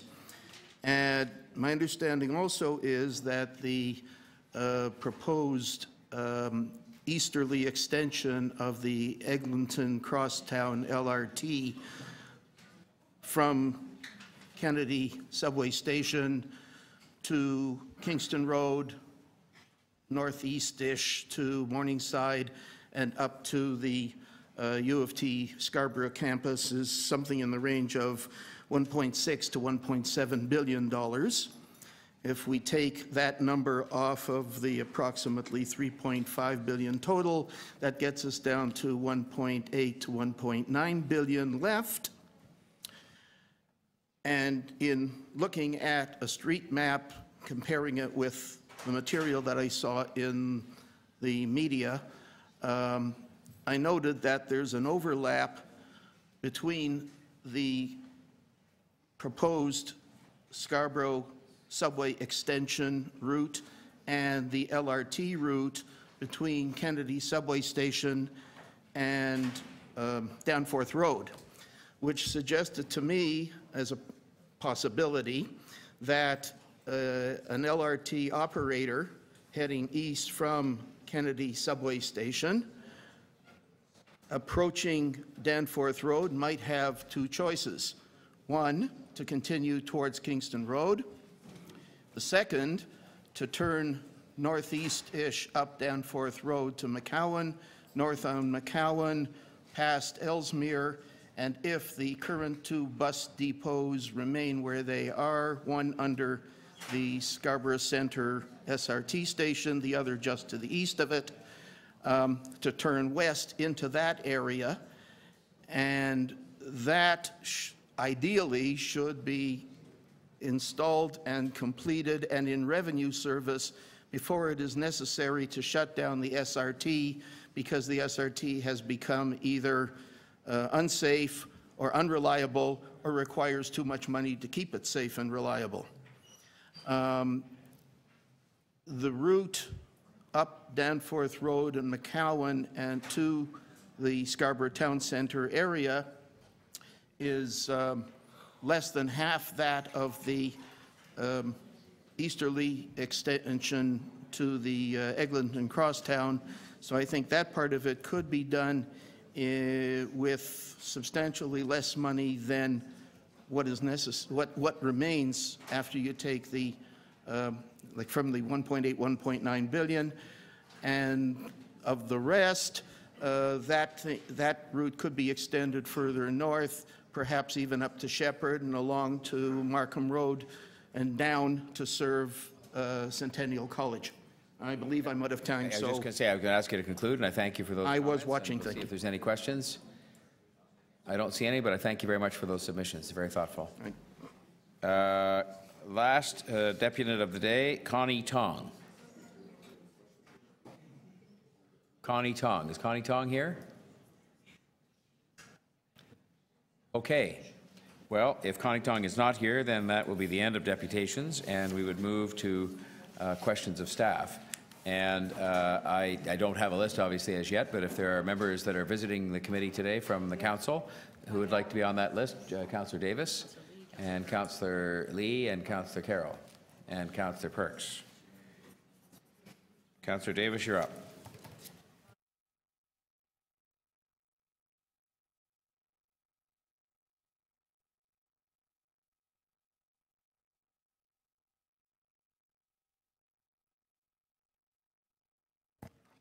I just want to confirm with the CFO if what I have here is an accurate capture of the costs that are embedded throughout this report. So it's 3.346 billion for the actual base cost plus the Triton bus facility, 110 million for financing, 15 million for infrastructure Ontario fees, 100 million for management scope reserve, 115 million for the construction risk reserve, 190 million for delay risk allowances, for a total of $3.876 billion. Is that an accurate capture of the costs that are woven through this report? Through you, Mr. Mayor, I believe all of those are documented in our report. The only one thing I would add is of that financing, we did indicate in the report only about 40 million would be incremental. Okay, but that's the total financing cost. The other thing I want to understand is up until now, we have spent 44 million. Is that accurate? That's what we've got, yes. Okay. Sorry, I've got a number of 42.5 million, slightly less. Okay, I think the TTC. Okay. My number was to the 42, end of December. 44.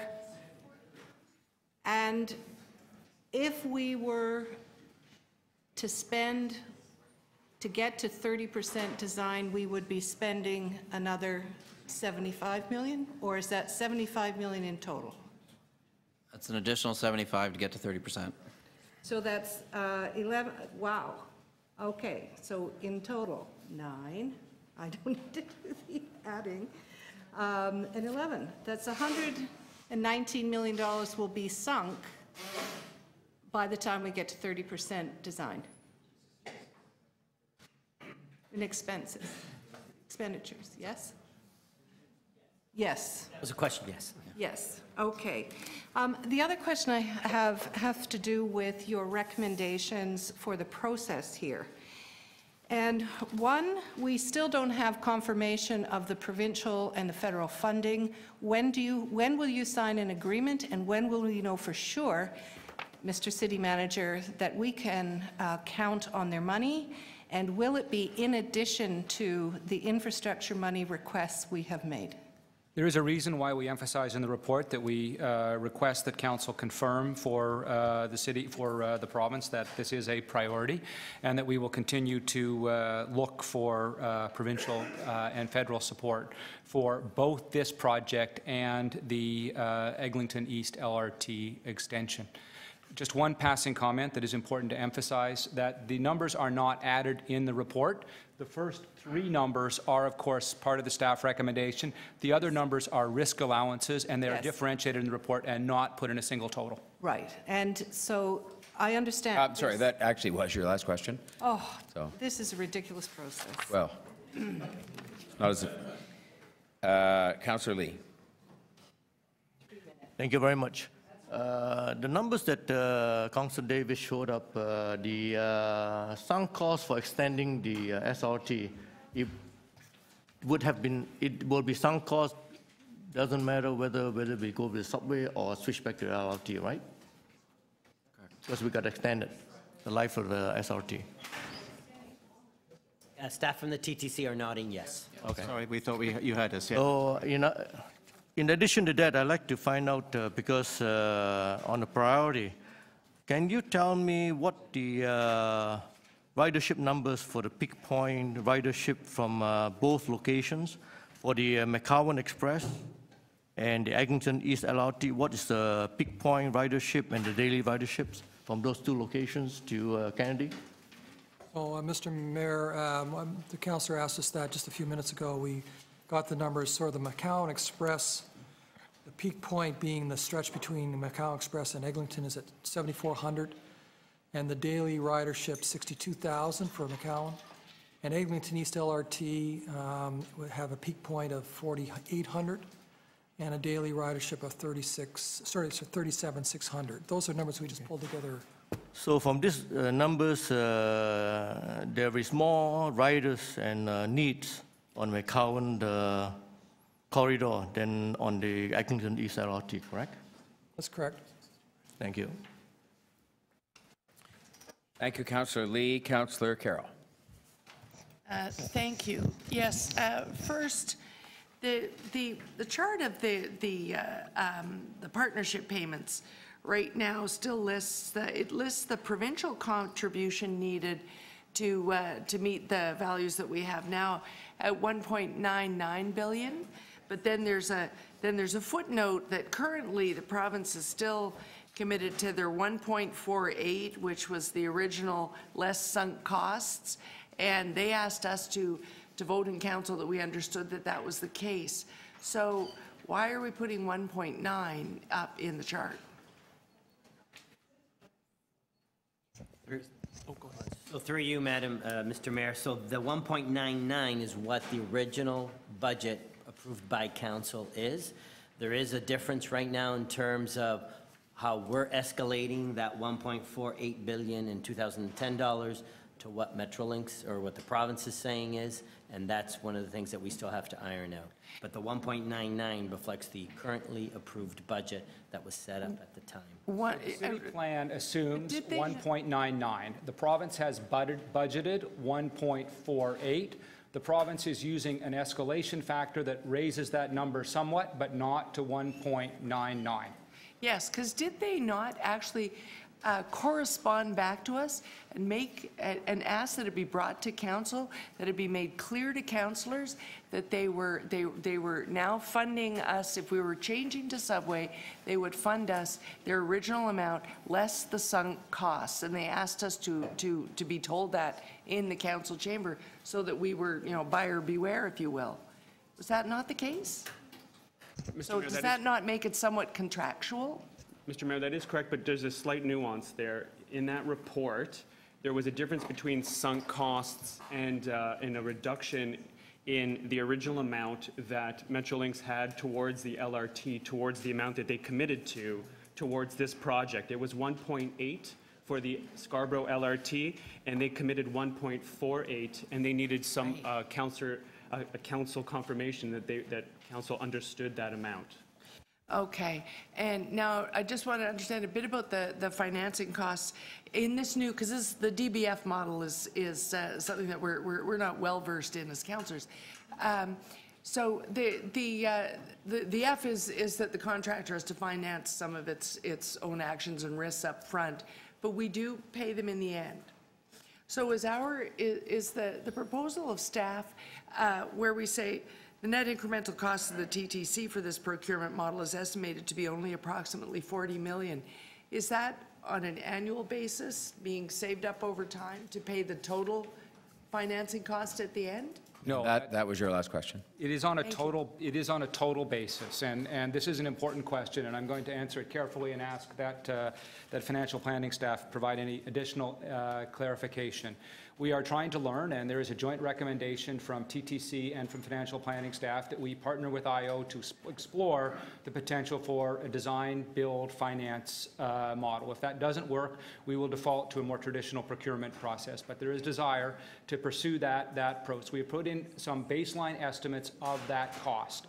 Those costs include about $15 million for the Infrastructure Ontario Partnership, and the balance of that is associated with financing. That financing is used to allow for adequate risk transfer and incentive into the private sector contractors or consortium that would take over the work. Part of the challenge with that is that that cost is then built into the private sector bid. We've estimated that cost. However, there's analogous cost in the city if the city were to pursue a traditional finance mechanism. That cost has not actually been budgeted. That's the difference between the gross and the net figures when we subtract the cost that otherwise would have been borne by the city.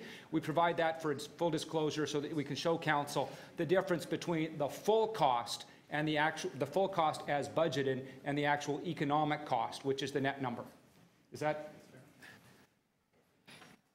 I'm not allowed to ask the follow-up. I wish I could ask one more.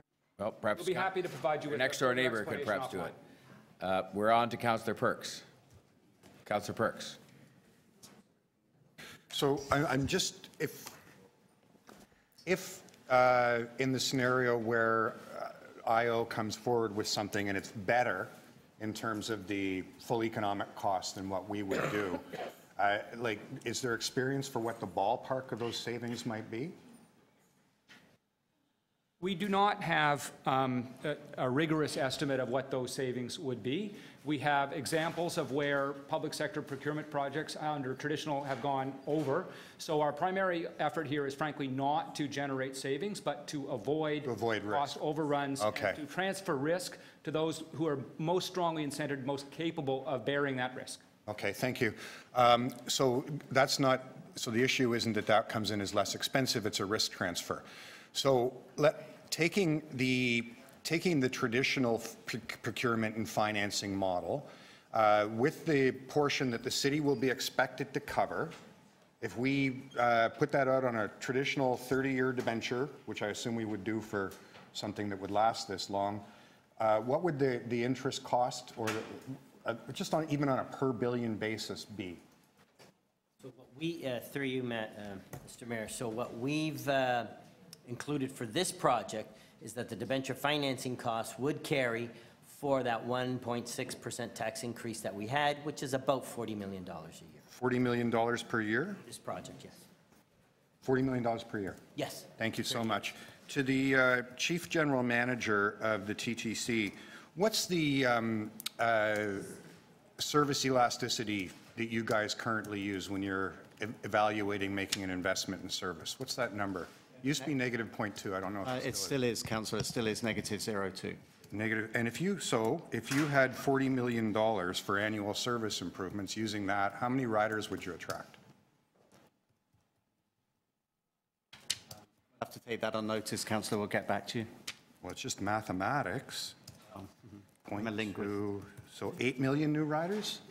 If you say so, Councillor, I'll take your number.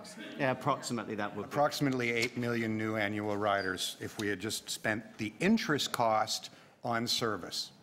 Okay, thank you very much. To the Chief Planner, if the, sorry, I just want to check.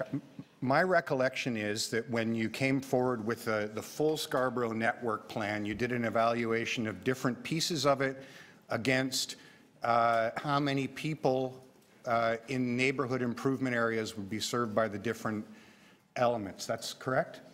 Through the chair, that's correct. And how many people in a neighborhood improvement area will be within walking distance of the new subway station at Scarborough Town Centre? Am I right that it's 0? And that was your last question. With respect to the subway, that's correct, but it's important to note that that wasn't the rationale for the recommendation for the subway. That was the rationale for the recommendation of the LRT. The rationale for the subway was city building out the town centre, a different planning rationale. Thanks, Councillor Perks. Other members of council visiting the Councillor Shan and Deputy Mayor DeBermaker. Councillor Shan. Thank you, Mr. Chair. My question is related to the bus terminal. There's a proposal to expand and have more capacity to have more buses. Can you elaborate a little bit more on, I know Scarborough Town Centre is already a very busy bus terminal, and what the proposal is for expanding, and how would, what's in the vision with respect to that? We'll take that. Are you sure? Well, just open. Well, I'll open with the answer, and I'll ask my chief project manager to add. It needs to be a big facility, and we can accommodate the number of buses the TTC needs into provincial or into regional buses and also Durham regional transport buses within the stack design that we've come up with, that we're proposing, and in conjunction with our colleagues at City Planning. That makes for better land use in Scarborough, which is why we're proposing that and recommending that, as opposed to an at-grade bus terminal.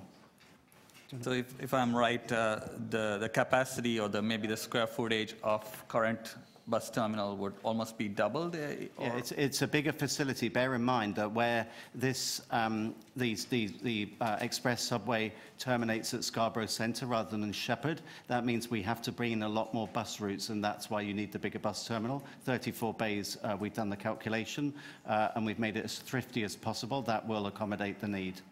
In terms of turning the bus routes around with a very intense headways that will be operated. So does this mean that the vision for this place include possibilities of more bus routes coming from various parts of Scarborough connecting to not just from Durham region and Markham, but also various parts of Scarborough being increased in the upcoming, after the subway is built?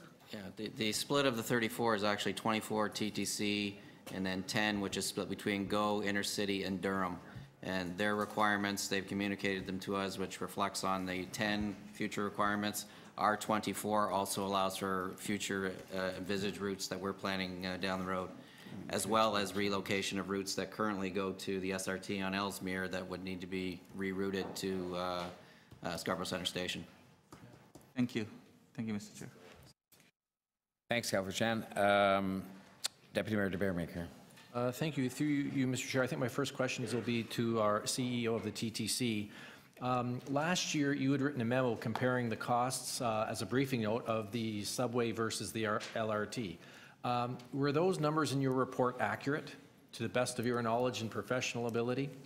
Yeah, to the best of our knowledge, they were accurate. That's why we submitted the briefing note, and we stand by those figures. Yeah, and I believe, if my memory is correct, the cost of the subway that was in that note was about $3.2 billion, in, if we call it as-built or escalated dollars.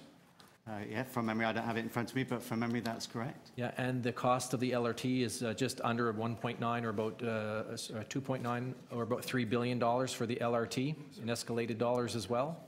Yeah, well, we escalated it, yes. Again, with a view to doing a like-for-like comparison. Yes, so apples to find apples. Controversial, but we were trying to do a like-for-like comparison with the same end date, and that figure was, as you just stated, it's just under $3 billion. Right, so apples for apples, at that time, with the advice you gave to council, subway's $3.2 billion, the LRT is $3.0 billion. So there's no, it's not 1.8 billion or 1.5 billion. If we were to change course today and build the LRT, your advice to us as CEO of the TTC is that would cost you approximately $3 billion, correct? Yes. Yeah, well, but my colleague was just saying about the impediment is Kennedy Station and the need to redesign Kennedy. That's what drives the end date. Yes. And even if you start at the other end, you still end up with a gap at Kennedy. That's the purpose of that briefing. Yes, and then when we build, if we were to change direction today and build that LRT with the challenges we face, the cost of that LRT would be about $3 billion. Yes, I mean that number would need to be refined, but that was on pure math, pure escalation, as I said at the time. Okay, great. So you stand by those numbers. Great. My question, I think, is maybe to our financial staff. Councillor Davis showed us sort of some numbers that are embedded in this report. There's a cost of financing, there's the cost to I/O, there's a management reserve, there's a possible reserve for delays. If we were to build an LRT and or a subway, those costs are consistent between the two, correct? You've got to have financing fees. No, that is not correct. Okay. And here is why that is not correct. Yep. The cost for all of this needs to be borne in mind, that these are below or at 5% design. Yes. So the idea that we have visibility into those costs here or in the LRT is simply factually incorrect. These are best estimates, in this case fairly thoroughly worked through on the basis of the LRT, one briefing note, and that's all. And to be very clear, the total cost for the LRT would be what the total cost with the LRT would be. But there's a signed MOU with the province. So that does not necessarily mean the total cost for the city, which is a very important distinction as we work our way through this. I'm mindful that this debate is not about whether or not LRT versus the subway.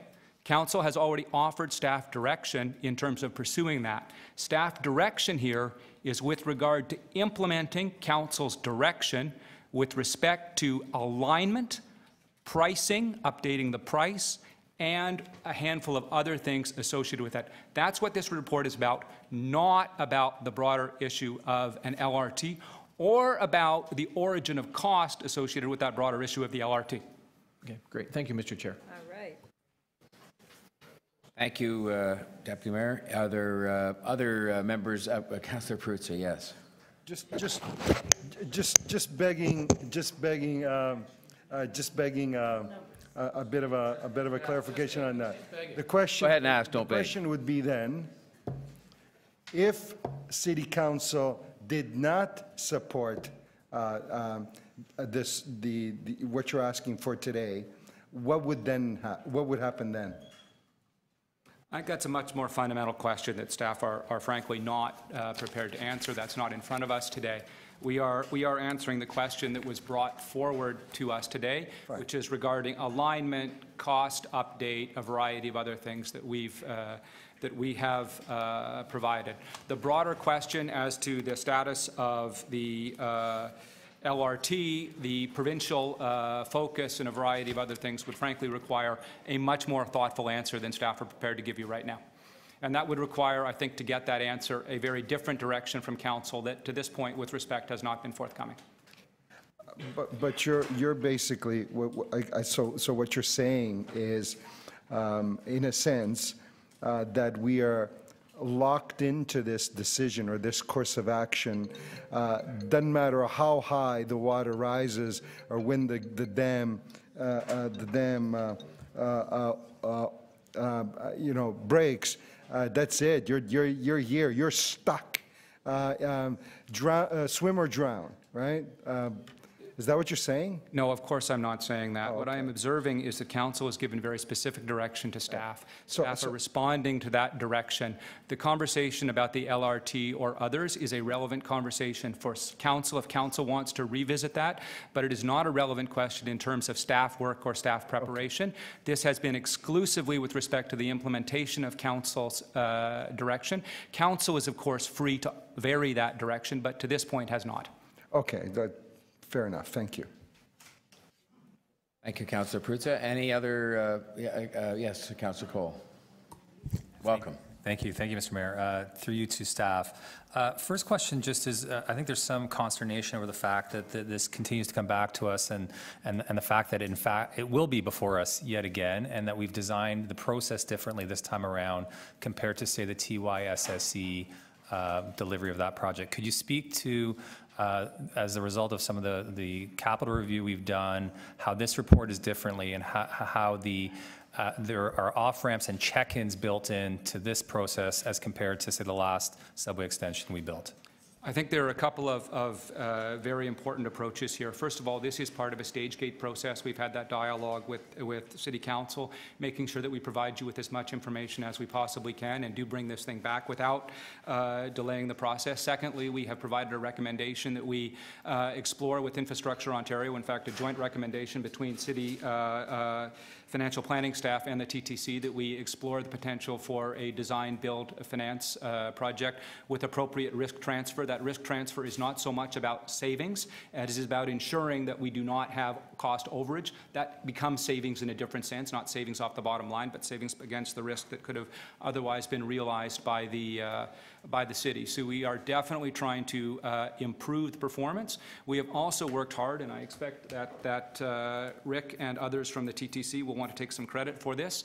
In response to the direction from the Toronto Transit Commission Board, the TTC has worked very hard to identify for Council in as specific terms as possible the risks and make those completely transparent through this report.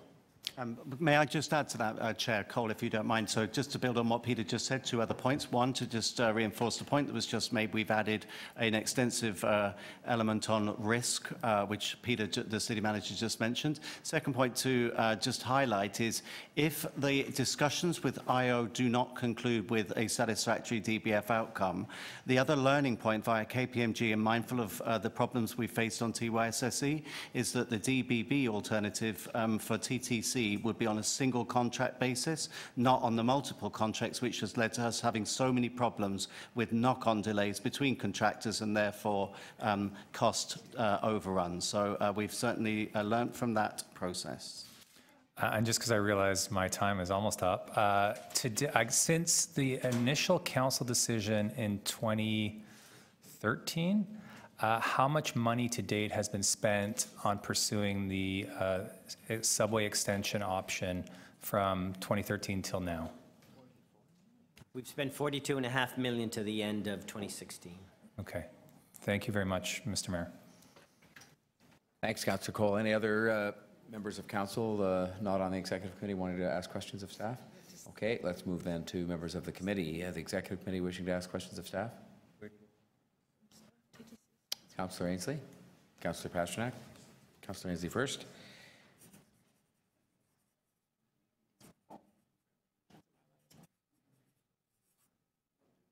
You're up. I beg your pardon? No, I called on you first, and actually she's third because Mr. Pasternak was second and Ms. Ballow was third. Sorry, so the first question I had was for TTC staff. I wanted to ask about, there was a reference made throughout the morning about living in Northeast Scarborough, and that it would be with with the subway extension, it would be easier for people in Northeast Scarborough to get to transit. And my understanding from looking at the routes and implementing Smart Track, that in a number of instances, if I lived in Northeast Scarborough, it would actually be more difficult to get onto the subway. Or you'd end up going to a Smart Track station. Well, I mean, I think it's important that we look at the network as a network. So we're not just building, we won't just be building a Scarborough subway. We will also be implementing the Mayor's Smart Track program, and we will also be at some point building an LRT into Scarborough. So if you look at it as a network and overlay the existing TTC bus network, there will be plenty of transit opportunities for people in Scarborough, including the Northeast Quadrant. Right, but it would become easier for you to get to a Smart Track station than the Scarborough Town Centre. Yeah. Quicker. Yeah. It'd be quicker. Yeah, without question. Okay. The other question I had revolved around there's a reference to 34 bays at the new subway station. Is it bus terminal? Bus terminal. Is it possible to get a list of those buses, what the routes are that you're expecting to use that terminal? We can do that. As my colleague to my right said, it's broken up between GO, Durham Regional Transit, TTC, including Wheel Transport. We have that for the next City Council meeting? Yeah, we can get you that. Okay. And then there's a property list, I guess this is for real estate staff. There's a property list on page 26, which refers to 42 properties, some privately owned and some city-owned. Is it possible for the next council meeting to get a list of those properties with a map? Yeah, no problem. Okay. And so then I also wanted to ask, so the valuation that we're currently looking at is $3.356 billion. Purchasing those properties, or if we had to expropriate them, is that worked into that $3.3 billion value? Or is that on top of that? Yes, there's an allowance for property acquisition. Sorry? There is an allowance for property acquisition, yes, it's included. That's included in the 3.3? Correct. Okay, all right, thank you. And then the $660 million that we're expecting or asked for from the federal government, there's a reference in the report that the provincial money, we're expecting to have an increase in that based on inflation. Are we expecting, or we asked the same of the federal government? Through you, Mr. Mayor, the $660 million is a fixed dollar amount that the federal government has committed to. It was as part of the $3.56 million adjusted for inflation. Okay, so there's no, much like we've expected from the province or asking for the province, we're not expecting the same from the federal government? It's been fixed now. Okay, and then, sorry, at the beginning of the report. That actually, Councillor, that's the last question there. Sorry? 318, that's the last question. I let you go 20 seconds over.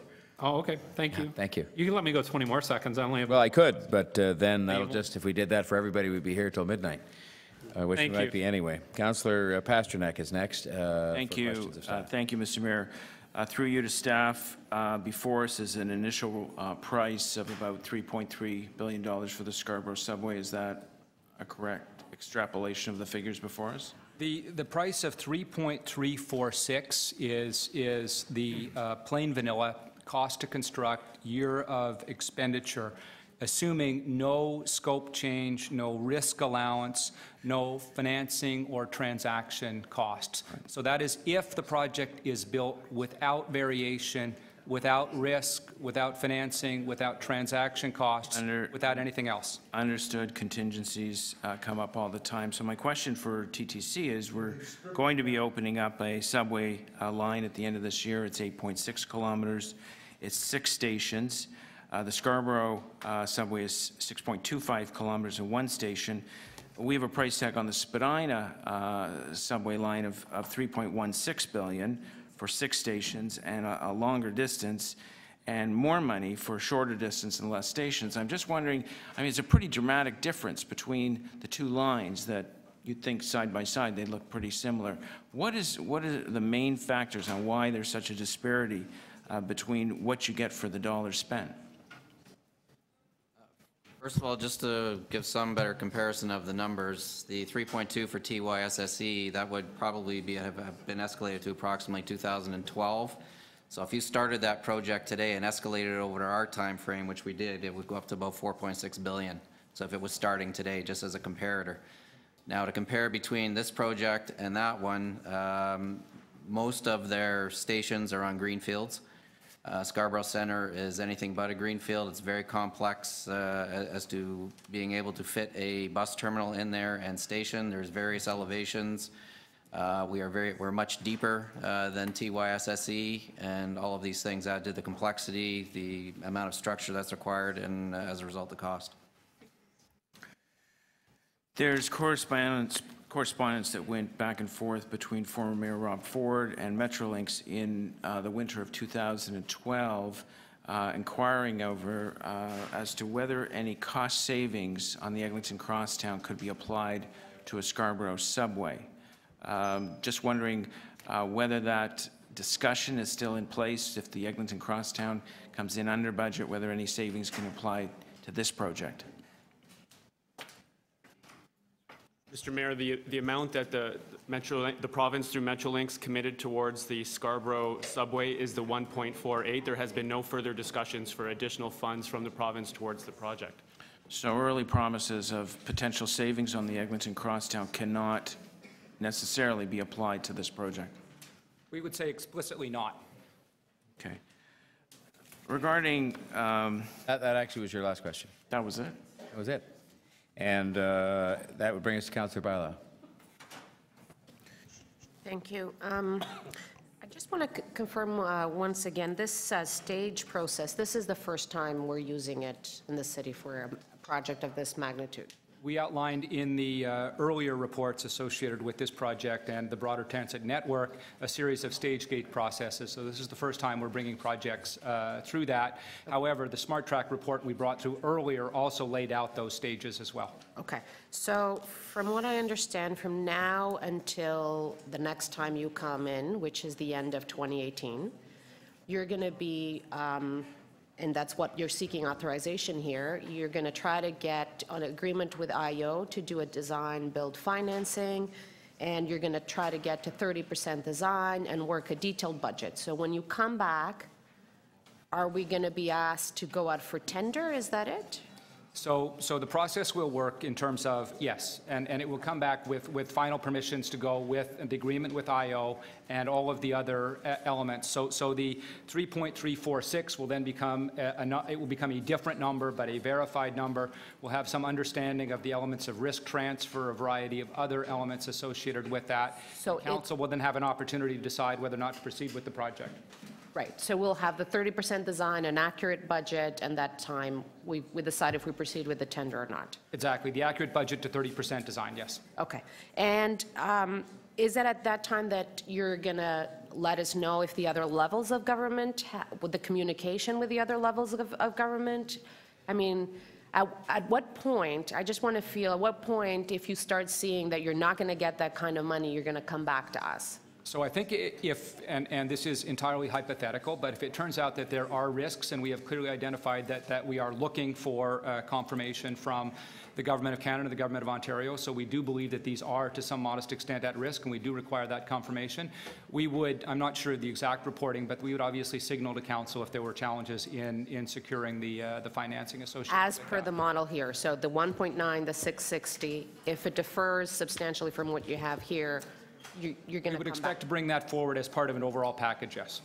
Okay. With regards to the development of the garage, I mean, why have you not considered any development on top of the garage and accounted for some of that here in this report? Through the chair, we have in fact considered it, and we looked at the design of the at-grade as well as an option for creating a stacked, as is the recommendation that we're bringing forward. The primary challenges with the design of the road network and the existing flyovers that exist that are a legacy from the 1980s. So there are challenges with the at-grade in terms of being able to accommodate new development, in part because of the way the parcels are. You don't have the parcels divided up, and also with accommodating the foundations for a development above in the layout of a ground. So we have looked at it, and that's why we're coming before you today and making the recommendation that, in fact, it should be a stacked bus garage. In part, it's important to recognize the absolute scale of this. This is a very, very large bus depot at the nexus of a large network. Thanks, Councillor Barlow. Now that's the speakers list I have, but I'm sure there are others. Councillor Shiner and okay, questions of staff. Yeah. So, to our chief planner, simple. At the above grade, there's little ability to develop over or around that site. Is that correct? With the above grade garage? Through the mayor, the at-grade garage does not present the development opportunities. That's correct. The below grade bus station, does that give us opportunities to develop more in that area, see development? Through the mayor, that's correct, assuming that we move forward with the transportation master plan, which is currently underway, which creates a block configuration that is more urban than the suburban one that exists today. I'm looking for simple answers. I'm simple. So the simple answer is yes. Yes. So is there residential and commercial development opportunities there? Through the mayor, that's correct. So what would the residential opportunity be in the number of units, and what would the commercial, or might the commercial be in the number of square feet? In the concept scenario that you have in the report in front of you today, we would be able to accommodate an additional 1,007 additional residential units and approximately 1 million additional square feet of office. So that could be accommodated with the below grade? Yes, over top of the station. Mr. Williams, you work with a lot of businesses in the area there. The average taxes that an office like that would pay, would that be in the range of $5 or $6 a square foot?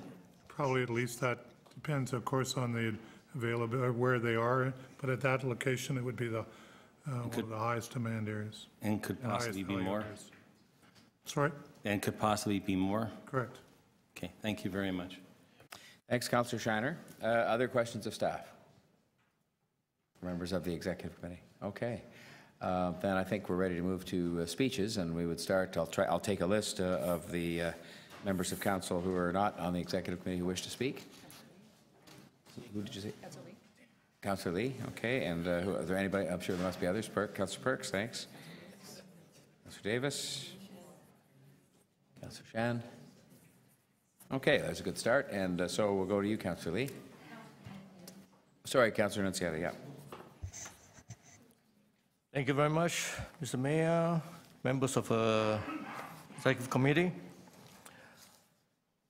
I think all of you understand that in front of us is a report which basically approves the alignment and also asks us to approve the alignment as well as the giving a cost, plus a whole group of other recommendations. Now, listening to all the deputants and so on, that's why I asked my big question that what should get priority and so on. That's why I asked, and McCarwan Express seems to have a higher ridership than Eglinton East, although we have approved and supporting both. And we also have approved going ahead and studying the DRL downtown, and smart track and all that. Now, other cities, which were behind us, is all of a sudden ahead of us, okay? And I met somebody that told me that 40 years ago, the city of Taipei had a delegation come here 40 years ago to look at our subway system. And they started building in 1992. And this is their network today. And they continue to build. They did not build the network overnight. They built it one line at a time. So if you go online, you'll find that they have a GIF chart that shows the progression year by year. All the lines they added over time. And here we are arguing about one stop on an extension on the subway. There's an existing subway line. And it has replaced, we have replaced the SRT. And this is Beijing subway system, okay? Supplemented by the bus system, supplemented by the light rail transit systems and so on that they have. Okay.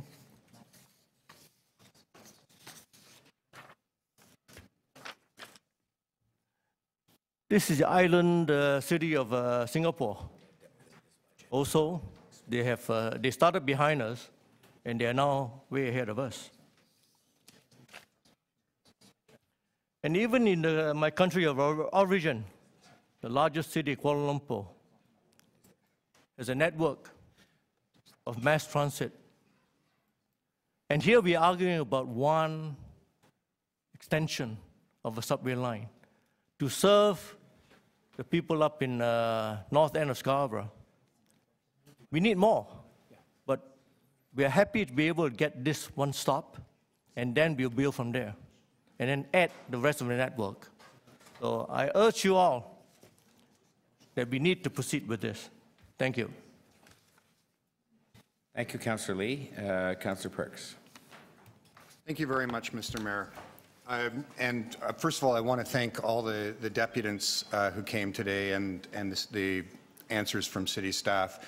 A big decision like this requires an awful lot of thought, and an awful lot of commentary, and an awful lot of input. And all of that helps us to understand what the priorities are, what the needs are, how one option or another option meets those priorities and needs. I feel much better informed now than I did yesterday, and so thank you to everyone who's shared their thinking. It's important then to think about what are the actual issues being debated? What are the things we need to focus on? What's at issue in front of us? Let's dispense with some of the claims about what's in front of us that have been made before. One claim we should dispense with is that City Council has somehow already decided on this. We absolutely have not. Staff have never been directed to go issue a tender and build a subway. That's not, we've never had that vote. And we haven't had that vote because it's very important that we build up the knowledge as we're going forward, get more information, and have moments where we can say, wait a minute, that's way too much money for what we're getting. And this moment here is one of the steps on that journey. So no, Council has never decided to build this subway. Let's also be clear, another argument that's made, that a provincial election, a federal election, and a municipal election have already been had on this proposal that's in front of us. That also is not accurate. Exactly one person has ever run for council and said that they're in favor of a one-stop subway, Councillor Shan. No one else here has ever put that in front of the electorate. And if you're making the claim that you were elected on this one-stop subway and you're not Councillor Shan, you're quite frankly in a position where you should be apologizing to the people who voted for you because you ran on something else. A third thing that's put forward is somehow there's an equity issue in terms of serving people from low-income or racialized communities by building this subway. As you heard me ask staff, this subway station does not actually sit in a neighborhood improvement area. Now, there is one nearby, and I'm told by staff that some people from that area would be within walking distance, but it is not even 1/5 as many people as would be served if we made the Eglinton East LRT our priority instead. So if your purpose here is to serve an equity agenda, you would be voting for something else. The one thing we did here, which is a valid argument, and I thank the chief planner for this, is that there's a city building goal. And that's what's really at issue here. This is about us deciding to spend scarce transit dollars to help make the Scarborough town centre more viable. It is not about serving transit riders. And if you're uncertain about that, remember Mr. Byford's answer. We could carry 8 million more people if we took the carrying cost of this and put it directly into service.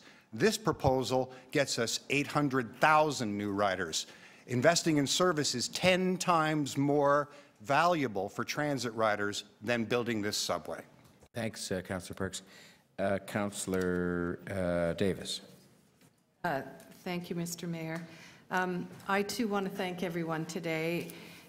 It's always reassuring that the people of Toronto are paying attention to what we do.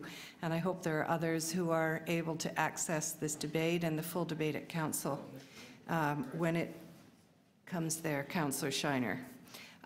What the report before us did for me was, whoa, smack me in the face with the additional costs of this project and the risks associated with it.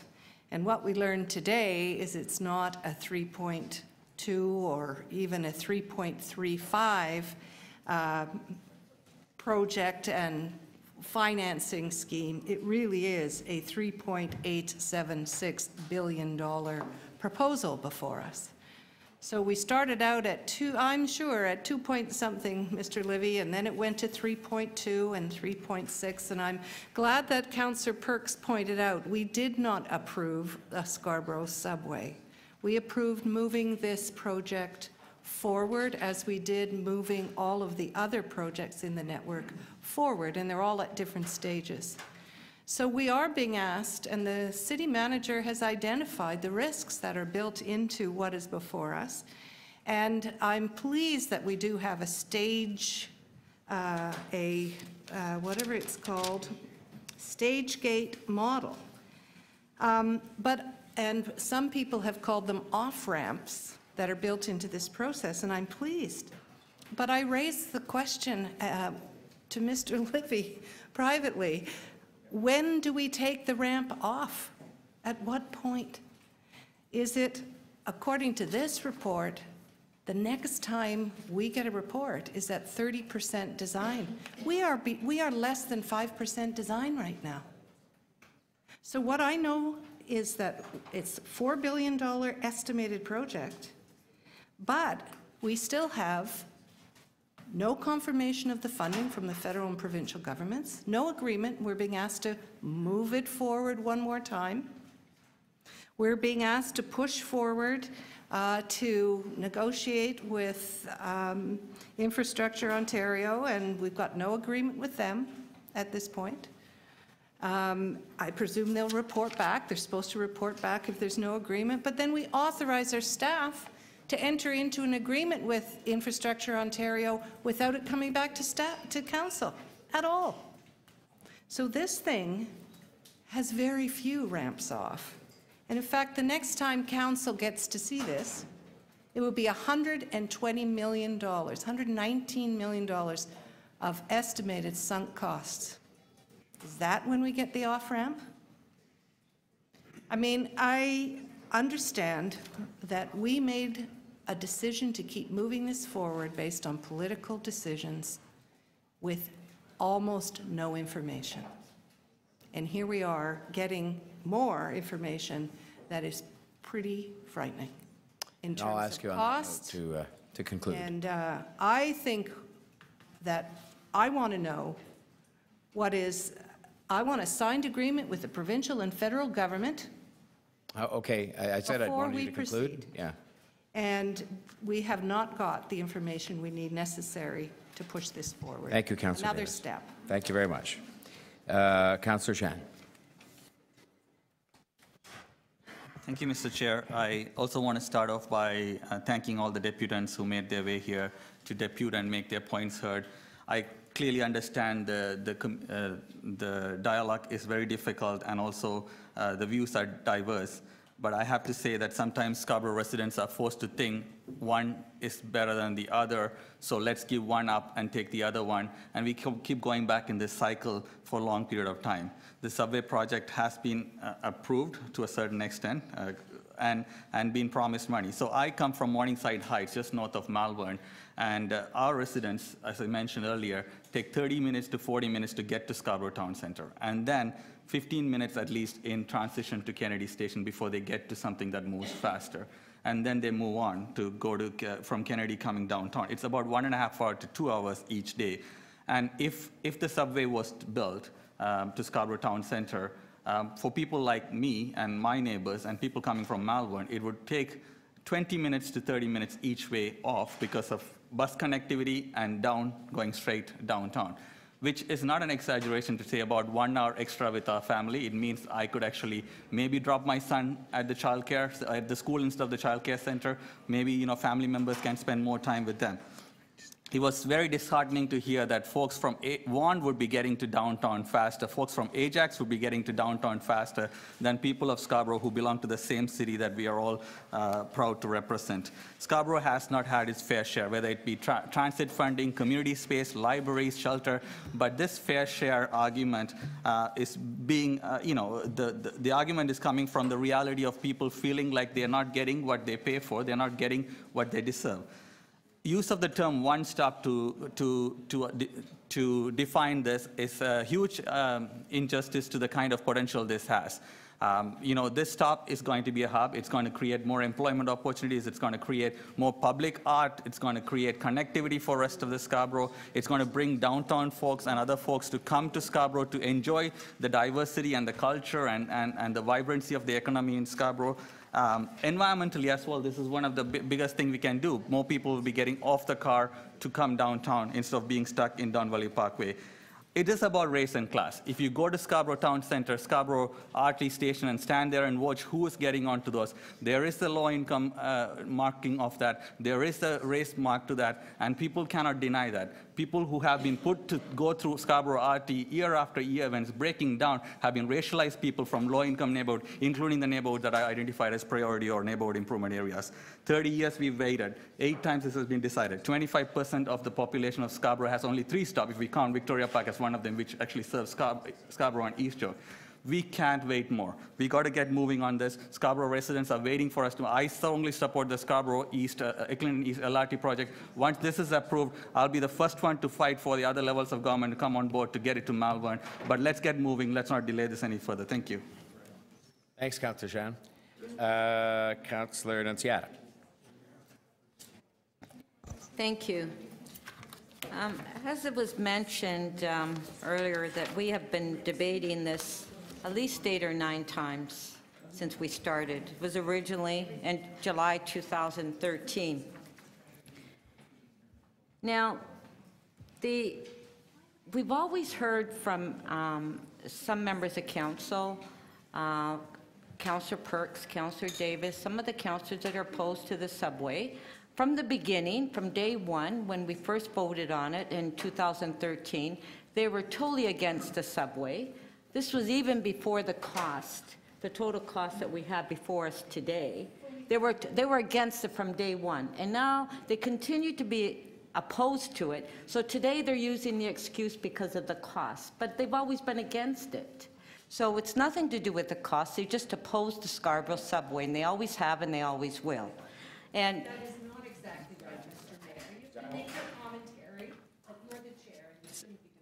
We have heard from the public. Please, Councillor Davis. Thank you. We have heard from residents from Scarborough. We have heard from students from Scarborough. We have heard from the business community from Scarborough that they do support the subway, and for us to get moving on it. And enough debate, and let's start building the subway. Now, as it was mentioned by staff, that we have spent $42.5 million to date now. Now, there are some members that would rather just cancel the subway. I mean, that's really what they want. And there are some deputants here that feel the same way.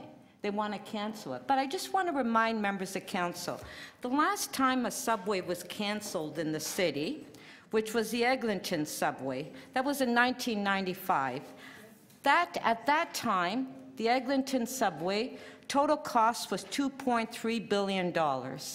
That does, and also there were other costs as well that was connected to that, but that was the total cost. Now here we are 20 plus years later, we're building the Eglinton line, and it's costing the taxpayers $6.6 billion. 3 times the amount. That's because the politicians of the day, provincial, canceled that subway. And that's exactly what some members of council want us to do today, to waste millions and millions of dollars. That does not include the loss of businesses, development applications that the City of York had, that we were developing Eglinton and Black Creek, the Mount Dennis. All those applications were canceled, so we lost a lot of money, a lot of business. The business community in Mount Dennis has died. We have vacant storefronts. That's all because the subway was canceled. And now here we are 20 years later. Some residents and councillors want us to do the same thing, just waste money, waste millions of dollars. Please, we voted on it, right or wrong. There are some members of council that don't support it. Conclude. But let's move on with it and stop wasting our time. Thank you, Councillor. Councillor Perruzza. Thank you. Let me just start off by saying I love subways. I do. I love subways all the time. I love subways. I use them. I love them. Did anybody here say today that Scarborough should be denied a subway? No. No one said that. Not one single deputant, either for or against, said that. What the deputants all said was basically Scarborough needs better transit. They all said that. And in city building, I think the sort of, is this the kind of mistake that, like somebody said, you know, it's the Titanic that'll sink? I don't know if it's that. Will we survive it if we do this? I suspect that we'll survive it for sure. And 50 years from now, 60 years from now, as people go back and add stops to the 8-stop boondoggle, and it'll have cost us a whack of money and all the rest of it, and they'll figure out how to fix it. I'm a firm believer in that. But are we getting it right today for today? Absolutely not. We are making a colossal mistake at exorbitant costs. There are better ways to serve Scarborough and more affordably today than the one-stop Scarborough subway that's going to cost $1 gazillion, quite frankly, to build. We're adding monies to the property tax base, dedicated monies to do that. It'll suck up all the oxygen. And really what all of us will have to basically answer, the key question we'll all have to answer at some point is how come the Yonge Street line is crowded? Well, we can't do that. There's no money for it. Right? We're waiting on the provincial and federal governments to pony up, right? And we're trying to figure out how to do a whole bunch of other things in terms of revenue tools to figure out how to pay for that. When people say to us, well, how come you're not building the Eglinton East LRT to serve the public? We'll say that's exactly the same answer. We're waiting on the provincial and federal governments to come to the table. There's no money for it. There's no appetite. We need to figure out how that's all going to be paid for, property taxes or by some other means. People will ask you the question, well, how come we're not going out to the airport? And on it goes, and lots of questions. We'll all have to answer that at some point. Why? Because we are basically moving to do a project today that's going to suck all the oxygen out of the room. It's going to eat up all the money. It's going to eat up all the goodwill from the public and others. That's what essentially it's going to do. The winners at the end of the day on this aren't the transit users in Scarborough, absolutely not. Aren't the people of Scarborough. There will be some contractors who will get rich beyond their wildest dreams. There's some landowners who are just drooling, salivating. Some people pointed to that. They're going to make a whack of money in the interim. That's fine. Some of that could be. I could ask you to conclude, but I don't think it's a kind of city building we want to do today. I think we're getting it wrong, and we should not do it. Thank you. Councillor DeGiorgio. Well, thank you, Mr. Mayor. I will be brief. A couple of things. First of all, you know, I take some exception with the notion that we, as a council, never made a decision on the Scarborough subway or the extension, whether it be 1 stop, 2 stops, 3 stops. I can remember in 2013, council made a very bold decision to put a 0.5% increase for 3 successive years on our property tax for the sole purpose of financing the so-called extension of a subway. So, in my mind anyway, the decision was made. We made the decision to finance this particular project. That is to say, our share of the project has already been put in place. Is it too much money? Well, I'm always a believer of, we're talking about a major project. It'll never be cheaper than what it will be today. So if we make an investment today, it'll cost us more in the future when this particular extension of the subway is deemed to be needed. If it's not deemed to be needed today, it will be needed somewhere in the future, certainly beyond my lifetime, but the cost will be exorbitantly higher. So the right time to make the investment is now. There is never a perfect solution. We're talking about building a skeleton network around this city of Toronto, and this is a logical extension. Is it the first one? I'm not sure whether that should be the high priority, but it is a logical extension into the northeast area. Beyond that, I'm saying to myself, from an equity point of view, there is nothing that looks like a subway into the northeast area. So we need to put something in place going in that direction, as we do going west. Smart Track is going to come along and fill in some of the missing spots, but we need to sort of move forward. We can't, we can't talk about it's too much money, because nobody knows what the right amount of money to invest today is in a transit system. But like I say, I'll finish on this note, Mr. Mayor. We made the decision, and we've made it many times over. So I'll leave it at that. Thanks, Councillor DeGiorgio. Sorry, we'll revert back to our members of City Council who are visiting with us today. I just assumed you're here so much that that you were a member of the committee, but you're not, of course. Councillor DeBaremaker. Okay, great. Thank you, Mr. Chair. Well, I'm here to urge my fellow colleagues to support the staff recommendations that are in this report. We actually approved building the Scarborough subway back in July of 2013, so almost 4 years ago. This report talks about the next steps in that construction period. We've learned from what happened in the York University Spadina line. We've, I think, have a better approach now. In fact, I would say when I look at the report here, we've maybe perhaps even gone the opposite way. Staff are giving every possible conceivable contingency fund so that no one can ever come back on them and say, well, you lowballed the project numbers. If anything, they're highballing the project numbers. So I think it's appropriate for us to support the staff recommendations, to allow them to get into more detailed design, do all the work they have to do with Infrastructure Ontario, and then come back to us yet again for a 10th time to get our final approval. Mr. Chair, my parents bought a house in about 1960 for $15,000. That house today is worth about $1 million. Why?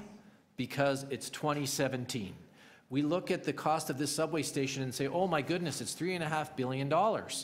Well, if we had built it in 1950s and the 1960s, when we built most of the other subway infrastructure, the cost would have been a bit less.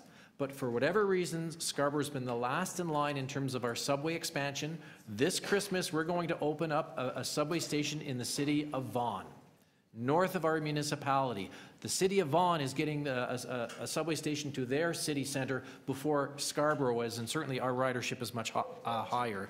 So I certainly support these recommendations. The cost, as Councillor DiGiorgio said, is not going to go down. It's only going to go up. I think the faster we do this, the faster we will succeed.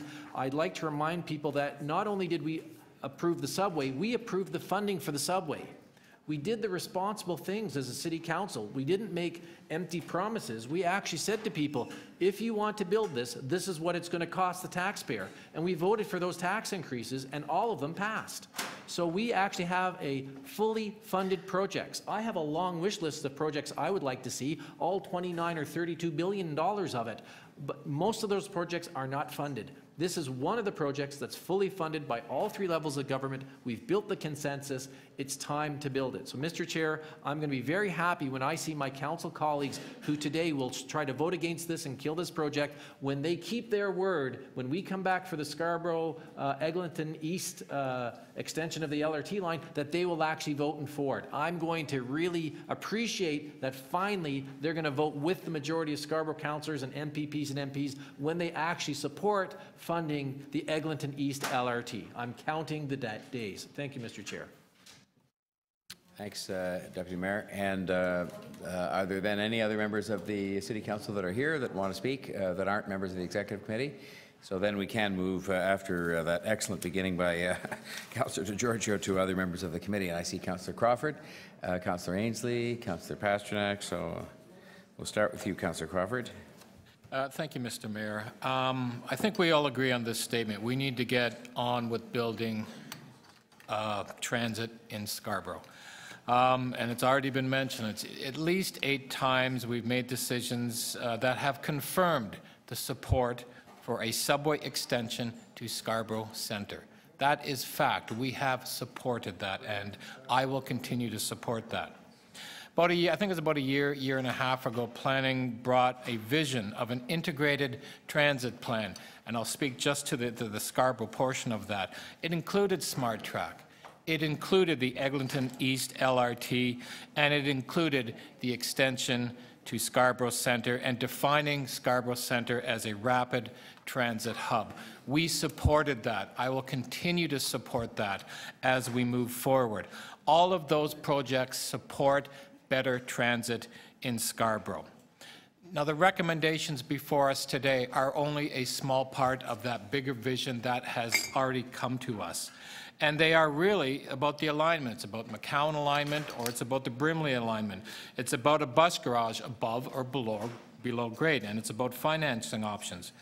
This is not a referendum about subways and LRTs, as a lot of the deputants and a lot of our colleagues have suggested. We are moving forward diligently, as we should, as elected officials, on a plan that we have time after time after time agreed that is the right direction. And I'm going to continue to support that. With regard to supporting the staff's recommendations, as I said, I'll be supporting that.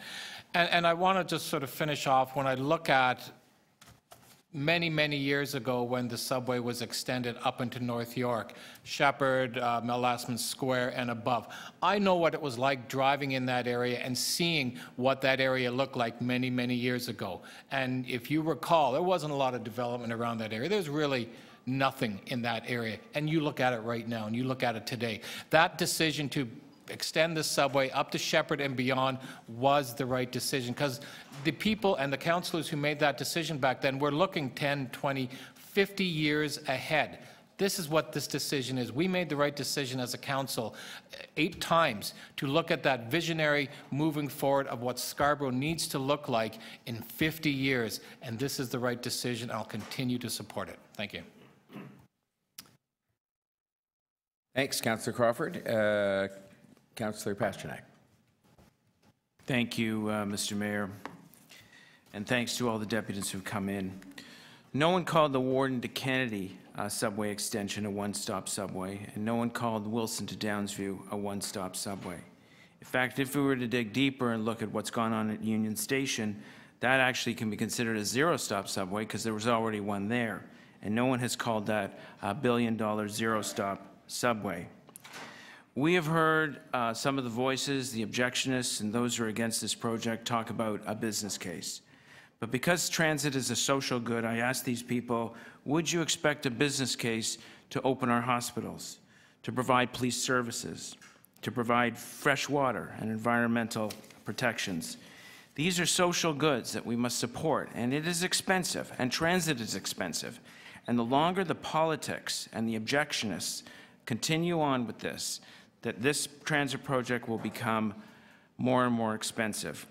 I have before me a staff report that came to council in October 2013, and it says here that we have a choice of an LRT option, which, and I quote, will be constructed from 2015 to 2020. Metrolinx will build, maintain, and own the project. Well, that is now a fairy tale. Those who think we can go back to those days where the province is going to fully fund an LRT instead of a subway and then operate it are in la-la land. That will not happen, and that is off the table. MPs, MPPs, and city councillors in the area of Scarborough have all supported this project, and they are not going to turn the clock back. Finally, I would conclude that in 1931 in this city, there was a councillor Hacker, who wanted a north-south subway moving from the downtown up into the inner suburbs. And the transit authority of the time said that that proposal was unrealistic, that there just wasn't enough population to justify such a proposal. Well, today that proposal is the young subway line. I urge you to be the students of history and support what's before us. Thank you very much. Thank you, Councillor Pasternak. And next we have Councillor Ainsley. Thank you, Mayor Tory. I have two motions that I would like to move. The first one, that the city manager, in consultation with the CEO of the TTC, report directly to council with a further detailed list and a map of the 42 permanent property requirements identified on the McCowan alignment, which is in the report. And motion B, that the city manager, in consultation with the CEO of the TTC, report directly to council with the names and a map of the 34 bus routes that would be used, that would use the proposed Triton bus terminal. And these are both motions based on the questions that I asked staff earlier, so I'm just formalizing them. With regards to this report, I have a lot of issues with it. I have a lot of concerns. My ward, as many of you know, and I've spoken about this before, I'm in the southeast corner of Scarborough. I'm in Ward 43. The proposed Eglinton East Crosstown LRT would run right through the middle of my ward up to U of T Scarborough, and eventually I hope it goes up into Malvern, where Councillor Shen has just been elected. Saying that, I'm a big supporter of subways. I like subways. I like LRTs. I prefer, as we talked about earlier when we talked about city planning, that we have a mix of everything. One of the projects that I've been working on very hard, almost for 6 years now in my ward, is a community bus project. A community bus project that I was recently told by the TTC was being put on hold because they didn't have enough money for it. The route they're looking at doing is a pilot project. If that pilot project succeeds in one of our colleagues' wards, they might consider a community bus in my ward, one that I've been working on for over 5 years, and a route. One of the other optics that I have in place right now in my ward, so there's 4 neighborhood improvement areas. When the LRT was finally planned, the environmental assessment was done and approved. I have close to 14 vacant properties on my ward, one right beside a GO train station. It's been vacant for close to 10 years. They're all waiting for the LRT to be built. When it was announced a few years ago that it looked like it was going to be fully funded and was within the parameters of this subway project, they were all very excited. They were calling my office asking when there's going to be community meetings, when they could have details. Community associations were asking for the same thing. I'm now faced with a subway project that's close to over $3.5 billion and climbing. I have a lot of trouble with my residents trying to explain to them why I would vote for a project like this, and I can't get a community bus route for them. And you know, one of the other things we're working on in my ward is a job skills training center in a high school, a tech school that just recently closed. The price tag on that is $40 million.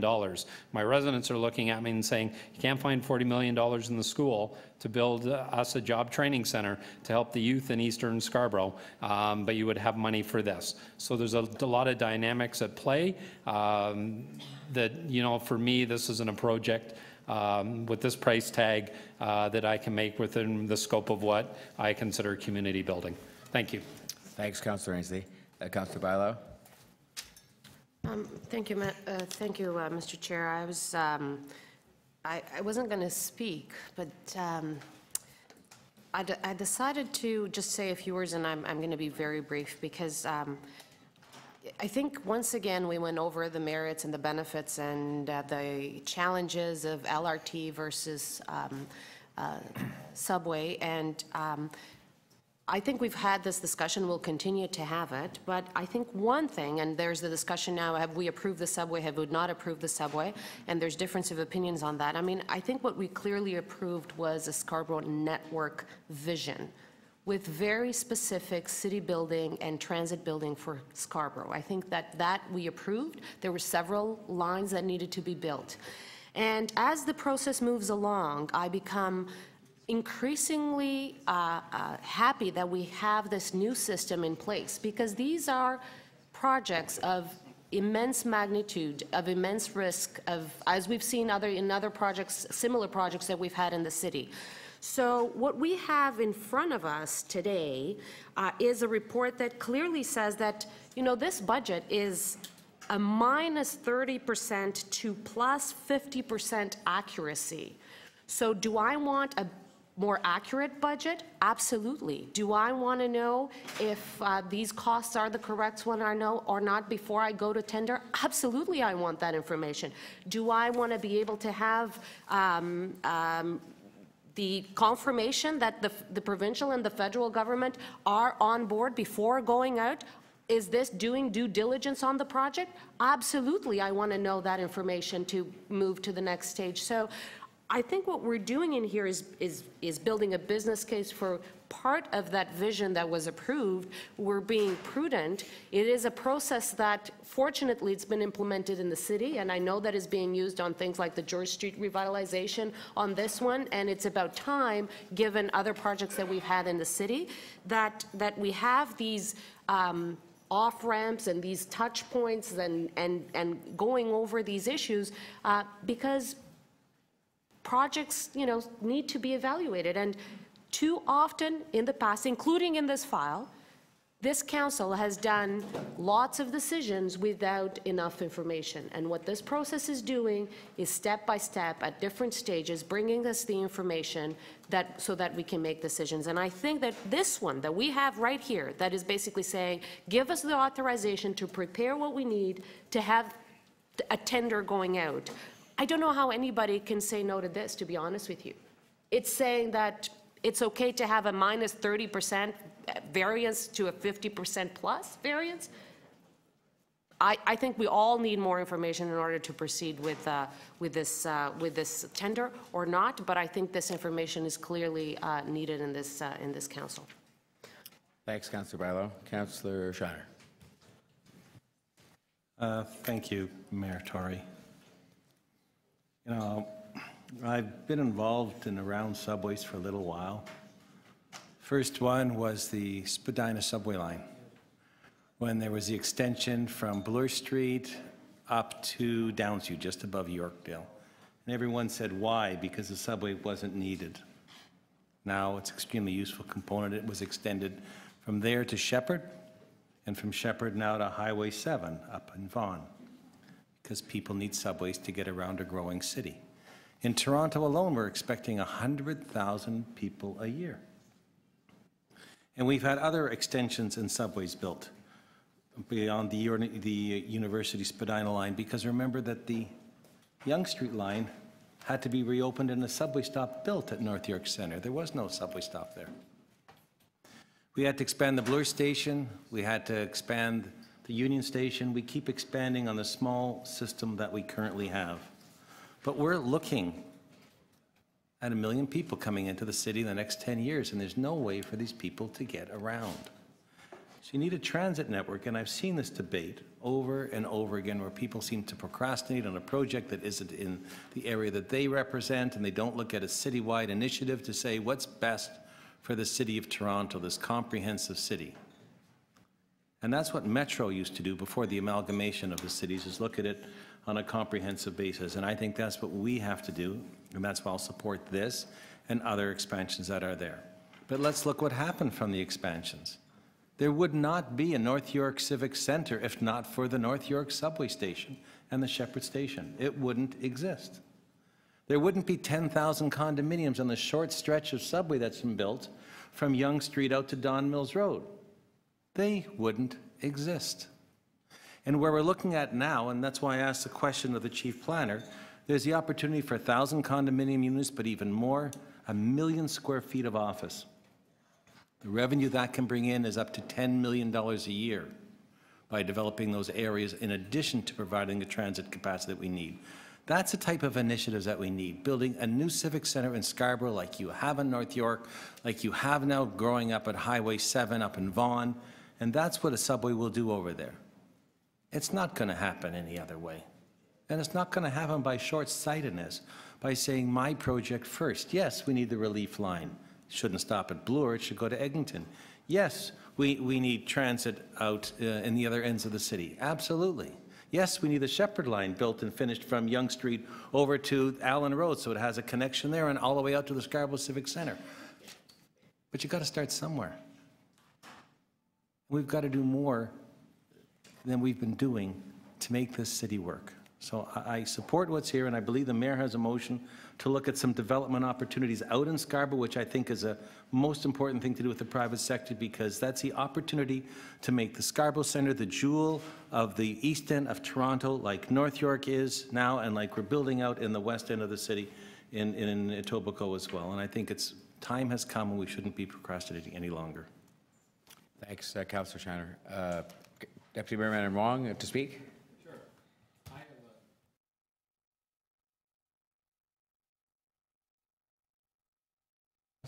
Give consideration to a design that will accommodate alternative fuel buses, including CNG and electric. The end. That's it. That's it. Thank you.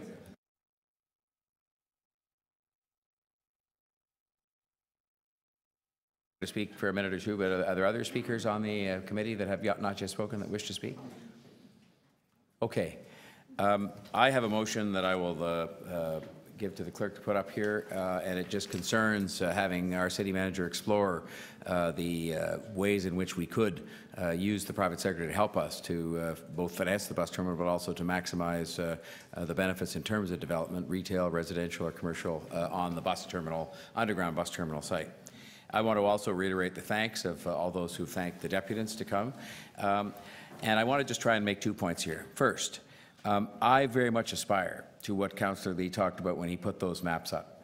I find it hard to go and look at, even though I wasn't here as part of the council, I've lived here my whole life, I find it hard to go and look at people and try to explain to them, because there is no explanation as to why our transit map looks the way it does, which I sometimes describe as a two-legged spider.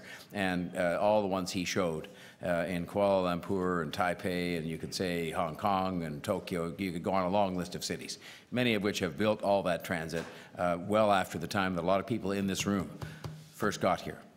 And I think it's not about lines on a map. It's about people and jobs and investment. And there's been this notion presented that the subway part of this, and it's part of a network proposal specifically, and always has been, and has been dealt with by this council several times in recent years on that basis. It's all about hope and jobs and investment. And we heard some of the people who were then criticized as somehow here putting forward their own interests talk about the investment and the jobs that can be created as a result of this subway. And we heard our chief planner talk about this being something that is about city building. And it is not an either-or choice. We are being presented with a network proposal that includes the subway extension and also includes the LRT and, for that matter, Smart Track. But in the end, I don't think there's anything that's going to be more important to people throughout Scarborough, as it should be about Toronto, than hope and dignity and the hope for a better job, because that then speaks to their ability to find better housing and the ability to find better childcare with the means they have from having a better job or having a job at all. And I believe these other projects will be funded, and I think we're going to have a big part of that answer soon, because I think the other governments are going to step forward, and we have put these on our priority list. The only thing I want to just address in the remaining time available to me is this. Surely we can't argue, as has been argued all through the day, and at least a finer point got put on it by some of the remarks of people like Councillor Perks and others saying, we haven't approved a subway at all. And are those people honestly taking the position that I prefer, I guess, the interpretation of our city manager, who said he believed he had been given and his staff clear direction by the City Council on the network proposal, which includes the subway extension. And you'd have to ask yourself the question, if this was no approval of the subway at all, then how responsible were we, I mean we in the collective sense, spending so far $42 million on work on that subway if there was absolutely no intent to improve a subway at all? And I don't think that the stage-gated proposal was meant to sort of say that every week you were going to have, or every month or every 2 months, you were going to have another kind of complete review of the entire decision. And let's be honest, people are coming in here and trying their hardest, and I respect it, what they're doing, but everything short of kind of poison-tip umbrellas and exploding cigars to derail this thing. And I don't think that could be the intent. That is Groundhog Day. And that sets us up for never being able to achieve the kind of maps that Councillor Lee put in front of us, and never being able to deliver on that hope and opportunity for people in this part of the city that has been so dramatically underinvested. And so I just don't believe that that was. The process was to refine, it was to update, but it was not to kind of revisit and redebate and redecide every single time, subway or LRT. And a lot of the people that came in were honest enough today to say, no, they were here to say we should go to the LRT, that was that. It wasn't about refining or updating or reviewing or discussing. It was about changing. And we've changed and we've changed and we've changed, and the time has come to move on. So I don't back away from the comments I've made. It's time to build. It's time to say to Toronto, to Scarborough, you are included in One Toronto, and this subway extension and the LRT and Smart Track are part of fully including you in the opportunity that is this city. I apologize for taking an extra minute. So, we have a number of motions. We'll deal with them in this order. Councillor Ainsley's, Deputy Mayor Menon Wong, mine, and then the item is amended. So first we'll put up I think this was different than what you'd suggested, eh? Ainsley's is first? Oh, I see in front of me. Oh, it's changed now. Okay. So we'll have, here's Councillor Ainsley's motion 1A, and we're ready for the question. All those in favour? Opposed? Carried. Motion B, 1B, to do with bus lines in the Triton bus terminal. Ready for the question? All those in favour? Opposed? Carried. I'm in favour too. Then Deputy Mayor Menon Wong's motion concerning the alternate fuel buses. Call the question on that. All those in favour? Opposed? Carried. My motion concerning the Triton bus terminal and development opportunities and partnerships. All those in favour? Opposed? Carried. So we now would have the item as amended, and I assume you want a recorded vote on this. And so I'll ask the clerk to... On the item as amended, all those in favour, Councillor Bailão, Councillor Burnside, Councillor Crawford, Councillor DeGiorgio, Deputy Mayor Menon Wong, Mayor Tory, Councillor Pasternak, Councillor Shiner. All those opposed, Councillor Ainsley. Item as amended carries. Okay. Well, we finished one item. That brings us then to the next item, which on which I believe there's a deputation. It's 23.2, and the deputation is Derek Moran.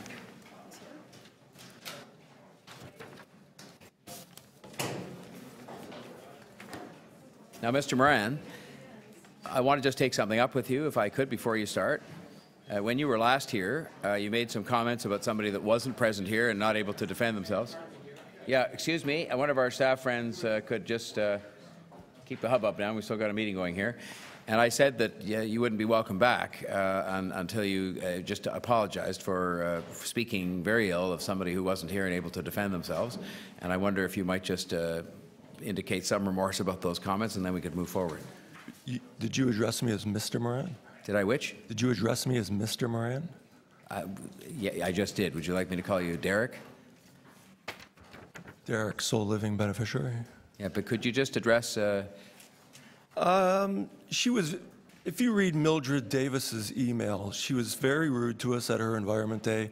She did not, my father was having an issue. I don't want to prolong this. If you don't want to... Well, we have a constitution for a reason, Mayor Tory, okay? I mean, I spoke about this at the police board. Constitution, freedom of expression covers hate speech and even threats of violence. You know, that's why we have a constitution.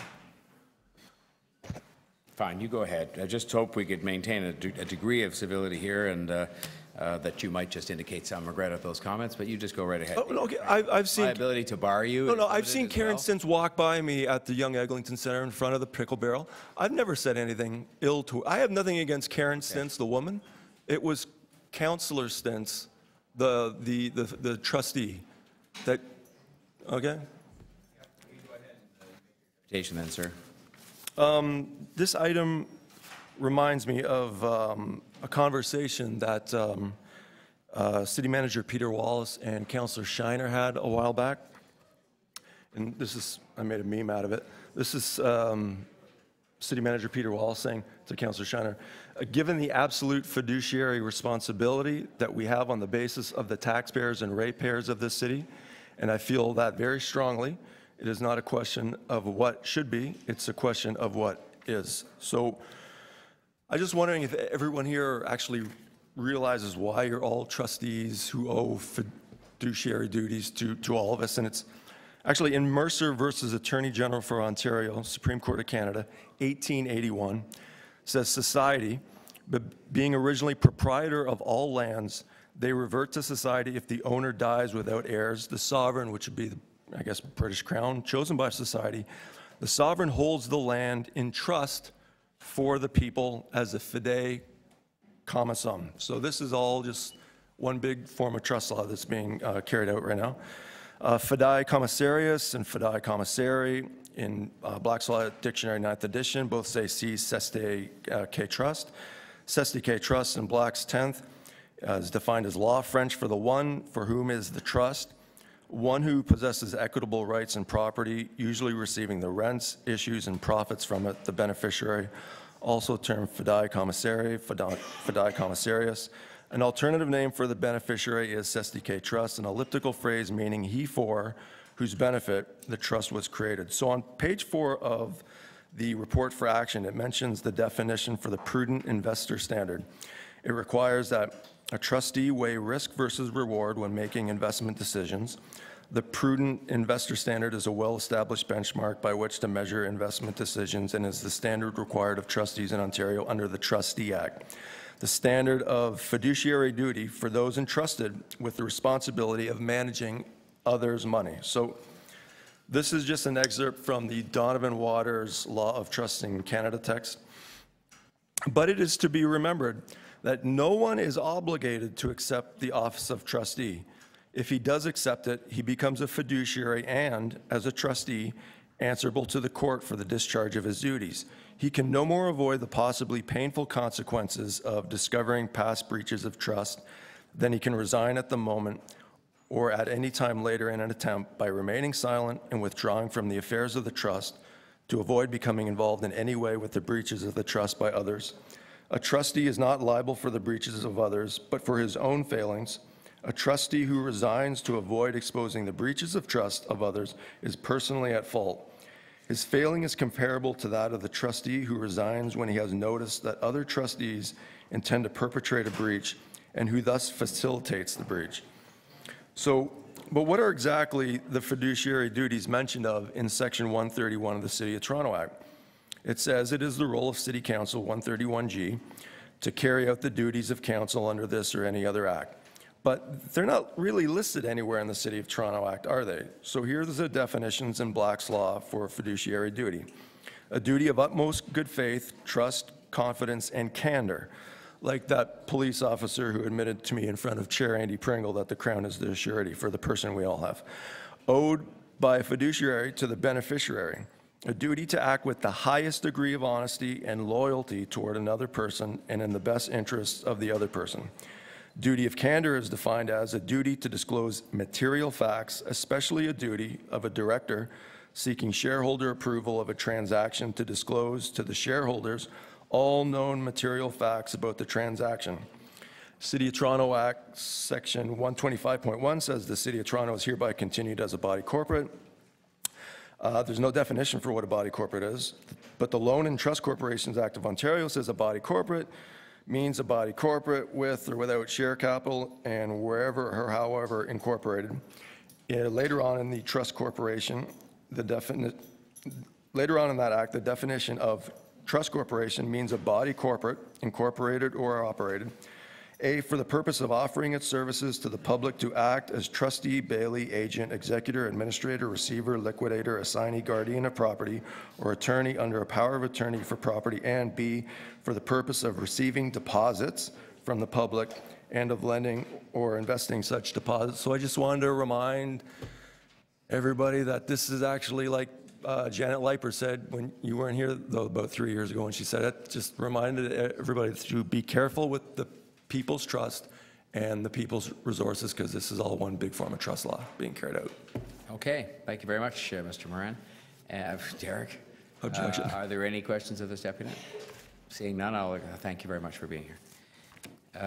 So that would bring us to, I think that's all the deputations we have. That would bring us to questions of staff by visiting members of council, if there are any. I don't see any questions of staff by members of the committee. All right, are we ready to then to put the question on the recommendations in the report? All right, all those in favor? Opposed? Carried. Item 23.3. There are 4 deputations on this, 3 rather, and the first is Robin Buxton Potts. Robin Buxton Potts here? Okay. Sumaira Ahmed, member Unite Here, Local 75, working for Airmark. Okay, okay. And then there's Ashini Guruj. Is that you? Ms. Guruj, please come forward. Thank you for your patience.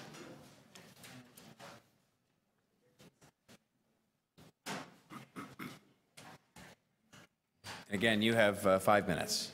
Thank you. The Executive Committee and City Councillors. My name is Ashini Guruj. I am here today to voice our union support for creating an advisory committee with the proposal of enhancing city academic relations. As a campus support worker, I am an important part of our city's university community. I know firsthand the important role that post-secondary schools play in our city. They are the anchor institutions that produce the next generation of our city's leaders. I am incredibly proud to be a part of this community. I get to know many students well because a lot of them have worked with me and beside me over the years. So much activity happens at our colleges and universities. They are places where we learn and conduct research, but they are also institutions that employ thousands. Employment conditions at Toronto colleges and universities are the living conditions for many Torontonians. Because of this, it's important to expand the membership of this committee to include additional stakeholders. The proposed advisory committee should also include faculty members, students, support workers, and neighboring community members. This would make sure more voices were heard and would ensure that the committee reflects the diverse stakeholders that make Toronto's colleges and universities some of the best in the world. I have worked at the University of Toronto, Scarborough campus for the last 3 years. I worked for the subcontractor Aramark at a Tim Hortons outlet on campus. For the last 3 years, my husband had to return to Sri Lanka for work reasons. He was a doctor from Sri Lanka, and he needed to pump up his years of service there in order to hope to qualify to work here. That meant I was alone here in Canada until recently, taking care of my 3 girls, all of whom are under 10 years old. Luckily, I was able to find work on campus at UTSC. But unfortunately, my experience has been one of struggle. I work full-time for slightly above minimum wage. In my 3 years working on campus at UTSC, I have never taken home more than $710 on my biweekly paycheck. Can you imagine raising 3 young girls on $355 a week? That's why we have been on strike for the past month. We are fighting to end poverty wages in campuses. Toronto colleges and universities are anchor institutions. They train tomorrow's leaders, drive research and innovation, and serve as employment, cultural, and economic hubs for our communities. They also employ thousands of Toronto residents, people like me. Expanding the committee to include faculty, students, and campus workers like me would create a broader, more inclusive advisory committee, one that is more reflecting on the diverse voices that exist on our campuses. Thank you.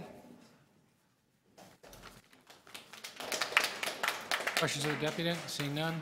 Thank you very much. Thank you. Any questions of staff? Oh, questions for the deputant. Oh, I'm sorry. Question for the deputant? So, just for clarity's sake, are you currently on strike? Yeah, we are on strike. And against which institution?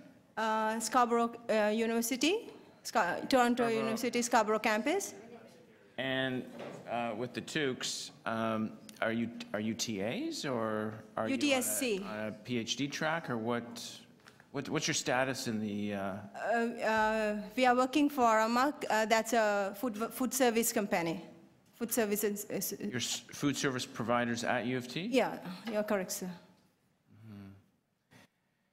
Okay, and the item before us is enhancing city academic relations. Is your suggestion to us to get tough with post-secondary institutions that aren't paying fair wages? Is that your message to us? Then when we can, because I want to tell them if we have a voice, then in the committee, then we can talk about, like, sir, that's what I meant. Fair enough. Now, my experience from my university days was the food services were outsourced to a third-party contractor, and they delivered it on a licensed basis. Are you direct employees of a University of Toronto, or are you employees of a third-party licensee? Yeah, it's a subcontractor. That name is Aramark, Canada. Aramark. Okay. Thank you very much. Thank you. Okay. Anybody want to move the recommendations? Oh. Councillor Mihevik. Thank you very much. Yeah, I know it's been a long day, and I stayed back, frankly, just for this particular item. And I'm not going to recommend anything else be moved. I think the recommendation here is received for information, but I do think it's worth taking 2 minutes to highlight how important this report is. In the long term for the city, it is really important. We're not the only city that is struggling with the question of how we deal with, frankly, the brain centers in the cities, and that is the universities and colleges. The proposal here is that a memoranda of understanding be developed with different universities and colleges that both serve their interests and our interests, and that a committee is set up at the staff level, so not at the councillor level, to facilitate those relationships. And of course, we have literally hundreds of thousands of university and college students that are in our borders. And so this is going to be, at some time, it's going to be about employment. Sometimes it's about student housing. But what I hope that this committee does, and I thank the work that our partnership office did and our city manager's office did on this, but I really hope, and so I'm almost talking directly to this city manager, that they also ask the universities to help us with the pervasive issues that we as a large urban city have to deal with. You know, when I was in university, if you wanted to study urban issues, what did you do? You went kind of into the geography department, and maybe you did some map coloring, but it wasn't a developed science whatsoever.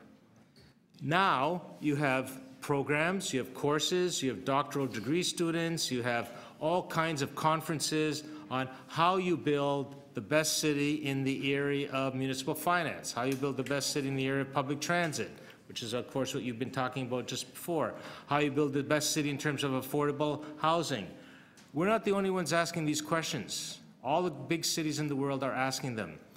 And what we have in Toronto, given the volume of students, the almost largesse of our university institutions, is a lot of brain power. And we want that brain power put at the service of city building. That's what I really see this, frankly, at its core about. So it's about the housing, it's about the employment, but mostly, to me, it's about using those resources to help us with our persistent issues that we deal with as a city.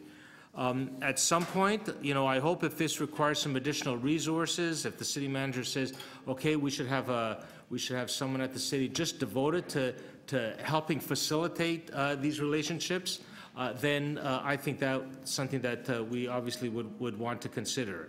I acknowledge as well that already a lot is happening. I know economic development, Mike Williams' group is doing a lot of good work already with the universities around economic development.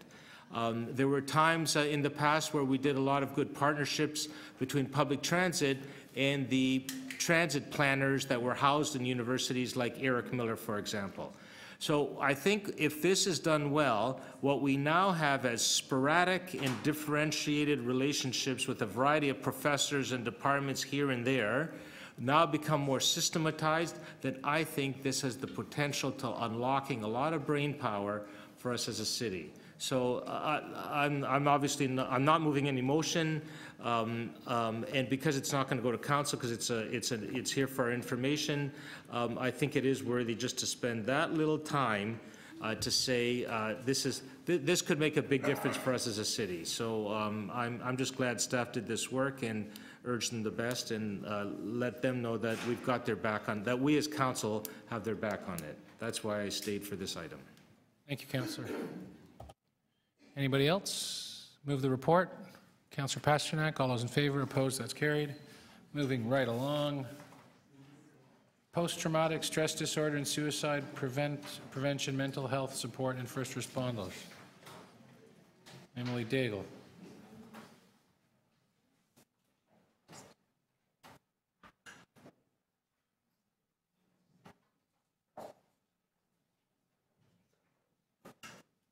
All right. Pardon me? He has to turn the mic on.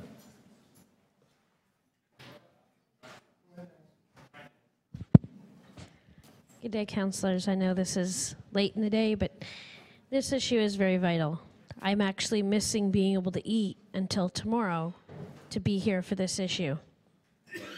Most important thing is our first responders are the first ones to help us when we're in trouble, but when they need help, where are we? I have PTSD myself. So does my husband. My adoptive father was a first responder. He went for 9 years not being able to get the help he needed. He was an adoptive father in name, not by paper, not by blood. He chose to help me in a broken home. It's the closest thing to a father I've had. He committed suicide because he couldn't get the help he needed. There's a thing with first responders. They're tough. They're strong people. It's a code of silence. They think they're weak asking for help. But they're human beings, and we need to be there for them. And I just ask you guys to pass this and to make sure that our city is there for them in every way, shape, form possible. I have a close friend who I consider a brother. He was a first responder. He was one of those guys that, you know, everybody thinks is this tough 6'4" big guy. He was a fireman. He committed suicide 3 years ago. I miss him every day. I used to talk to him on Facebook and Twitter and Skype. I ask you, as a survivor of PTSD, as someone who's seen and witnessed and felt the effects of PTSD, please be there for these people. Thank you. Any questions of the deputy? No? Thank you. Taken into committee. Questions of staff? Seeing none. Oh, Councillor Ainsley. Thank you, through Mr. Deputy Mayor. I had a question of staff. In 2013, my understanding is that the Mental Health Commission of Canada issued a set of guidelines which are called the National Standard for Psychological Health and Safety in the Workplace, and they're commonly known as the standard, but they're not, it's just a standard. They're not really legally enforceable. Is that? Yeah. Through the chair, Alison Anderson, Director of Occupational Health and Safety. That is correct.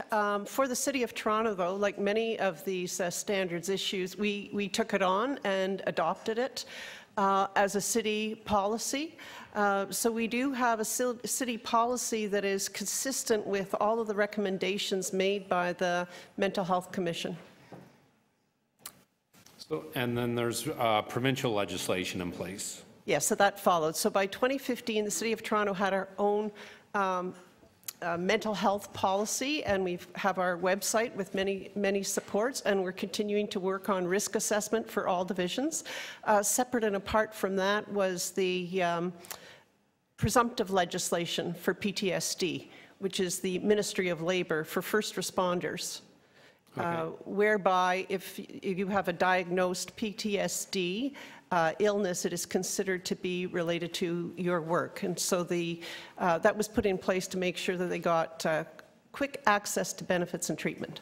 Okay. Is there any, because the reading that I have been doing about PTSD is there a national movement that trying to put together national legislation that's more enforceable, or is there a need for that, do you think, or? Well, I saw that there was a private member's bill over a year ago. I'm not sure it made it past first reading. It was specifically directed at veterans. Okay. So not so much applying to us. Okay, all right. Thank you very much. Right. You want to move the report, Councillor? Sure. All those in favor? Opposed? That's carried. Item number 5 on the handball item. Women's handball, is Chris Fernandez here? Yeah. Come on up.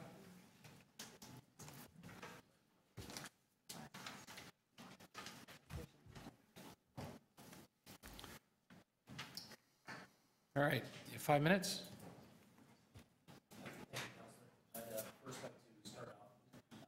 Thanking Councillor Pasternak, who's been absolutely astounding in helping us in navigating, trying to bring a world-class Pan-American Championship here to Toronto, as well as the sport program and events programs people, Laura Jane Elkin and Kathy Vincelli, Harold Ma, and everybody else who's been outstanding in trying to bring these events over to Toronto.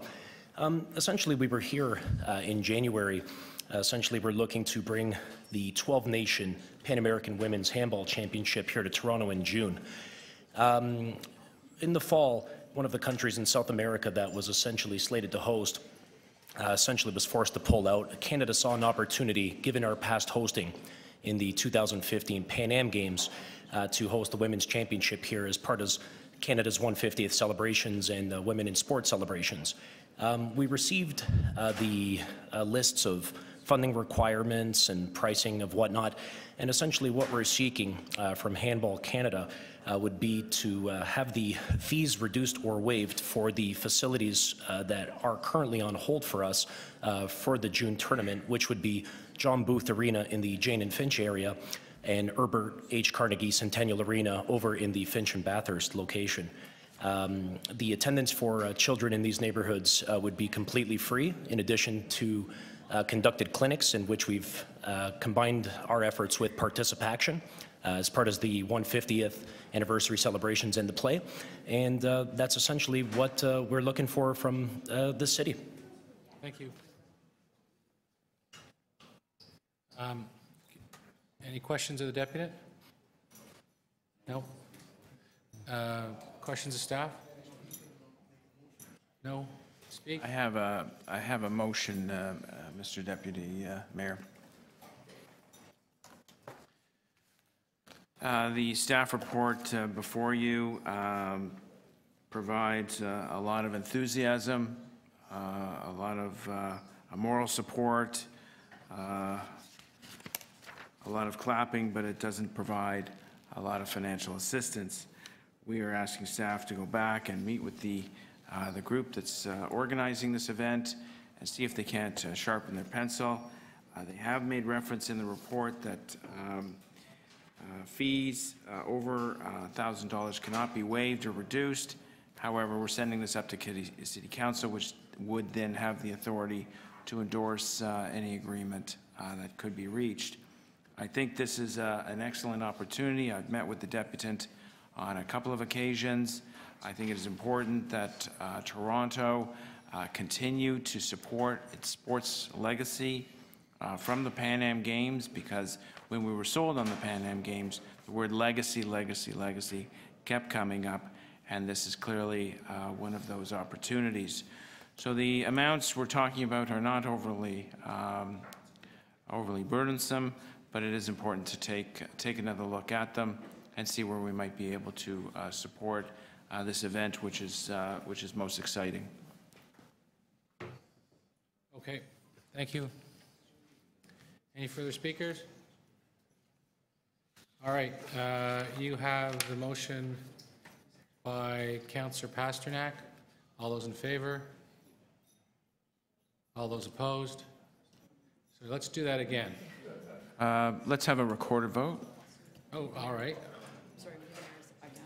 Oh, Mr. Mayor, I think we need you for quorum.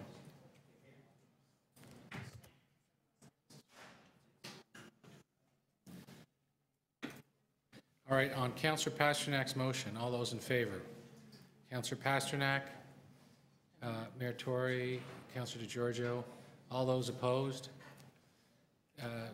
Councillor Bilow, Councillor Burnside, Councillor Crawford, and Deputy Mayor Minnan-Wong. Councillor Ainsley, do you vote in favor or are you against Councillor Pasternak's motion?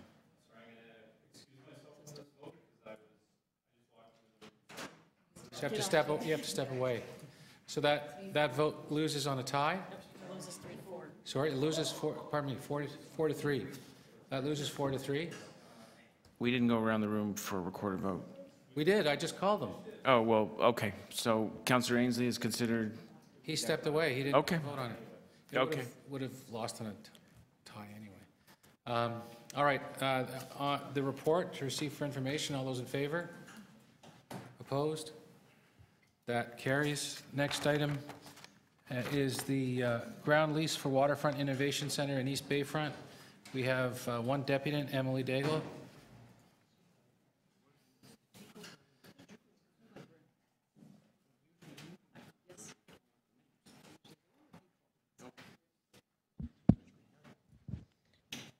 Oh, hello again.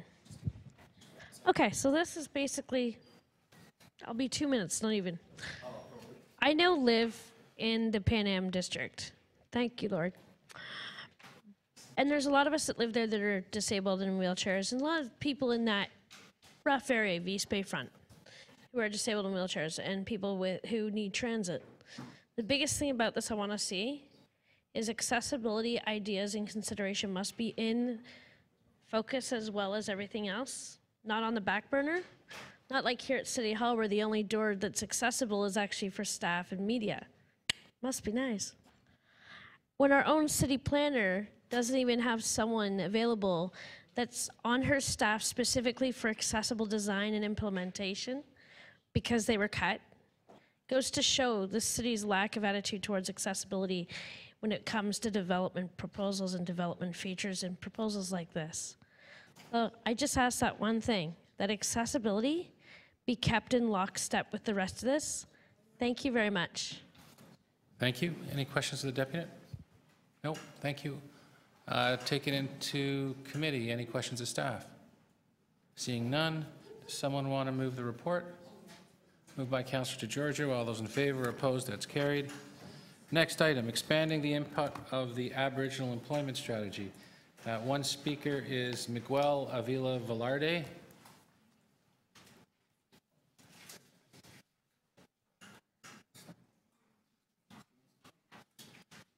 Welcome. I have a little video to show to the committee. Oh, you need to plug in? All right.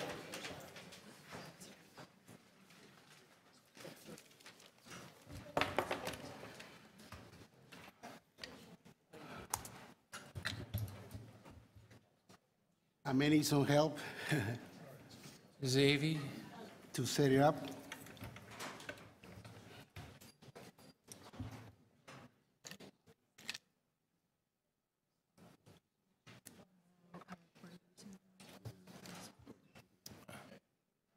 There we go.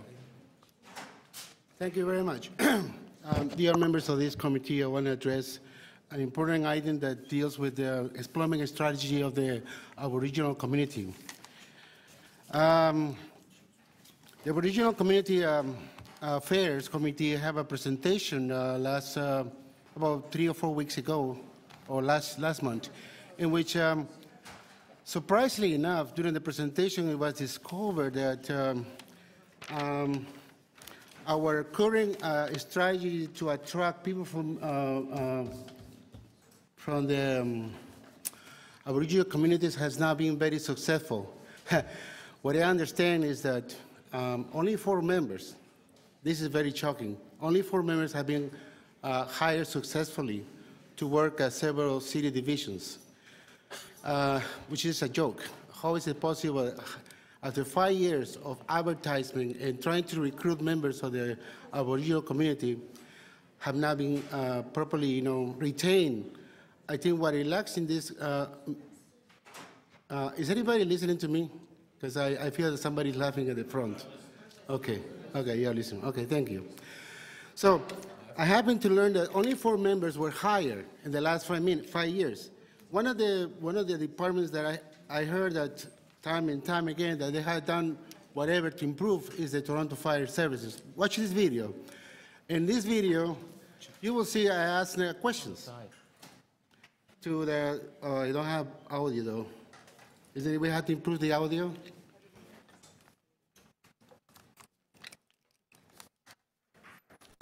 Is that how it works? No, I don't have audio. Is it plugged in? Yeah, it is plugged in. I'm not hearing anything coming out of your laptop. You're gonna have to forgive me. I got some problem with technology. There's one. Okay, sorry.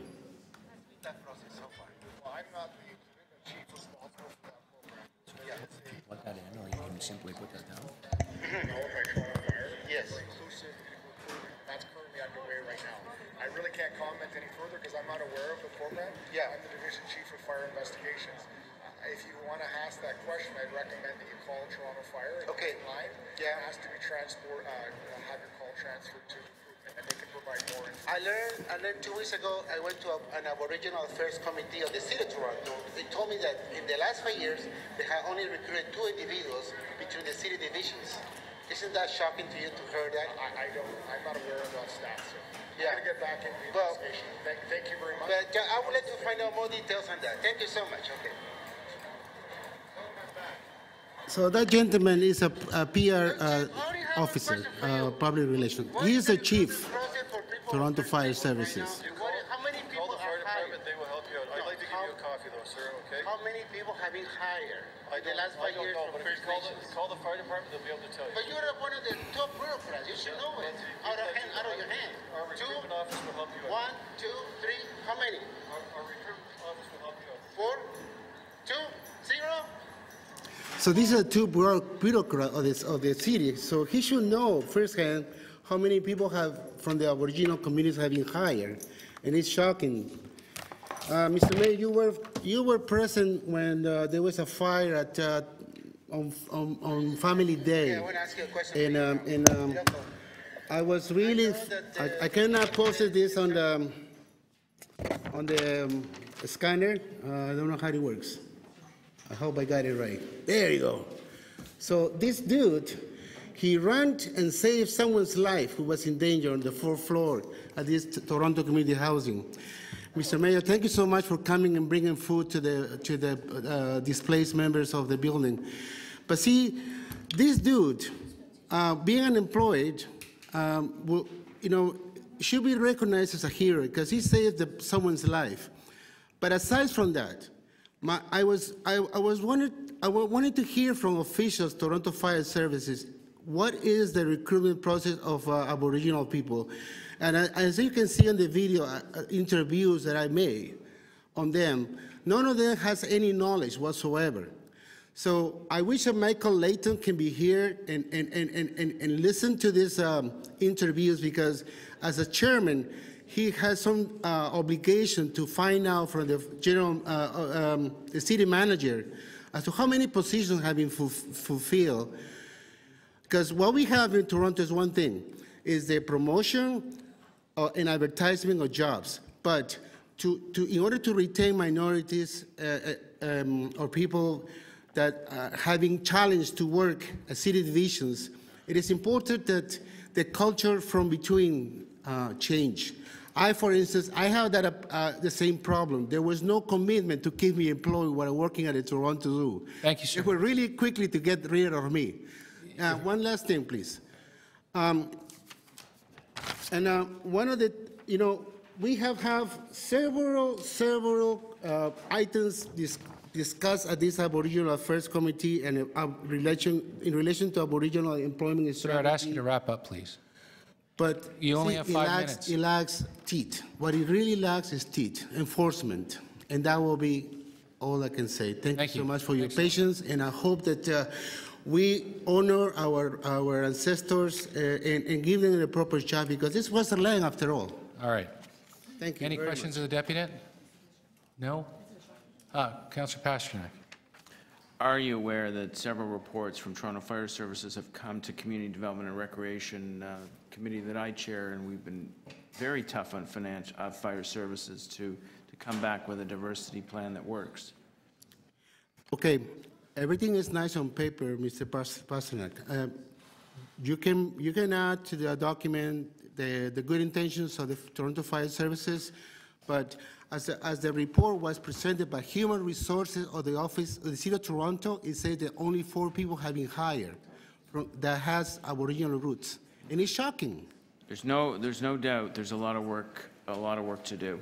Yes, I absolutely agree with that. But it seems that our Office of Resilience that's going to be hired can undertake that labor of ensuring that the policies that are implemented, not just for the Toronto Employment Service, Toronto that only covers the people working in this facility, right? But what about the city divisions, city TTC, the Toronto Police Service, et cetera, et cetera? There has to be a broader policy to retain people who have faced challenges in employment. Thank you. You're welcome. Any further questions, Councillor? No. Speakers? Questions of staff? I'm not sure who to address this to. In the slide presentation that we've done, it refers to HR currently working. The city clerk's office organized a 4-6-month internship program in council's offices. I was just trying to understand, are those internships paid positions? I believe so, Councillor. I'm not 100% sure. I can find out for you.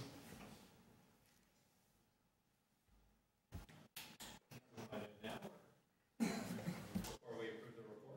I'm just trying to understand that within the Aboriginal strategy, if they're not approved positions, paid positions, I think it'd be more appropriate. We're going to have 4 internships within the strategy in council's offices that they be paid positions. Can we hold this down? We can hold it down. Let's. And then my next question was finance. Was if they're not paid positions, is there somewhere we could look at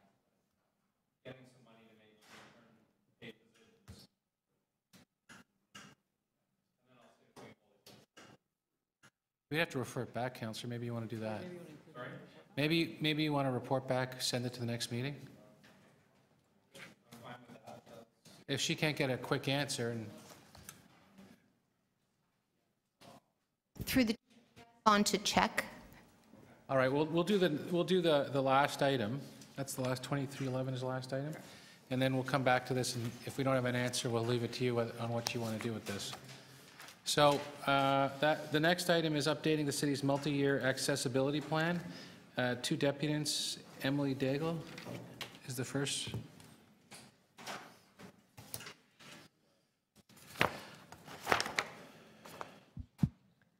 Hello. So I'm sitting beside a certain desk. Some of you may know about the flipping. I got stuck underneath this desk. I couldn't even get comfortable the way I am now. I was right down on the ground with my feet. So I got stuck under here, and thankfully now it's mounted. Thank you. And the AV team are incredible. No more crushing over trying to grab that mic, drag it over here, and almost rip it off. But the multi-year accessibility plan, I haven't seen any other people here today in wheelchairs. I don't see any city councilors who are legally blind or in a wheelchair or any of that. I've fought so many times for so many things. The TV in chambers, the second accessibility position to be reopened during the past term. Simple things such as a wheelchair supposedly accessible washroom stall door that used to swing into the stall so you could get in. You couldn't close the door.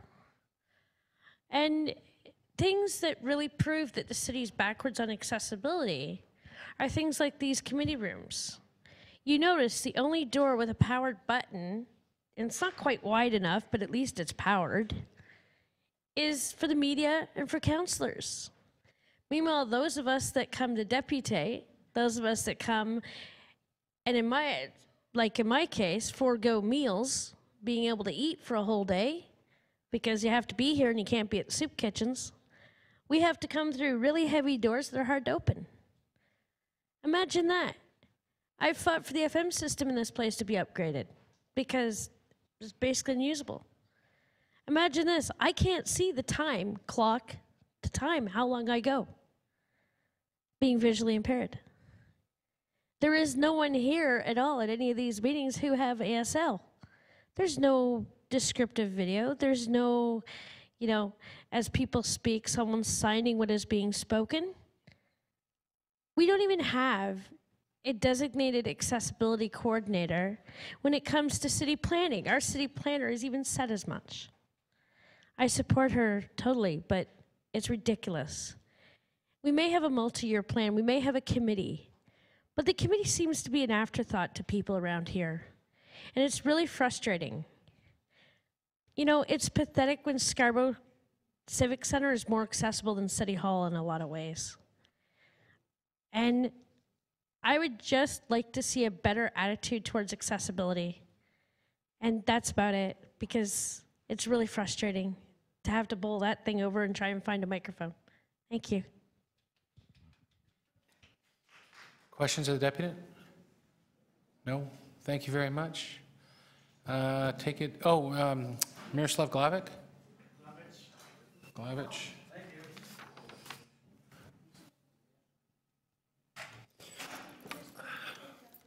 you. 5 minutes, right? Yes. Okay. 3 minutes. Excuse me? You have 5 minutes. That was for the TTC item. You have 5 minutes. Okay. Wish I'd known that. She said what I was going to say, most of it. She mentioned an FM transmitter system.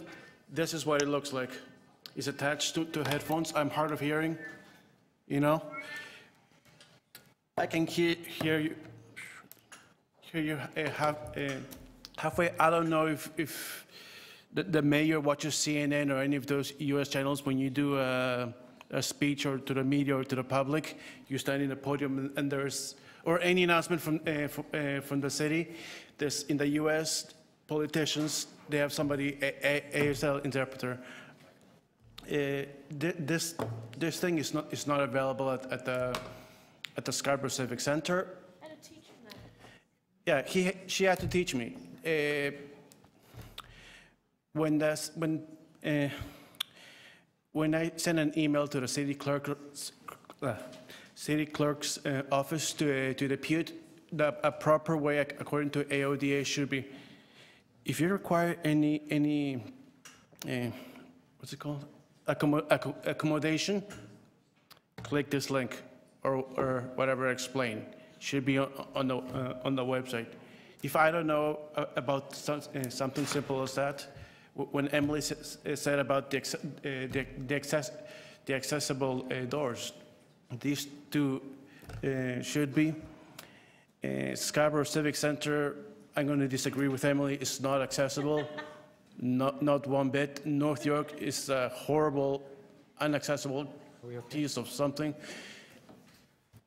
That plan doesn't do anything. One of the problems in accessibility is you people.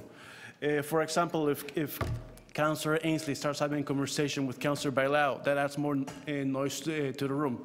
The mayor, for every month, many times, you have to tell people to be quiet, including city staff.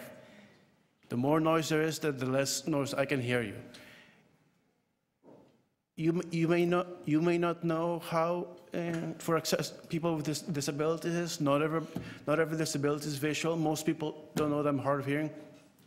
Spend a week in my life. Spend a week in her shoes, life, whatever, you know. The accessible plan is 1% of what it should actually be. This building, every city building, including community centers, should be accessible, not in 2025, not in whenever. It should be now. One of the simplest things is when security or the city clerk opens those two doors there, only one is open. Both should be unlocked for especially people with wheelchairs that need to have a wider. I've been asking that for close to 5 years, and nobody checks whether the doors are open or not. You know, we need better. Spend a day in my shoes if your feet are size 10, you know. But try coming to Scarborough, Scarborough, and try to see how the Civic Center is. The North York Center is the worst of all the civic centers. Etobicoke is the nice one. You know, just think about anybody in your personal lives that needs accessibility issues. Your parents, any seniors in your community, you know? One of the things I've been pushing, and the city has been fighting me against it, having Skype deputations. Not everybody can make it here. Try going up the stairs to come here in a wheelchair. The elevator that's just outside here, half the time it's never working. You know, and the power button, the push buttons to open the doors. In this building, the main door, 80% of the time it never works. I have to wait for somebody to open it. You know, and things like that should be checked, and the plan doesn't say anything whatsoever about it. And I've made this deputation many times over the years. Thank you. Thank you. Any questions of the deputant? Councillor Ainsley.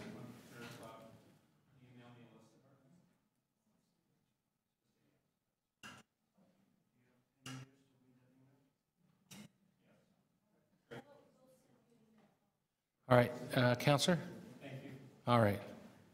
Take it into committee. Any questions of staff? Seeing none. Speakers? Councillor Ainsley?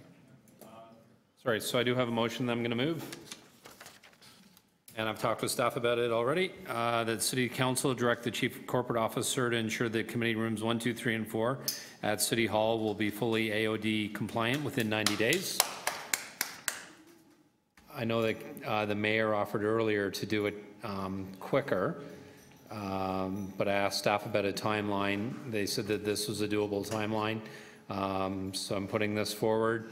As chair of the Government Management Committee, I get a lot more complaints About the committee rooms, I understand there's issues in the civic centers. Staff are working on a timeline to make sure they're AODA compliant as soon as possible, but I would like to advance the 4 committee rooms because I hear complaints about these 4 much more than anywhere else when members of the public are coming in to make deputations. Thank you. Can the staff just nod their head that they're okay with this motion? Or could we bring staff on the floor? Is that all right if we vary? Because I don't want to support a motion that they can't.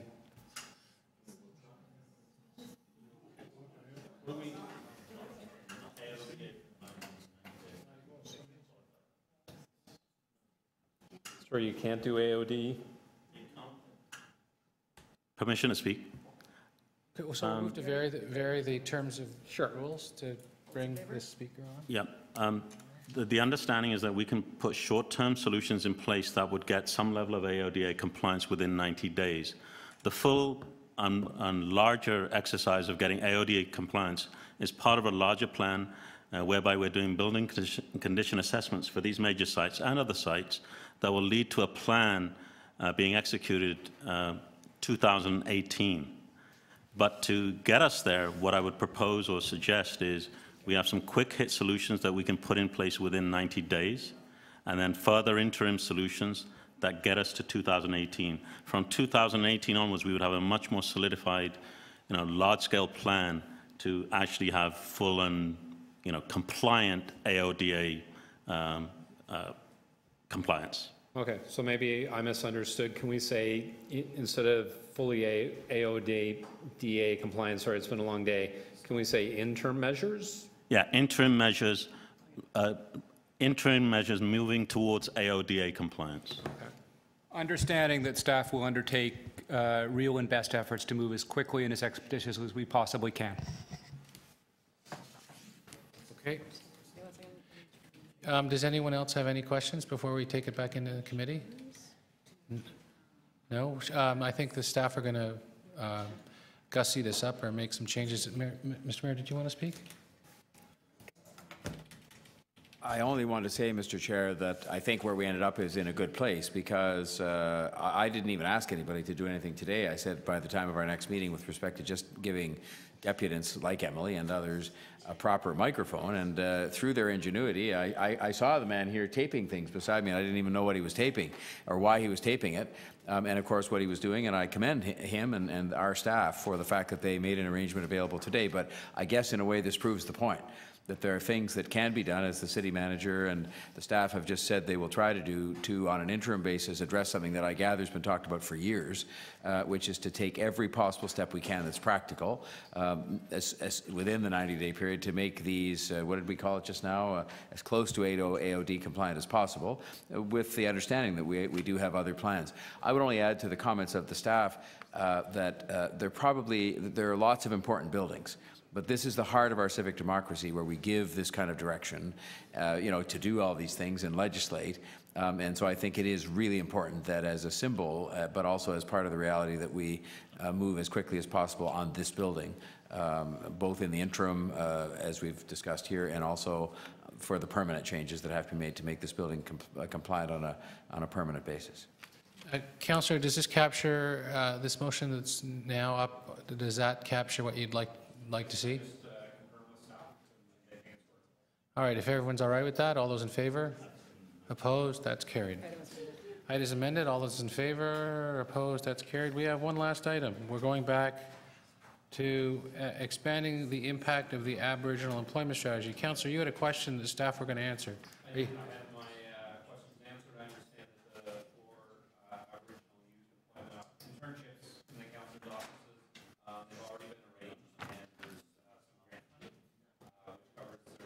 Salaries, which is at the city standard.